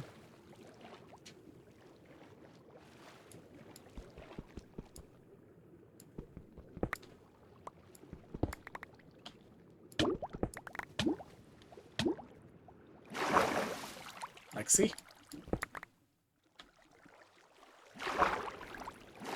Copper vein. That's why there was an entire raw copper block there. Which actually, with the level of fortune, the raw copper block, unlike the raw copper or the raw iron block in the iron veins, is worth less than the actual ores that they distribute among the copper veins.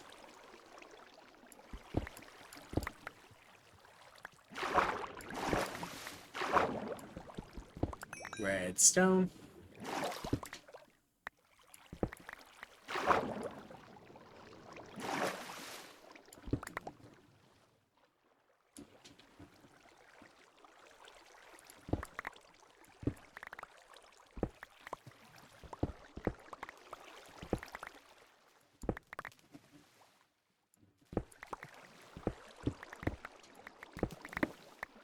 This is one of the reasons why I'm also glad that, like, yeah, Vault Hunters has Vein Miner, but it's like 8 blocks of Vein Miner.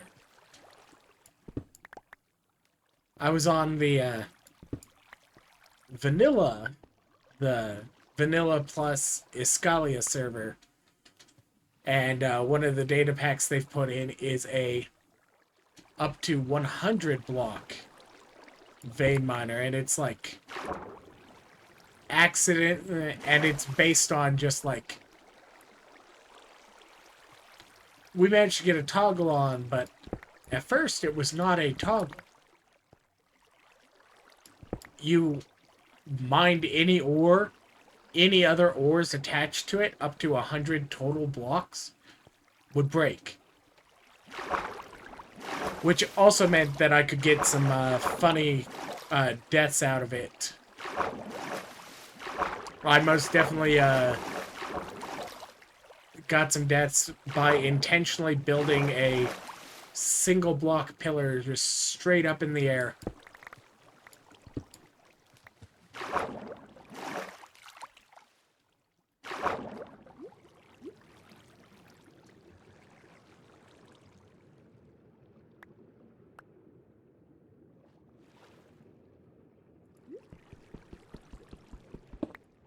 Mined it while I was standing on it to fall the like hundreds of blocks straight down.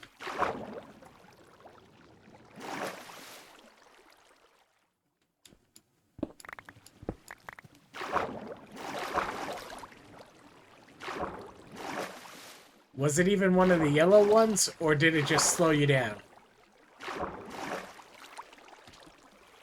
Anyways.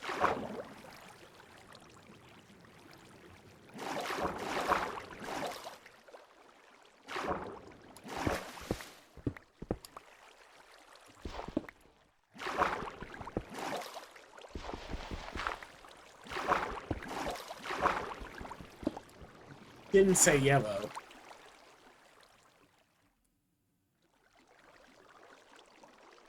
Yeah.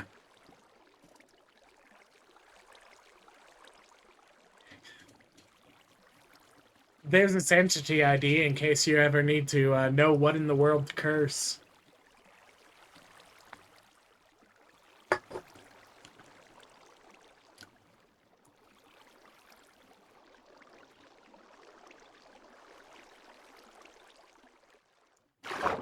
Honestly, I think, what was it? Level 50 is where the vaults start consistently dropping enough that plunder is worthwhile. And yeah, you were on plunder. Like, there are actually specifically benefits on casual to dying in a plunder vault. And they're actually rather stupid.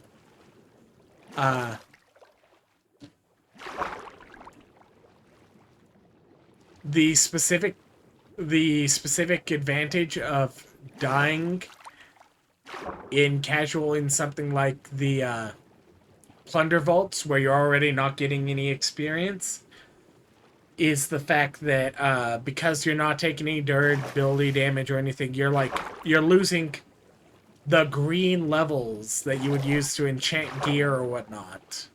And that's it. Is the only penalty, or like the only penalty being the experience now, means, okay, if I wasn't gaining experience anyways, it's an easy way out. If it doesn't have a completion requirement, I'm not even losing the crate.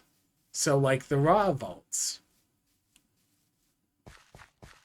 But explicitly, the cooldown timer for companions starts once you get out of a vault by completion or survival. Death, since we don't lose hearts on casual, simply resets their timer. So if, say, you've got a high-level loot goblin, but it's going to take an hour and a half to refresh,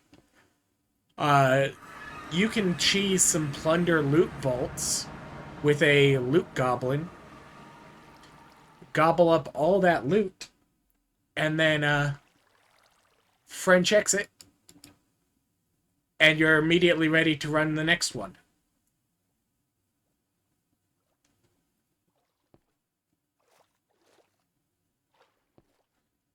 Something, something. Do you realize how rude it is to do the French exit? Honestly, saying those kinds of lines, like, people just use, like, whichever different one. And, like, it's, who do you want to make fun of?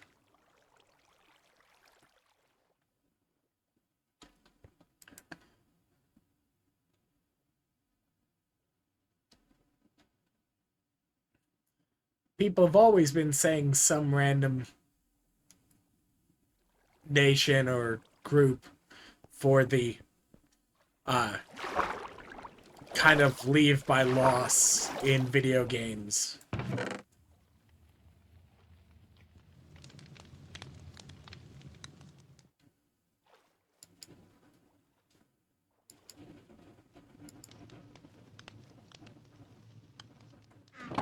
But yeah, like,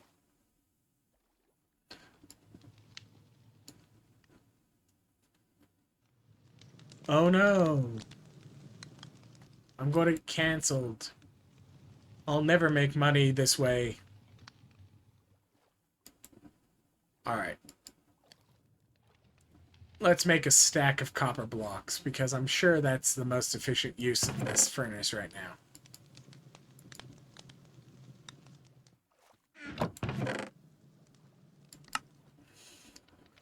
Yeah, like, I'm not doing this to make money.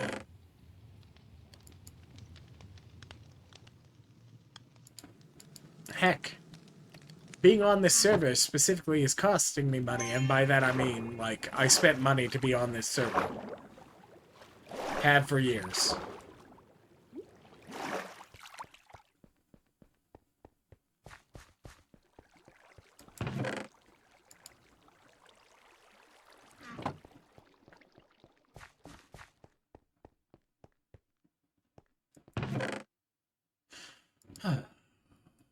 Okay, it's not technically compressible, but it is compressible because there are those flint blocks.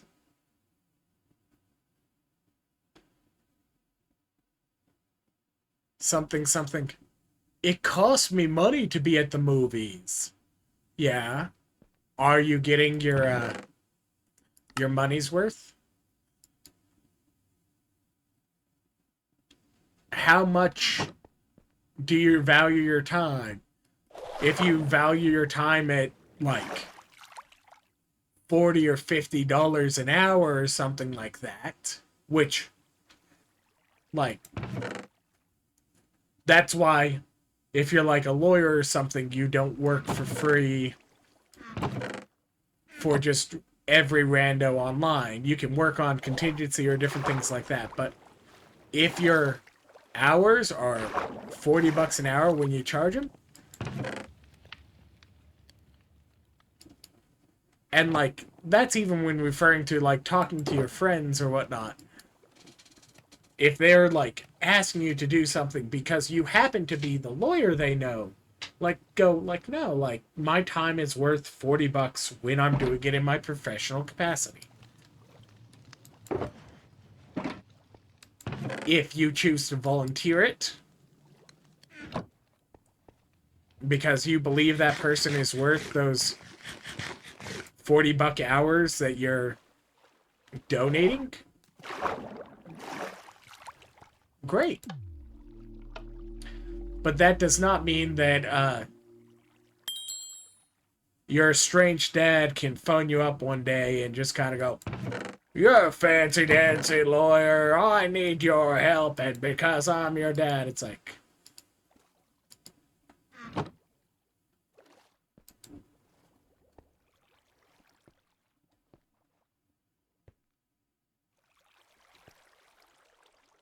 I don't think I've bothered with COD yet, but like again, I already did that with Salmon. I can go and get COD.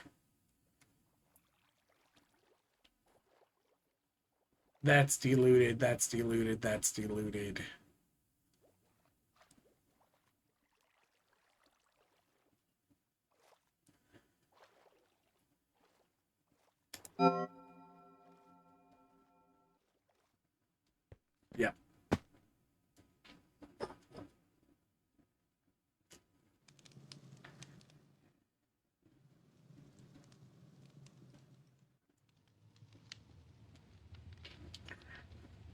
I don't need luck. I need the cat trinket.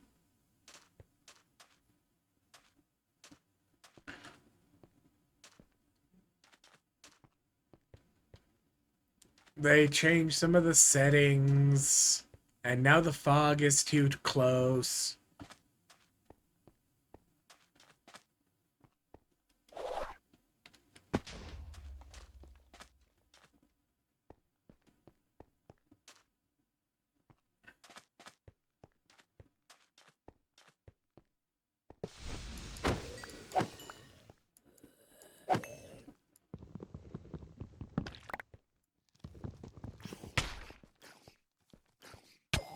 Small child, you're supposed to finish dying from the poison that's in your house. Wait.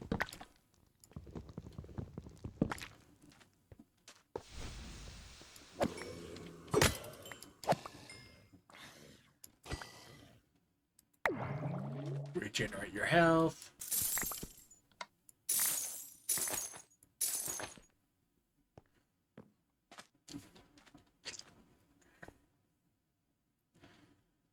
I'm not going to bother trying to figure out whether or not the secret spawned.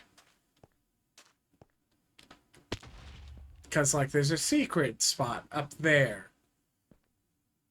But it's not any of the ones I worry about right now because I think it's, like... Coins is one of the most common ones for that space.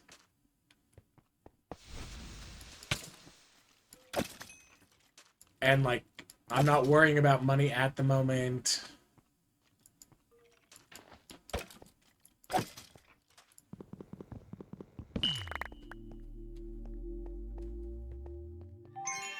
Oh no, half my mana bar.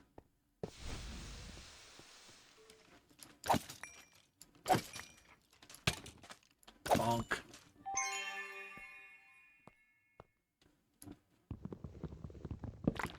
Like, I get why the magnets don't pull those in, but I would kind of wish the magnets would pull those in.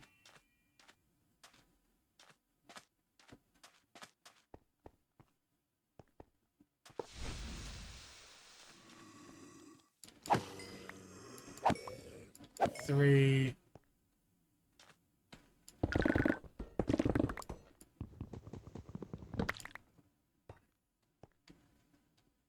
Alright.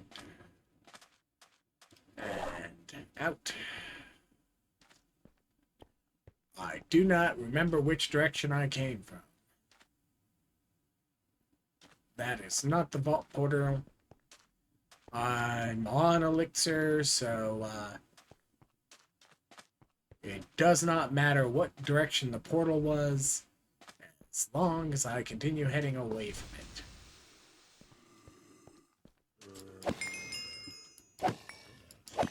I say that as like, as though I couldn't just like,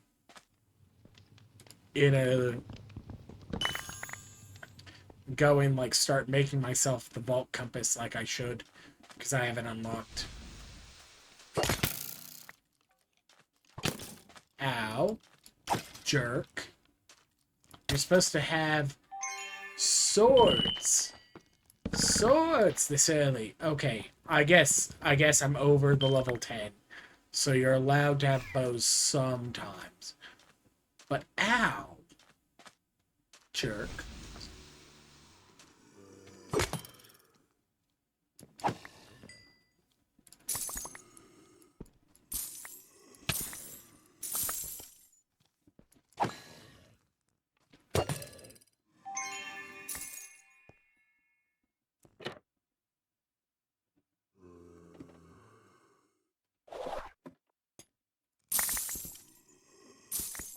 Who in the world actually climbs on top of this as opposed to just like ripping a hole in the roof and grabbing the coins?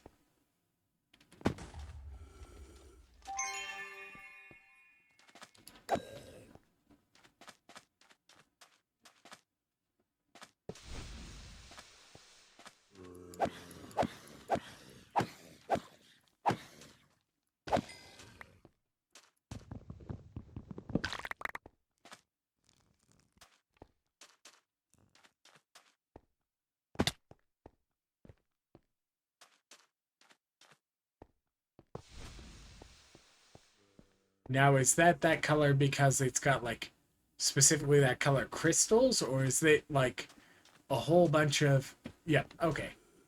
It's not a whole bunch of missing textures.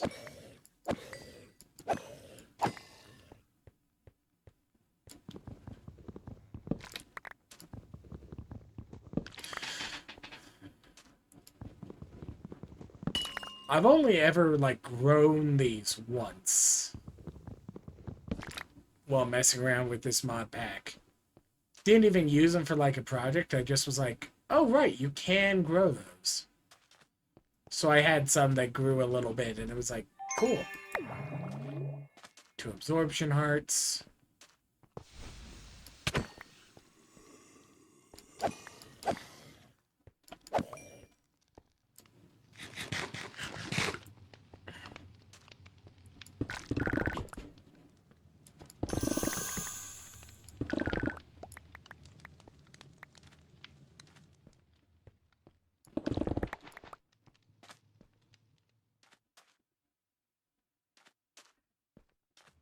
All right.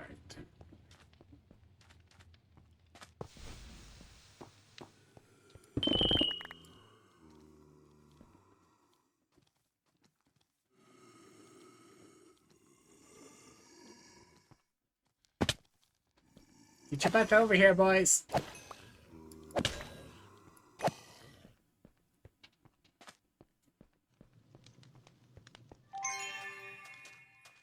Okay, I believe that's all of the ornate chests.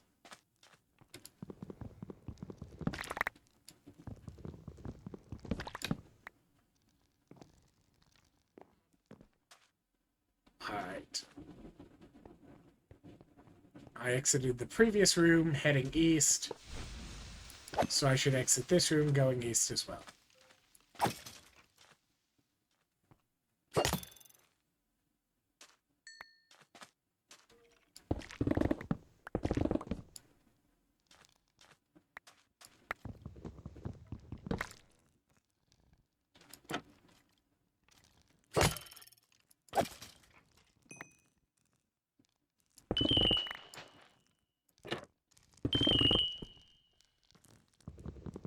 Restart in 30 minutes. Whatever will I do? There's no way I could finish my vault in that amount of time. You do not have the means to extend it that long anyways.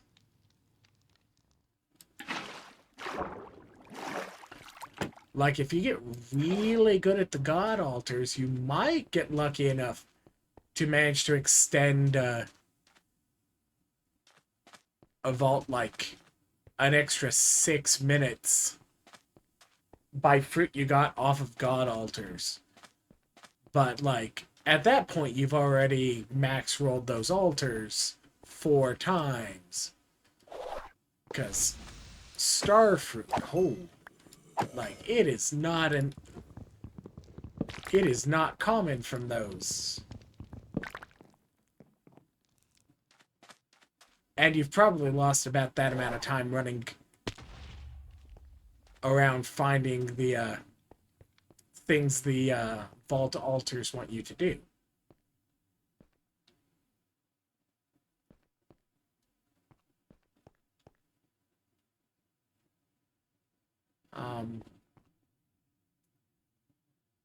I apparently got distracted, and I'm currently making my way circularly around the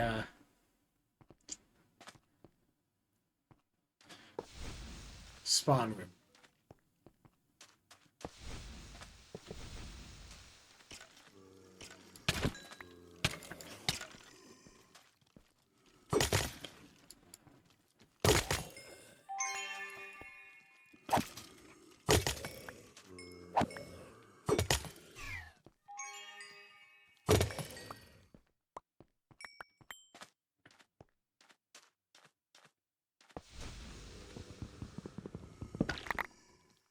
Absolutely toxic room.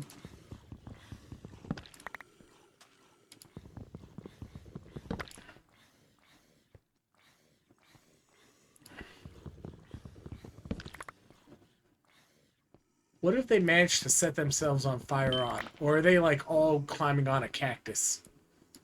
Paige, no.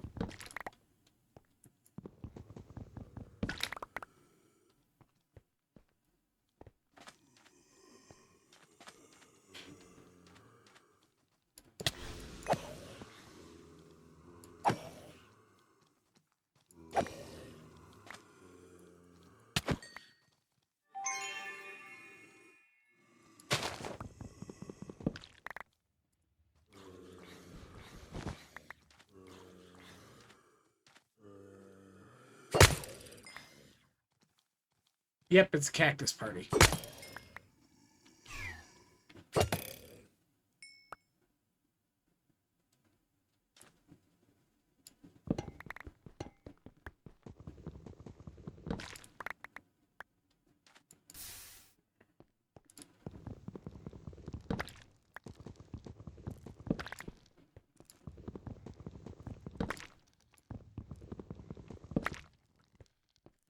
He calls Elixir autocomplete, and like, yes, it is fairly likely that it will be autocomplete, especially if you're doing basically everything. But I have had even, like, early 30s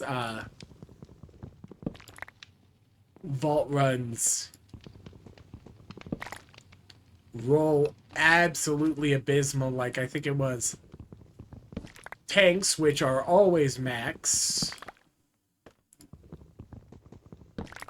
and then like dwellers was where like 95% of one vault I was in stuck all of its elixir, and it was like fine.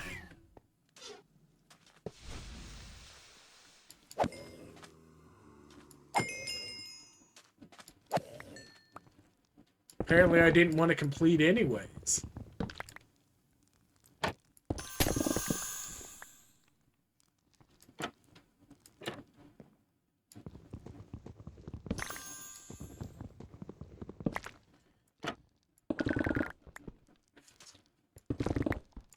Yeah, the extra 5% item quantity built into the game now is great.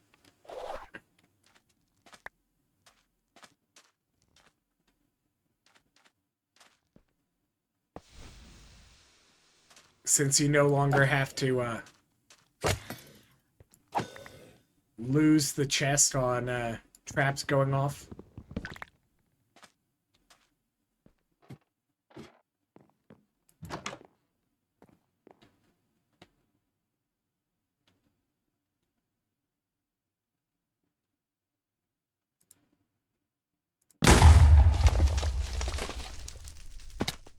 There was no reason for that.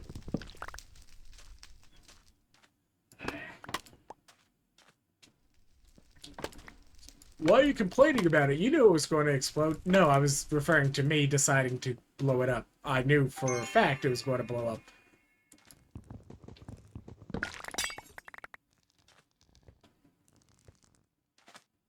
That was me going and being impulsive and going like, yeah, okay, this sounds stupid fun.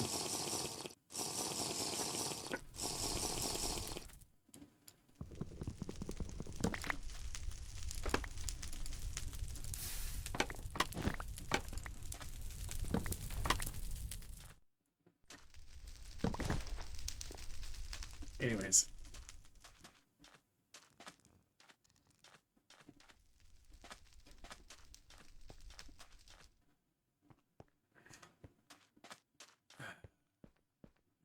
I know that there's some way to get up there. What is it? It's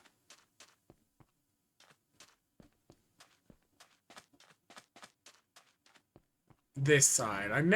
I always miss which side this thing is on. And it's like, okay, how am I supposed to get to the... Haha, you're locked in a room down there.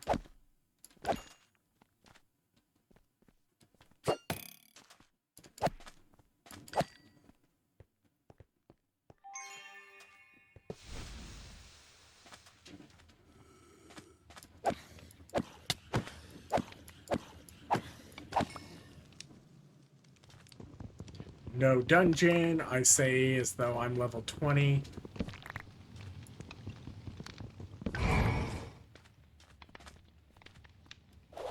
Oh no, better hide from the dwellers up here.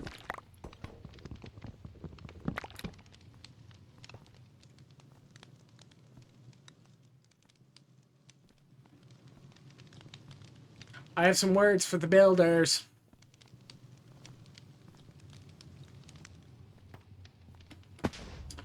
Honestly, they're, like, not bad on most of these. Like, there's every so often a block out of place. And honestly, with the amount of different things, it's impressive.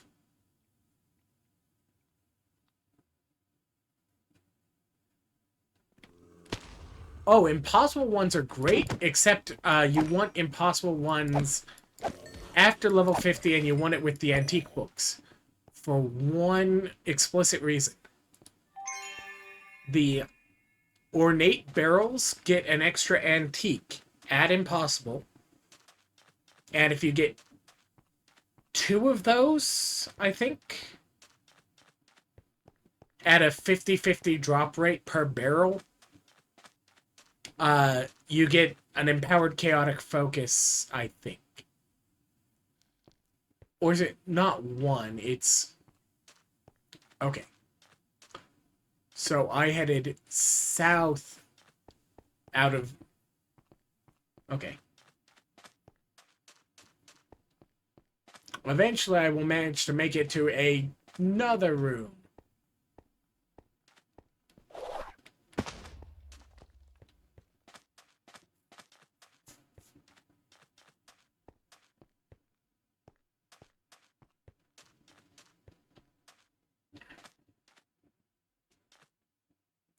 That's living up there. So I want that.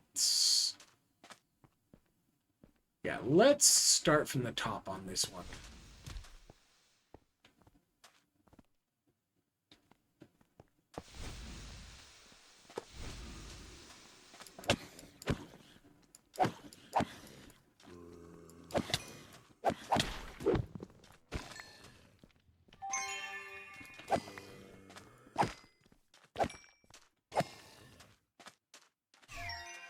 Like, I swear you intentionally trapped yourself in those corners there. Are you trying to die?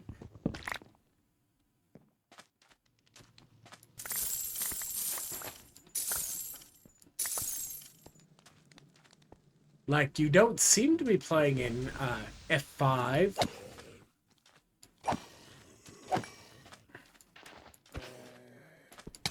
Die, child. Try not to kill me at the same time, child.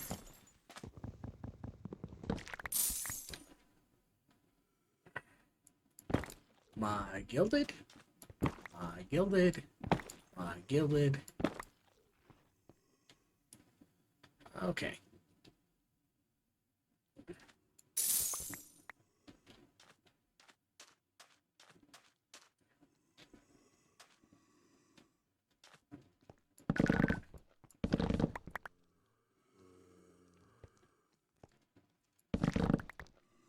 You know, technically, like, one of the trinkets or, like, curios or whatever, I want, like, it's not even, like, a good thing, but, like, give me, like, your fists are tools. Your fists count as, like, the proper tool for breaking anything that uses a tool. And give me, like, just the chest affinities. So it's a no extra mining speed, diamond all affinity, omni tool that does, like, nothing else. And you can just kind of wear that, and then that lets you, like, just kind of punch your way around through things.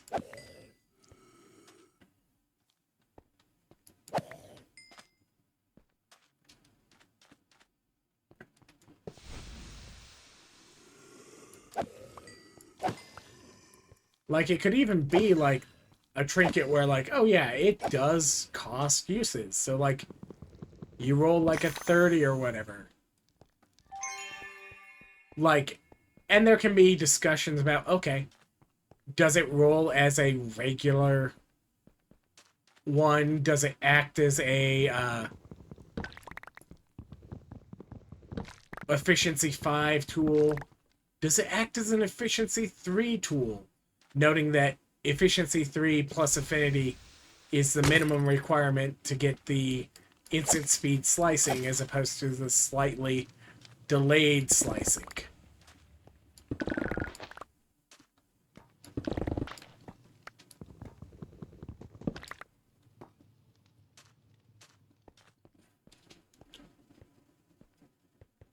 Of course, like, once you've got haste, like,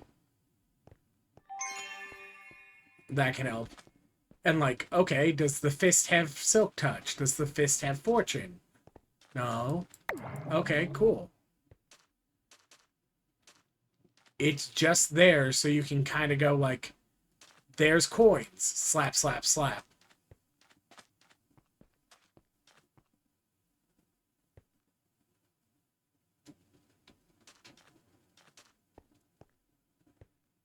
Three minutes. Technically, I did not get every POI in this, but at least one of them I saw was just a random wooden one. Let's eat some fish. Eat some fish. Eat some fish. And the fish is gone. Yay. Alright. First things first. Okay, the exit is up. That's a little disappointing. That means that I should...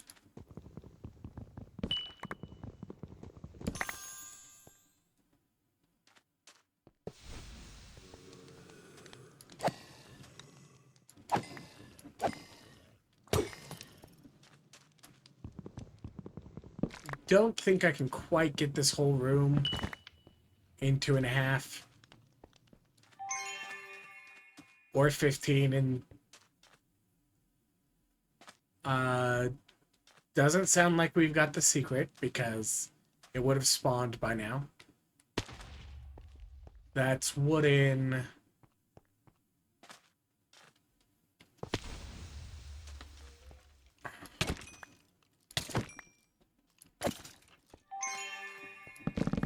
Living is living. Wooden ornate. Wooden.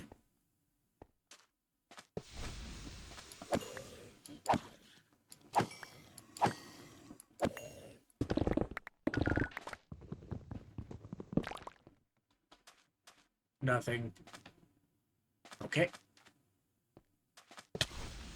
Ow.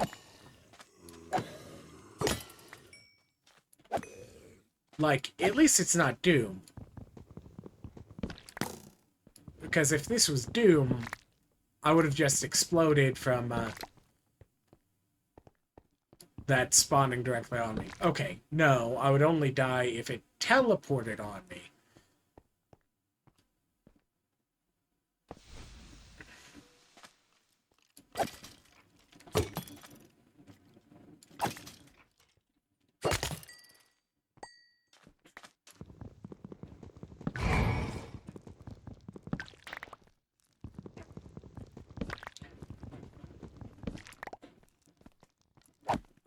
Okay,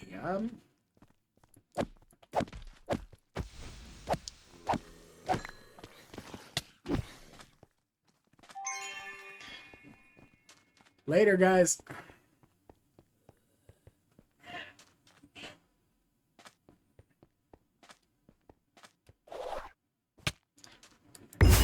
Hi, Cactus.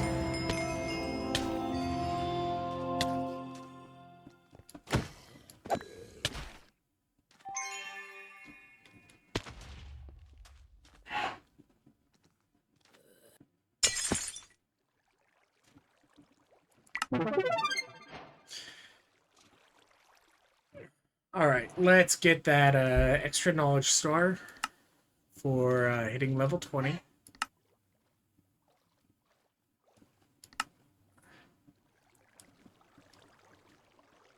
I'm going to leave those. I'm going to leave those alone.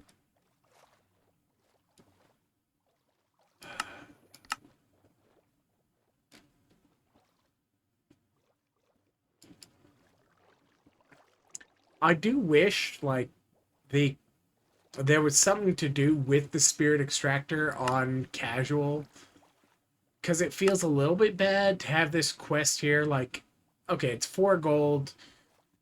It's required for, like, the non-casual players. It very much matters to have it there for them, but, like, the difference in the quest system, like,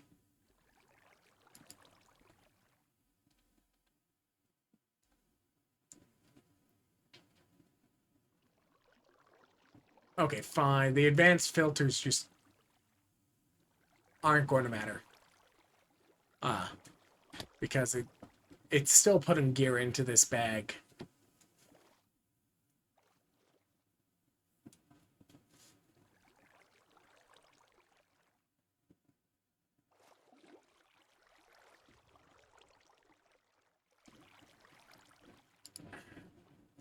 But like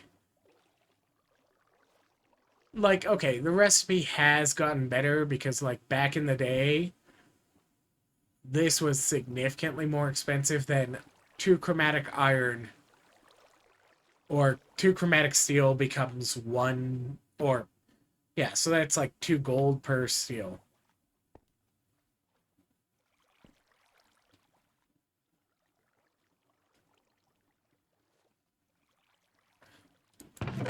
No, like they changed it at some point, but at the same time, it's like, what, back in the day, it included a lot more vault resources on it, but I'm sure they probably got a couple of complaints that, like, it was prohibitively expensive.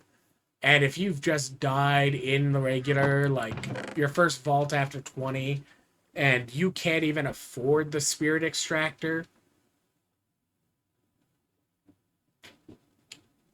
you don't have any of the gear, you're suddenly soft locked out.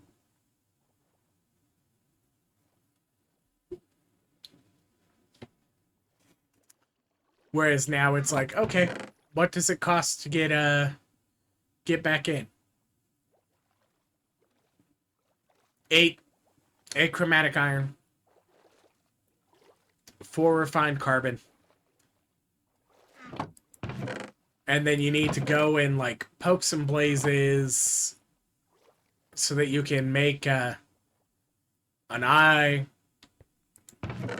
get some vault stone or cobbled vault stone, make yourself some polished, given the fact you can make polished if you take the silk touch vault stone and just stick it in a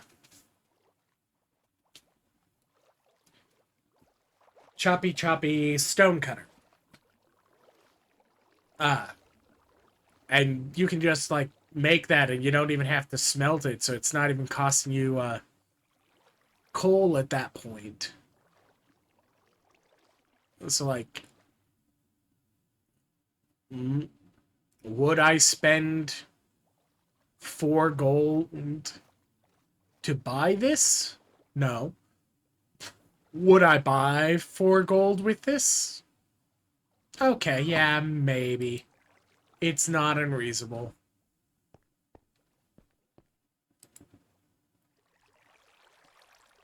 Pants. No, I don't need pants from there. I already have some level 20 pants.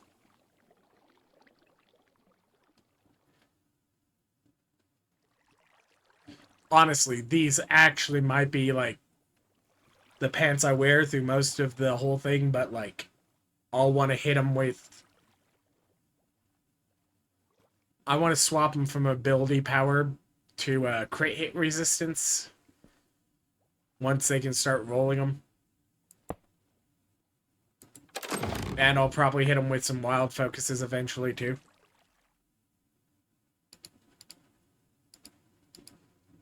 Assuming that I don't get like a good roll on something else.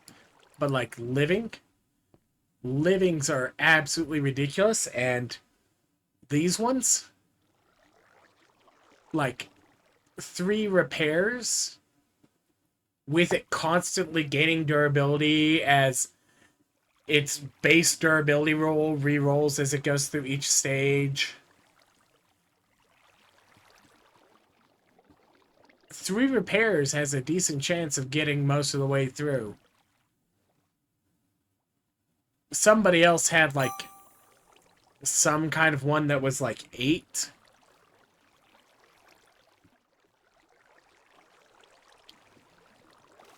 Cool.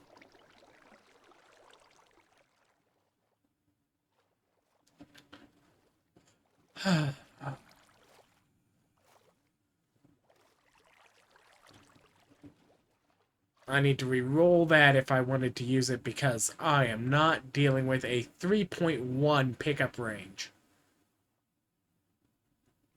Like, I'm hitting blocks up to 4.5 blocks away. I cannot have my range only being that far.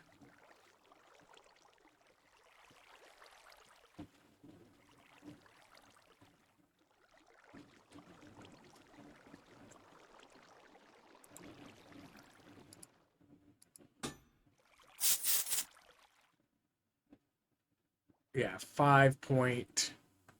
Yeah, so slightly longer reach now. Copious high item quantity. Decent amount of mining speed. That was a good wild focus there. Throw that in, get it unbreaking.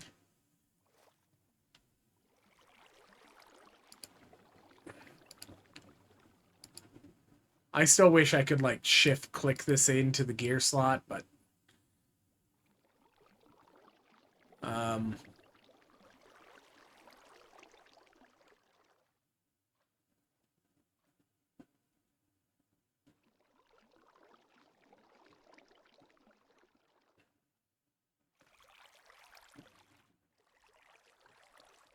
Soul quantity is a decent modifier when you take into account that... Not this slot. When this lands in the middle, it's like 2k. So it's absolutely worthwhile to have been stocking up soul shards for things like this. I say as I grab more emeralds and stick them in there.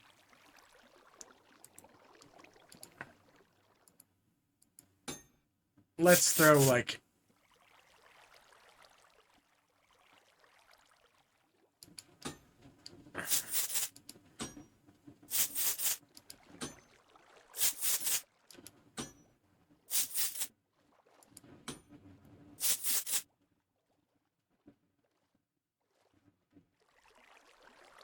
Yeah, I bought a pod today as well.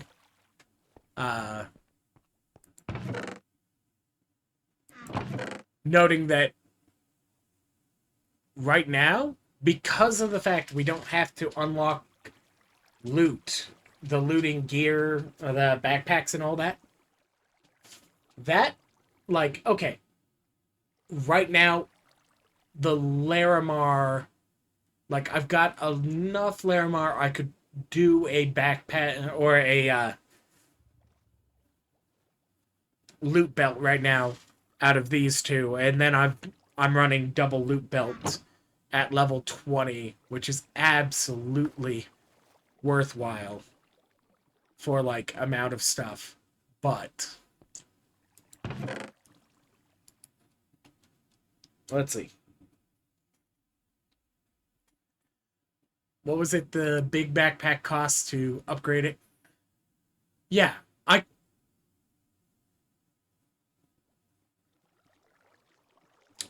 time to make a stupid decision. I got a pog. I've got a loot belt. It cost me 1, 2 silk,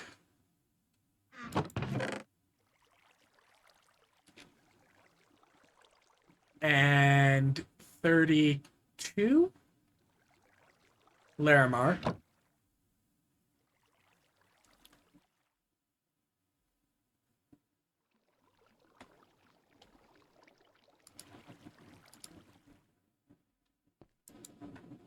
And it doesn't matter that the filter doesn't work right now.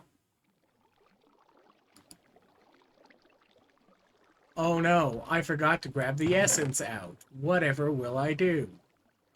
Cry because I don't have enough slots open. I will actually end up using this filter upgrade at some point.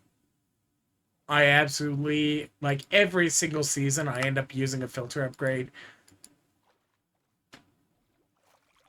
There we go. And it didn't even void anything this time. Yeah. Loot belts rarely voided anything when you did the upgrade on them.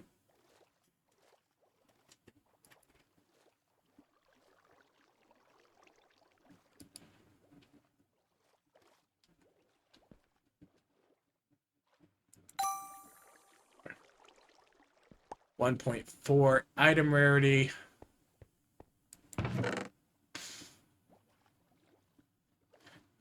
Honestly, like, it's good at this level, but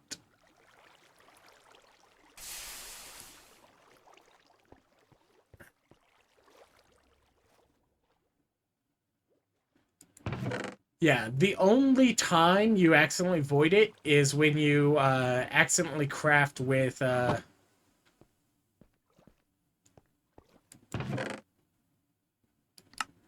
accidentally crafted with one of them on one side, and that's just because it's not designed to merge inventories, because the base upgrade for the sophisticated backpacks is like surround it in diamonds to go from iron to diamond tier. Surround it with, or stick it in a the workbench with a netherite to make it the netherite tier. You never were like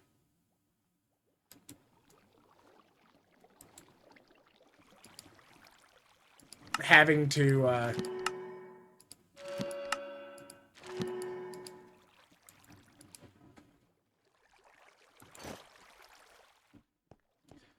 you never were having to merge two of them together.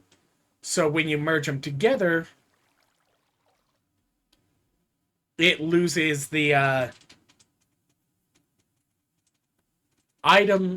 storage item reference ID number.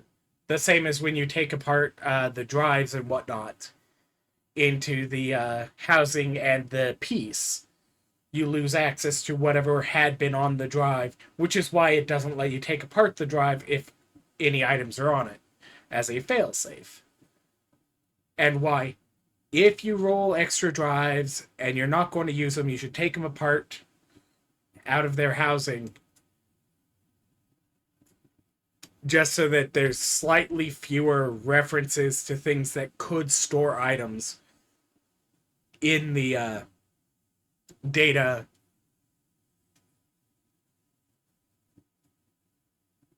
But if you have like F3H on, which I had turned on like right before that server restart, because I was going to see if I could be cheeky and like hover over my backpack and show the reference ID.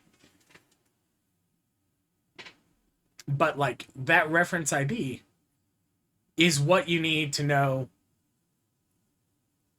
to get the items back from it or whatever, assign that to a new one, and suddenly it works. Which is also why when they bring back your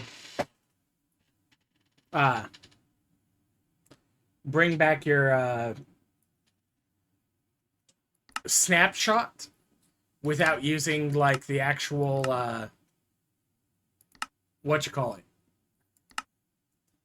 spirit extractor or whatnot, you would end up with a inventory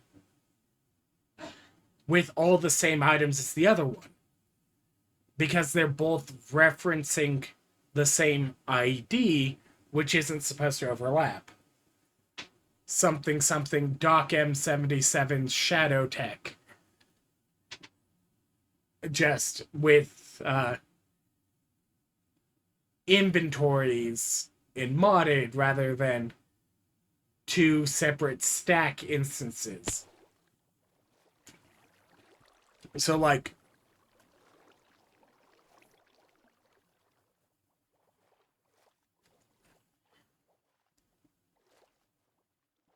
advanced tooltips. That long string right up top. If you logged onto that server and used some command, I don't know exactly how to do the command or whatever, to assign the UUID to the pouch or whatever.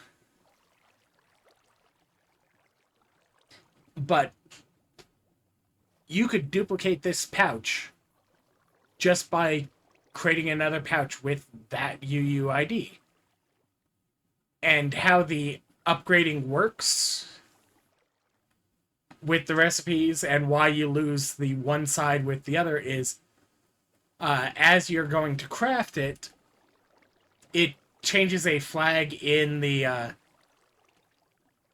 double pouch that says what it is, the iron backpack, but it's still using the same UUID, and the UUID just goes, what size am I, to tell it how many slots it has.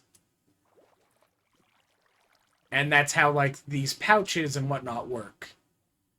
Which is why when you're merging two of them together, they aren't designed to merge all that into one UUID. So it keeps all of the information from the first one, which includes what upgrades are in one slot or another.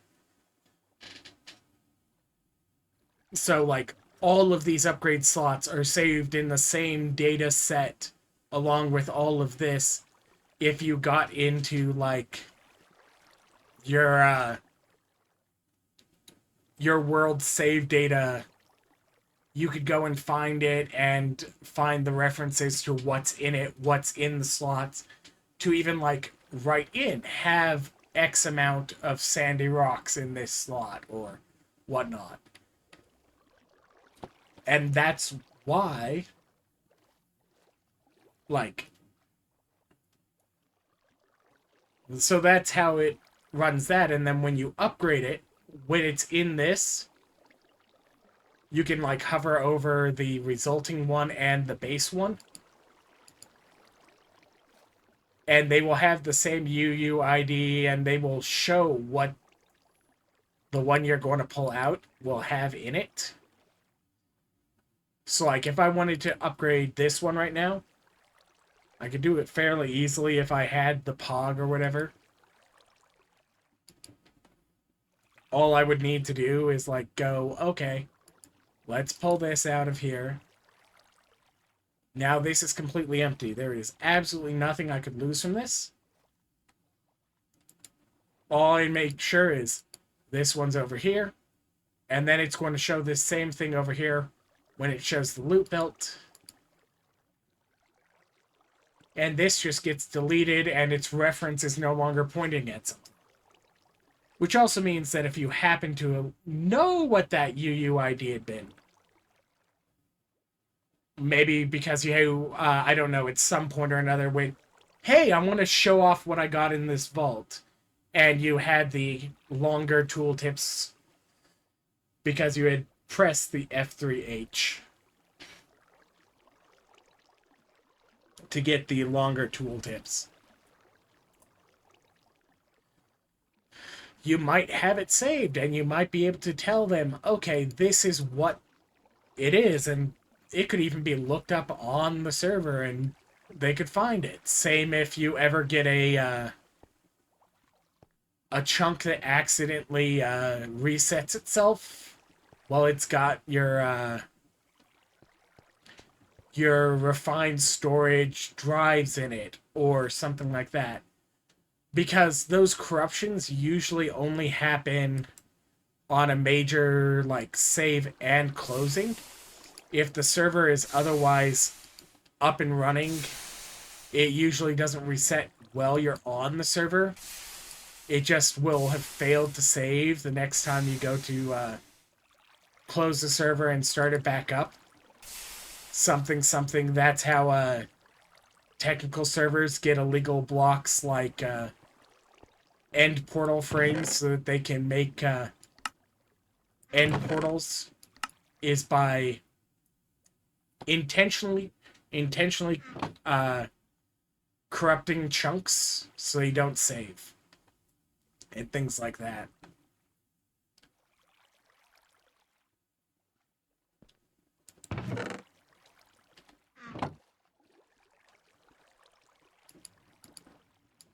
This one goes here, this one goes here, this one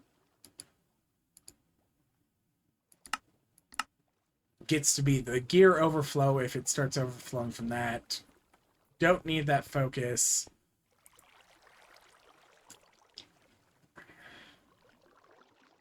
Don't need this old magnet.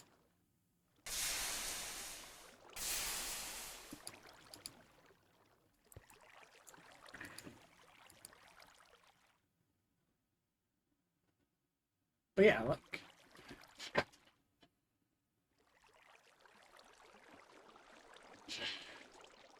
Yeah, like, I absolutely am one of the technical players. Like I said,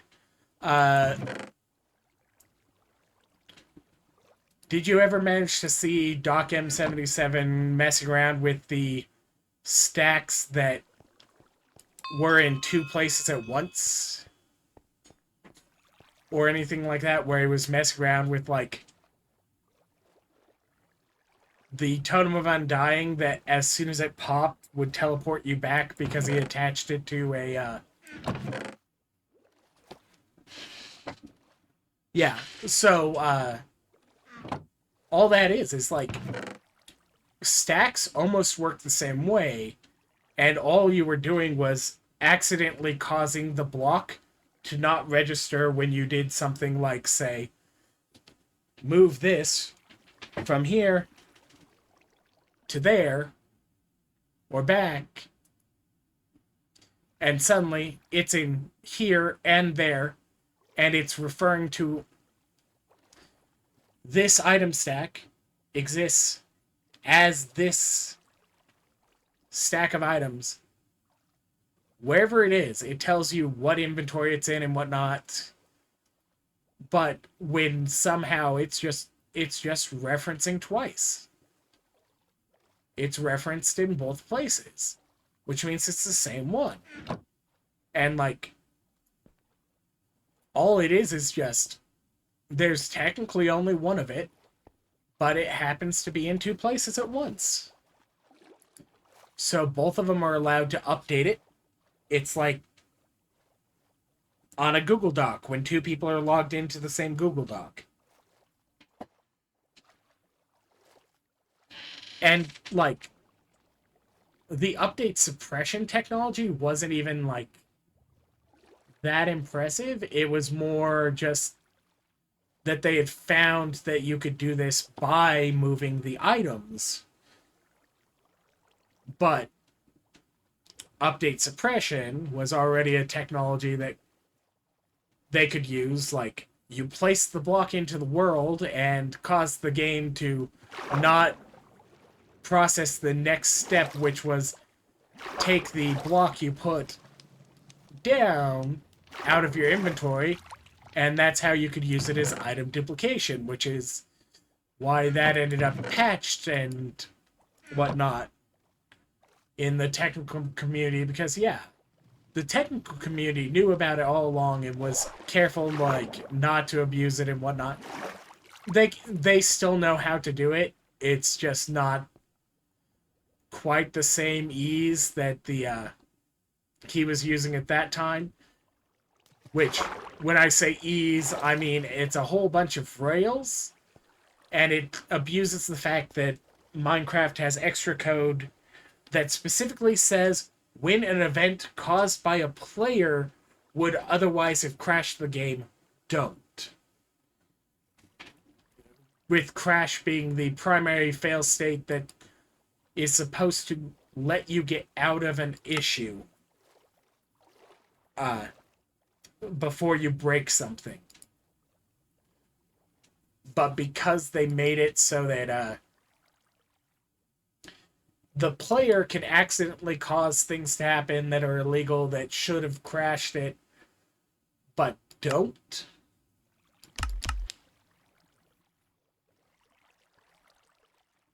that's where you kind of got the little things, because they don't want little Timmy who accidentally caused too many sand blocks to fall or whatever to suddenly have his server crash while he's playing.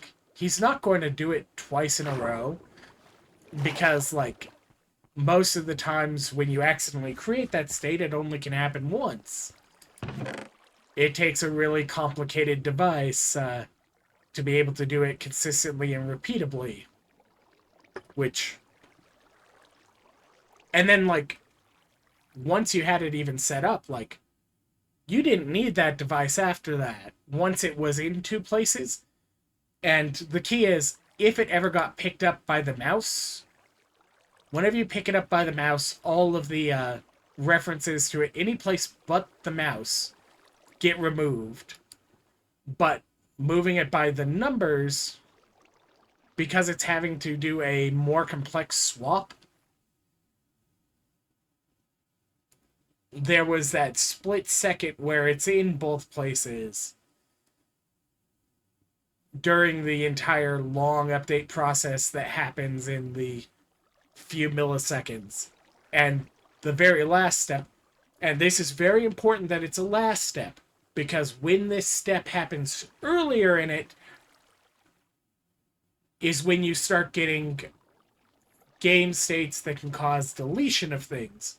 If the step one of pulling this out of this slot was to delete it, and then it crashed before it created it in the other place, suddenly it's in neither place.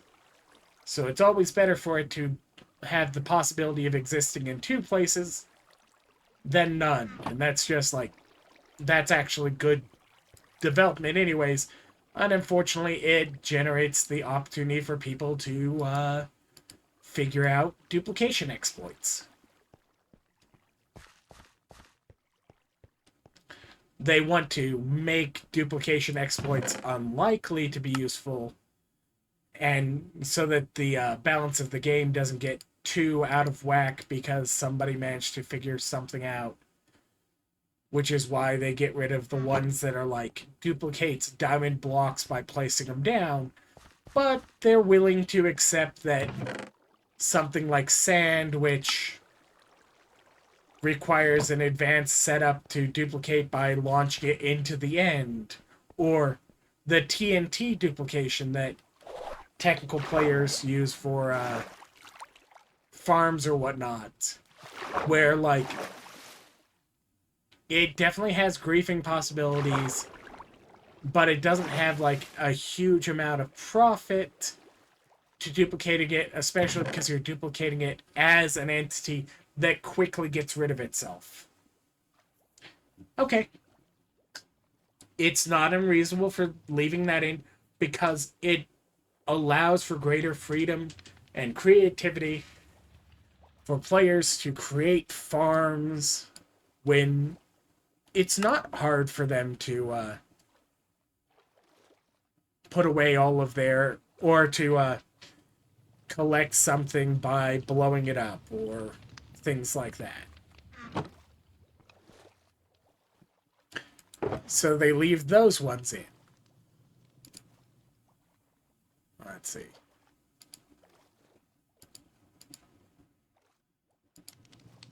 I'll probably be wrapping up play once I finish like getting things put away and moving some of these things to better long-term storage. Like, hey, I've started a box over here at the farm that has some like living things. Let's go ahead and move the cactus over here. Let's move the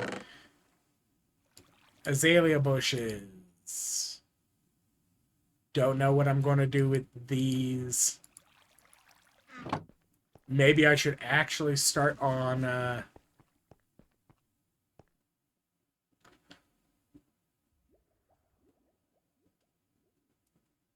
converting this into the sophisticated storage. Maybe I should figure out what in the world I'm going to spend one knowledge on. This costs 3. Power costs 5. I want to get that at some point.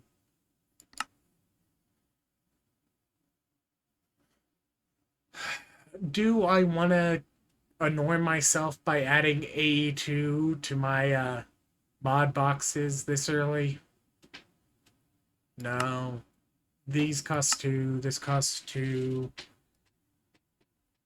I got no Benny, which means I do not have the capability of making another knowledge star, even though I've got enough diamonds and I have some leftover knowledge from the previous one. I'll just have to get some Benny next one. Like, next one I need to focus on actually running some mine rooms. Need to stab some cod later. But yeah. I don't even need much Benny. And I don't even, like, need it in short order, so, like...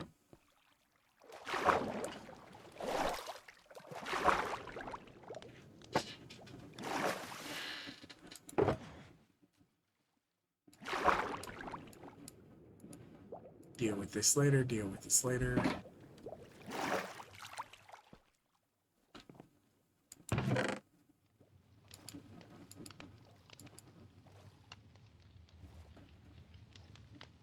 Alright.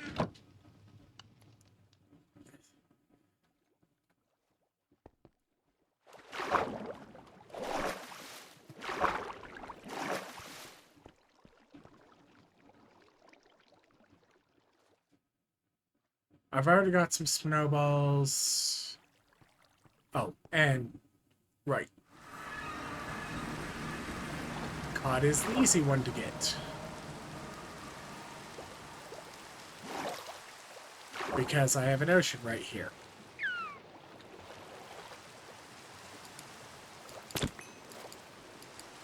It'd be easier if I don't know, took Nova.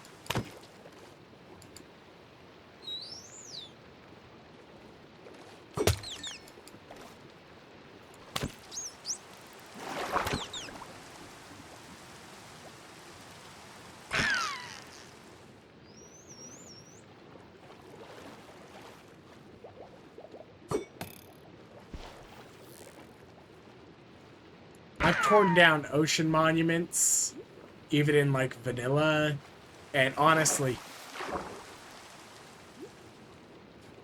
working on it with water, the dolphins are still potentially more annoying than the laserfish.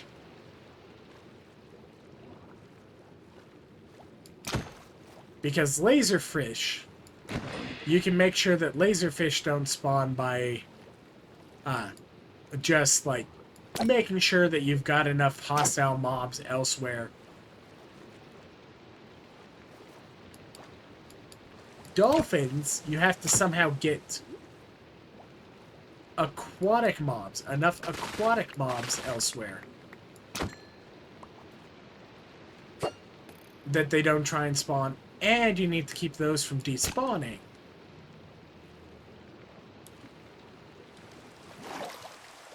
Alright.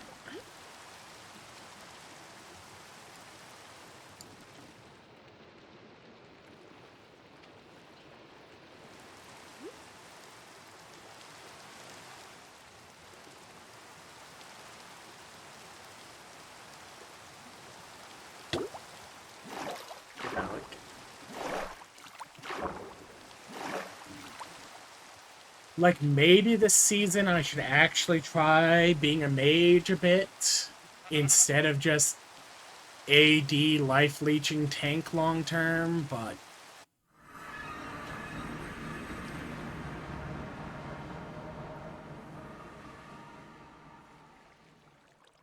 At the same time, it's like, I enjoy doing the life leeching AD tank.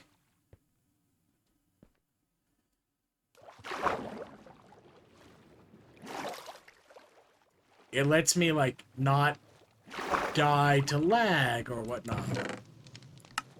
Like, okay, yeah, if I also was the mage who made entire field of anything gets near me dies. Thank you, Archon. I could probably be a more efficient player. something something, I've done the math, as in I have in fact done play, and I am actively holding back my looting by remaining an AD tank build. Based on my own ability to play. Alright.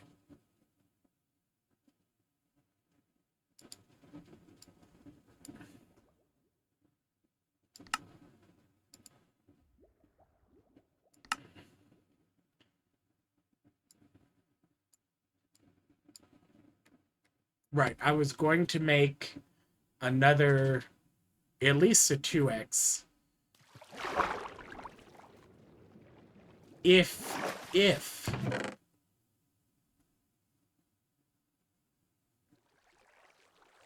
yep, I have enough Larry left.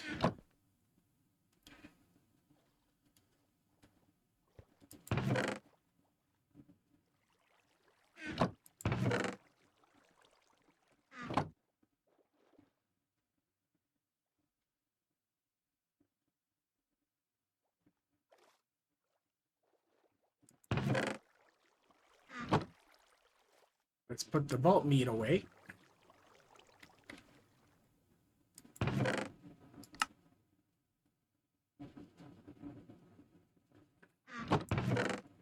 Put this away, put that away.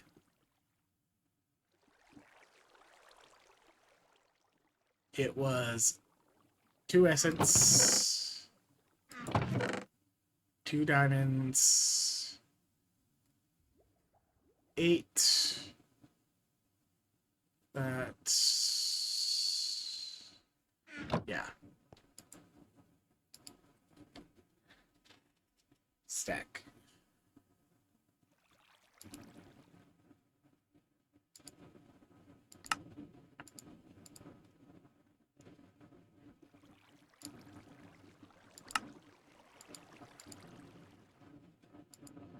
Don't have enough to make that one more tier, but 8 times stack in a backpack at level 20. Ooh, this is a looter's dream, absolutely.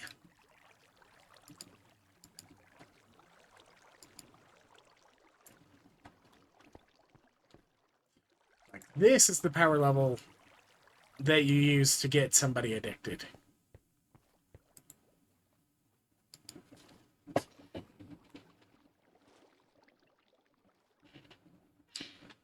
Yeah. Dinner sounds like a good plan.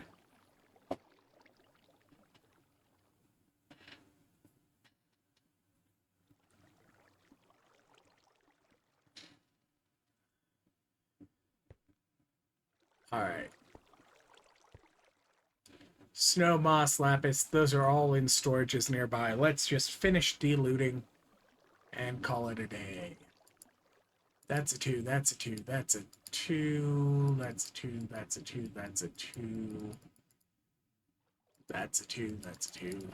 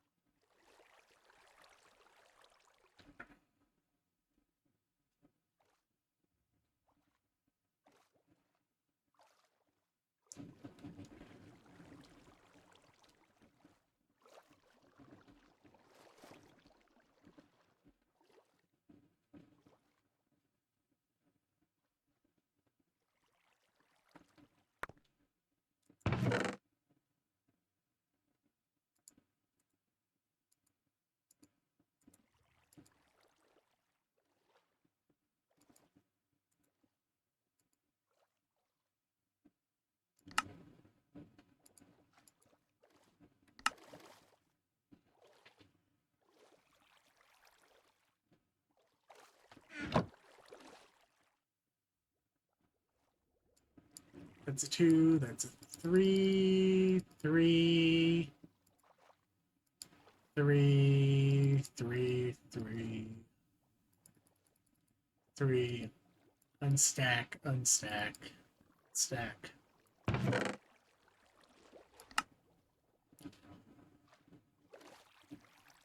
All right.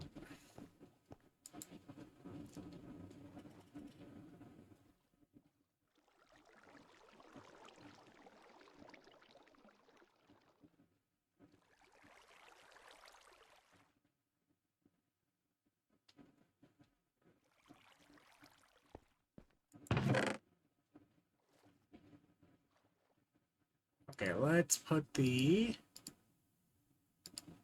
completed ones away.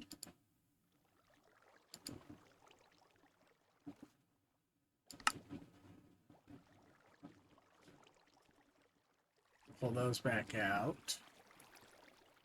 Pull this back out because it's got another layer of compression. Pull this out because it has enough to... Okay.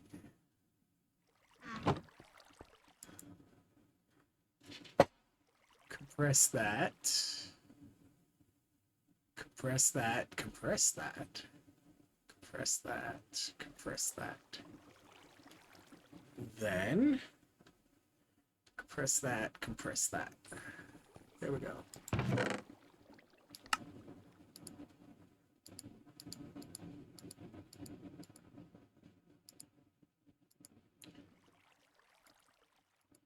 Couple of vault suites to start the next vault.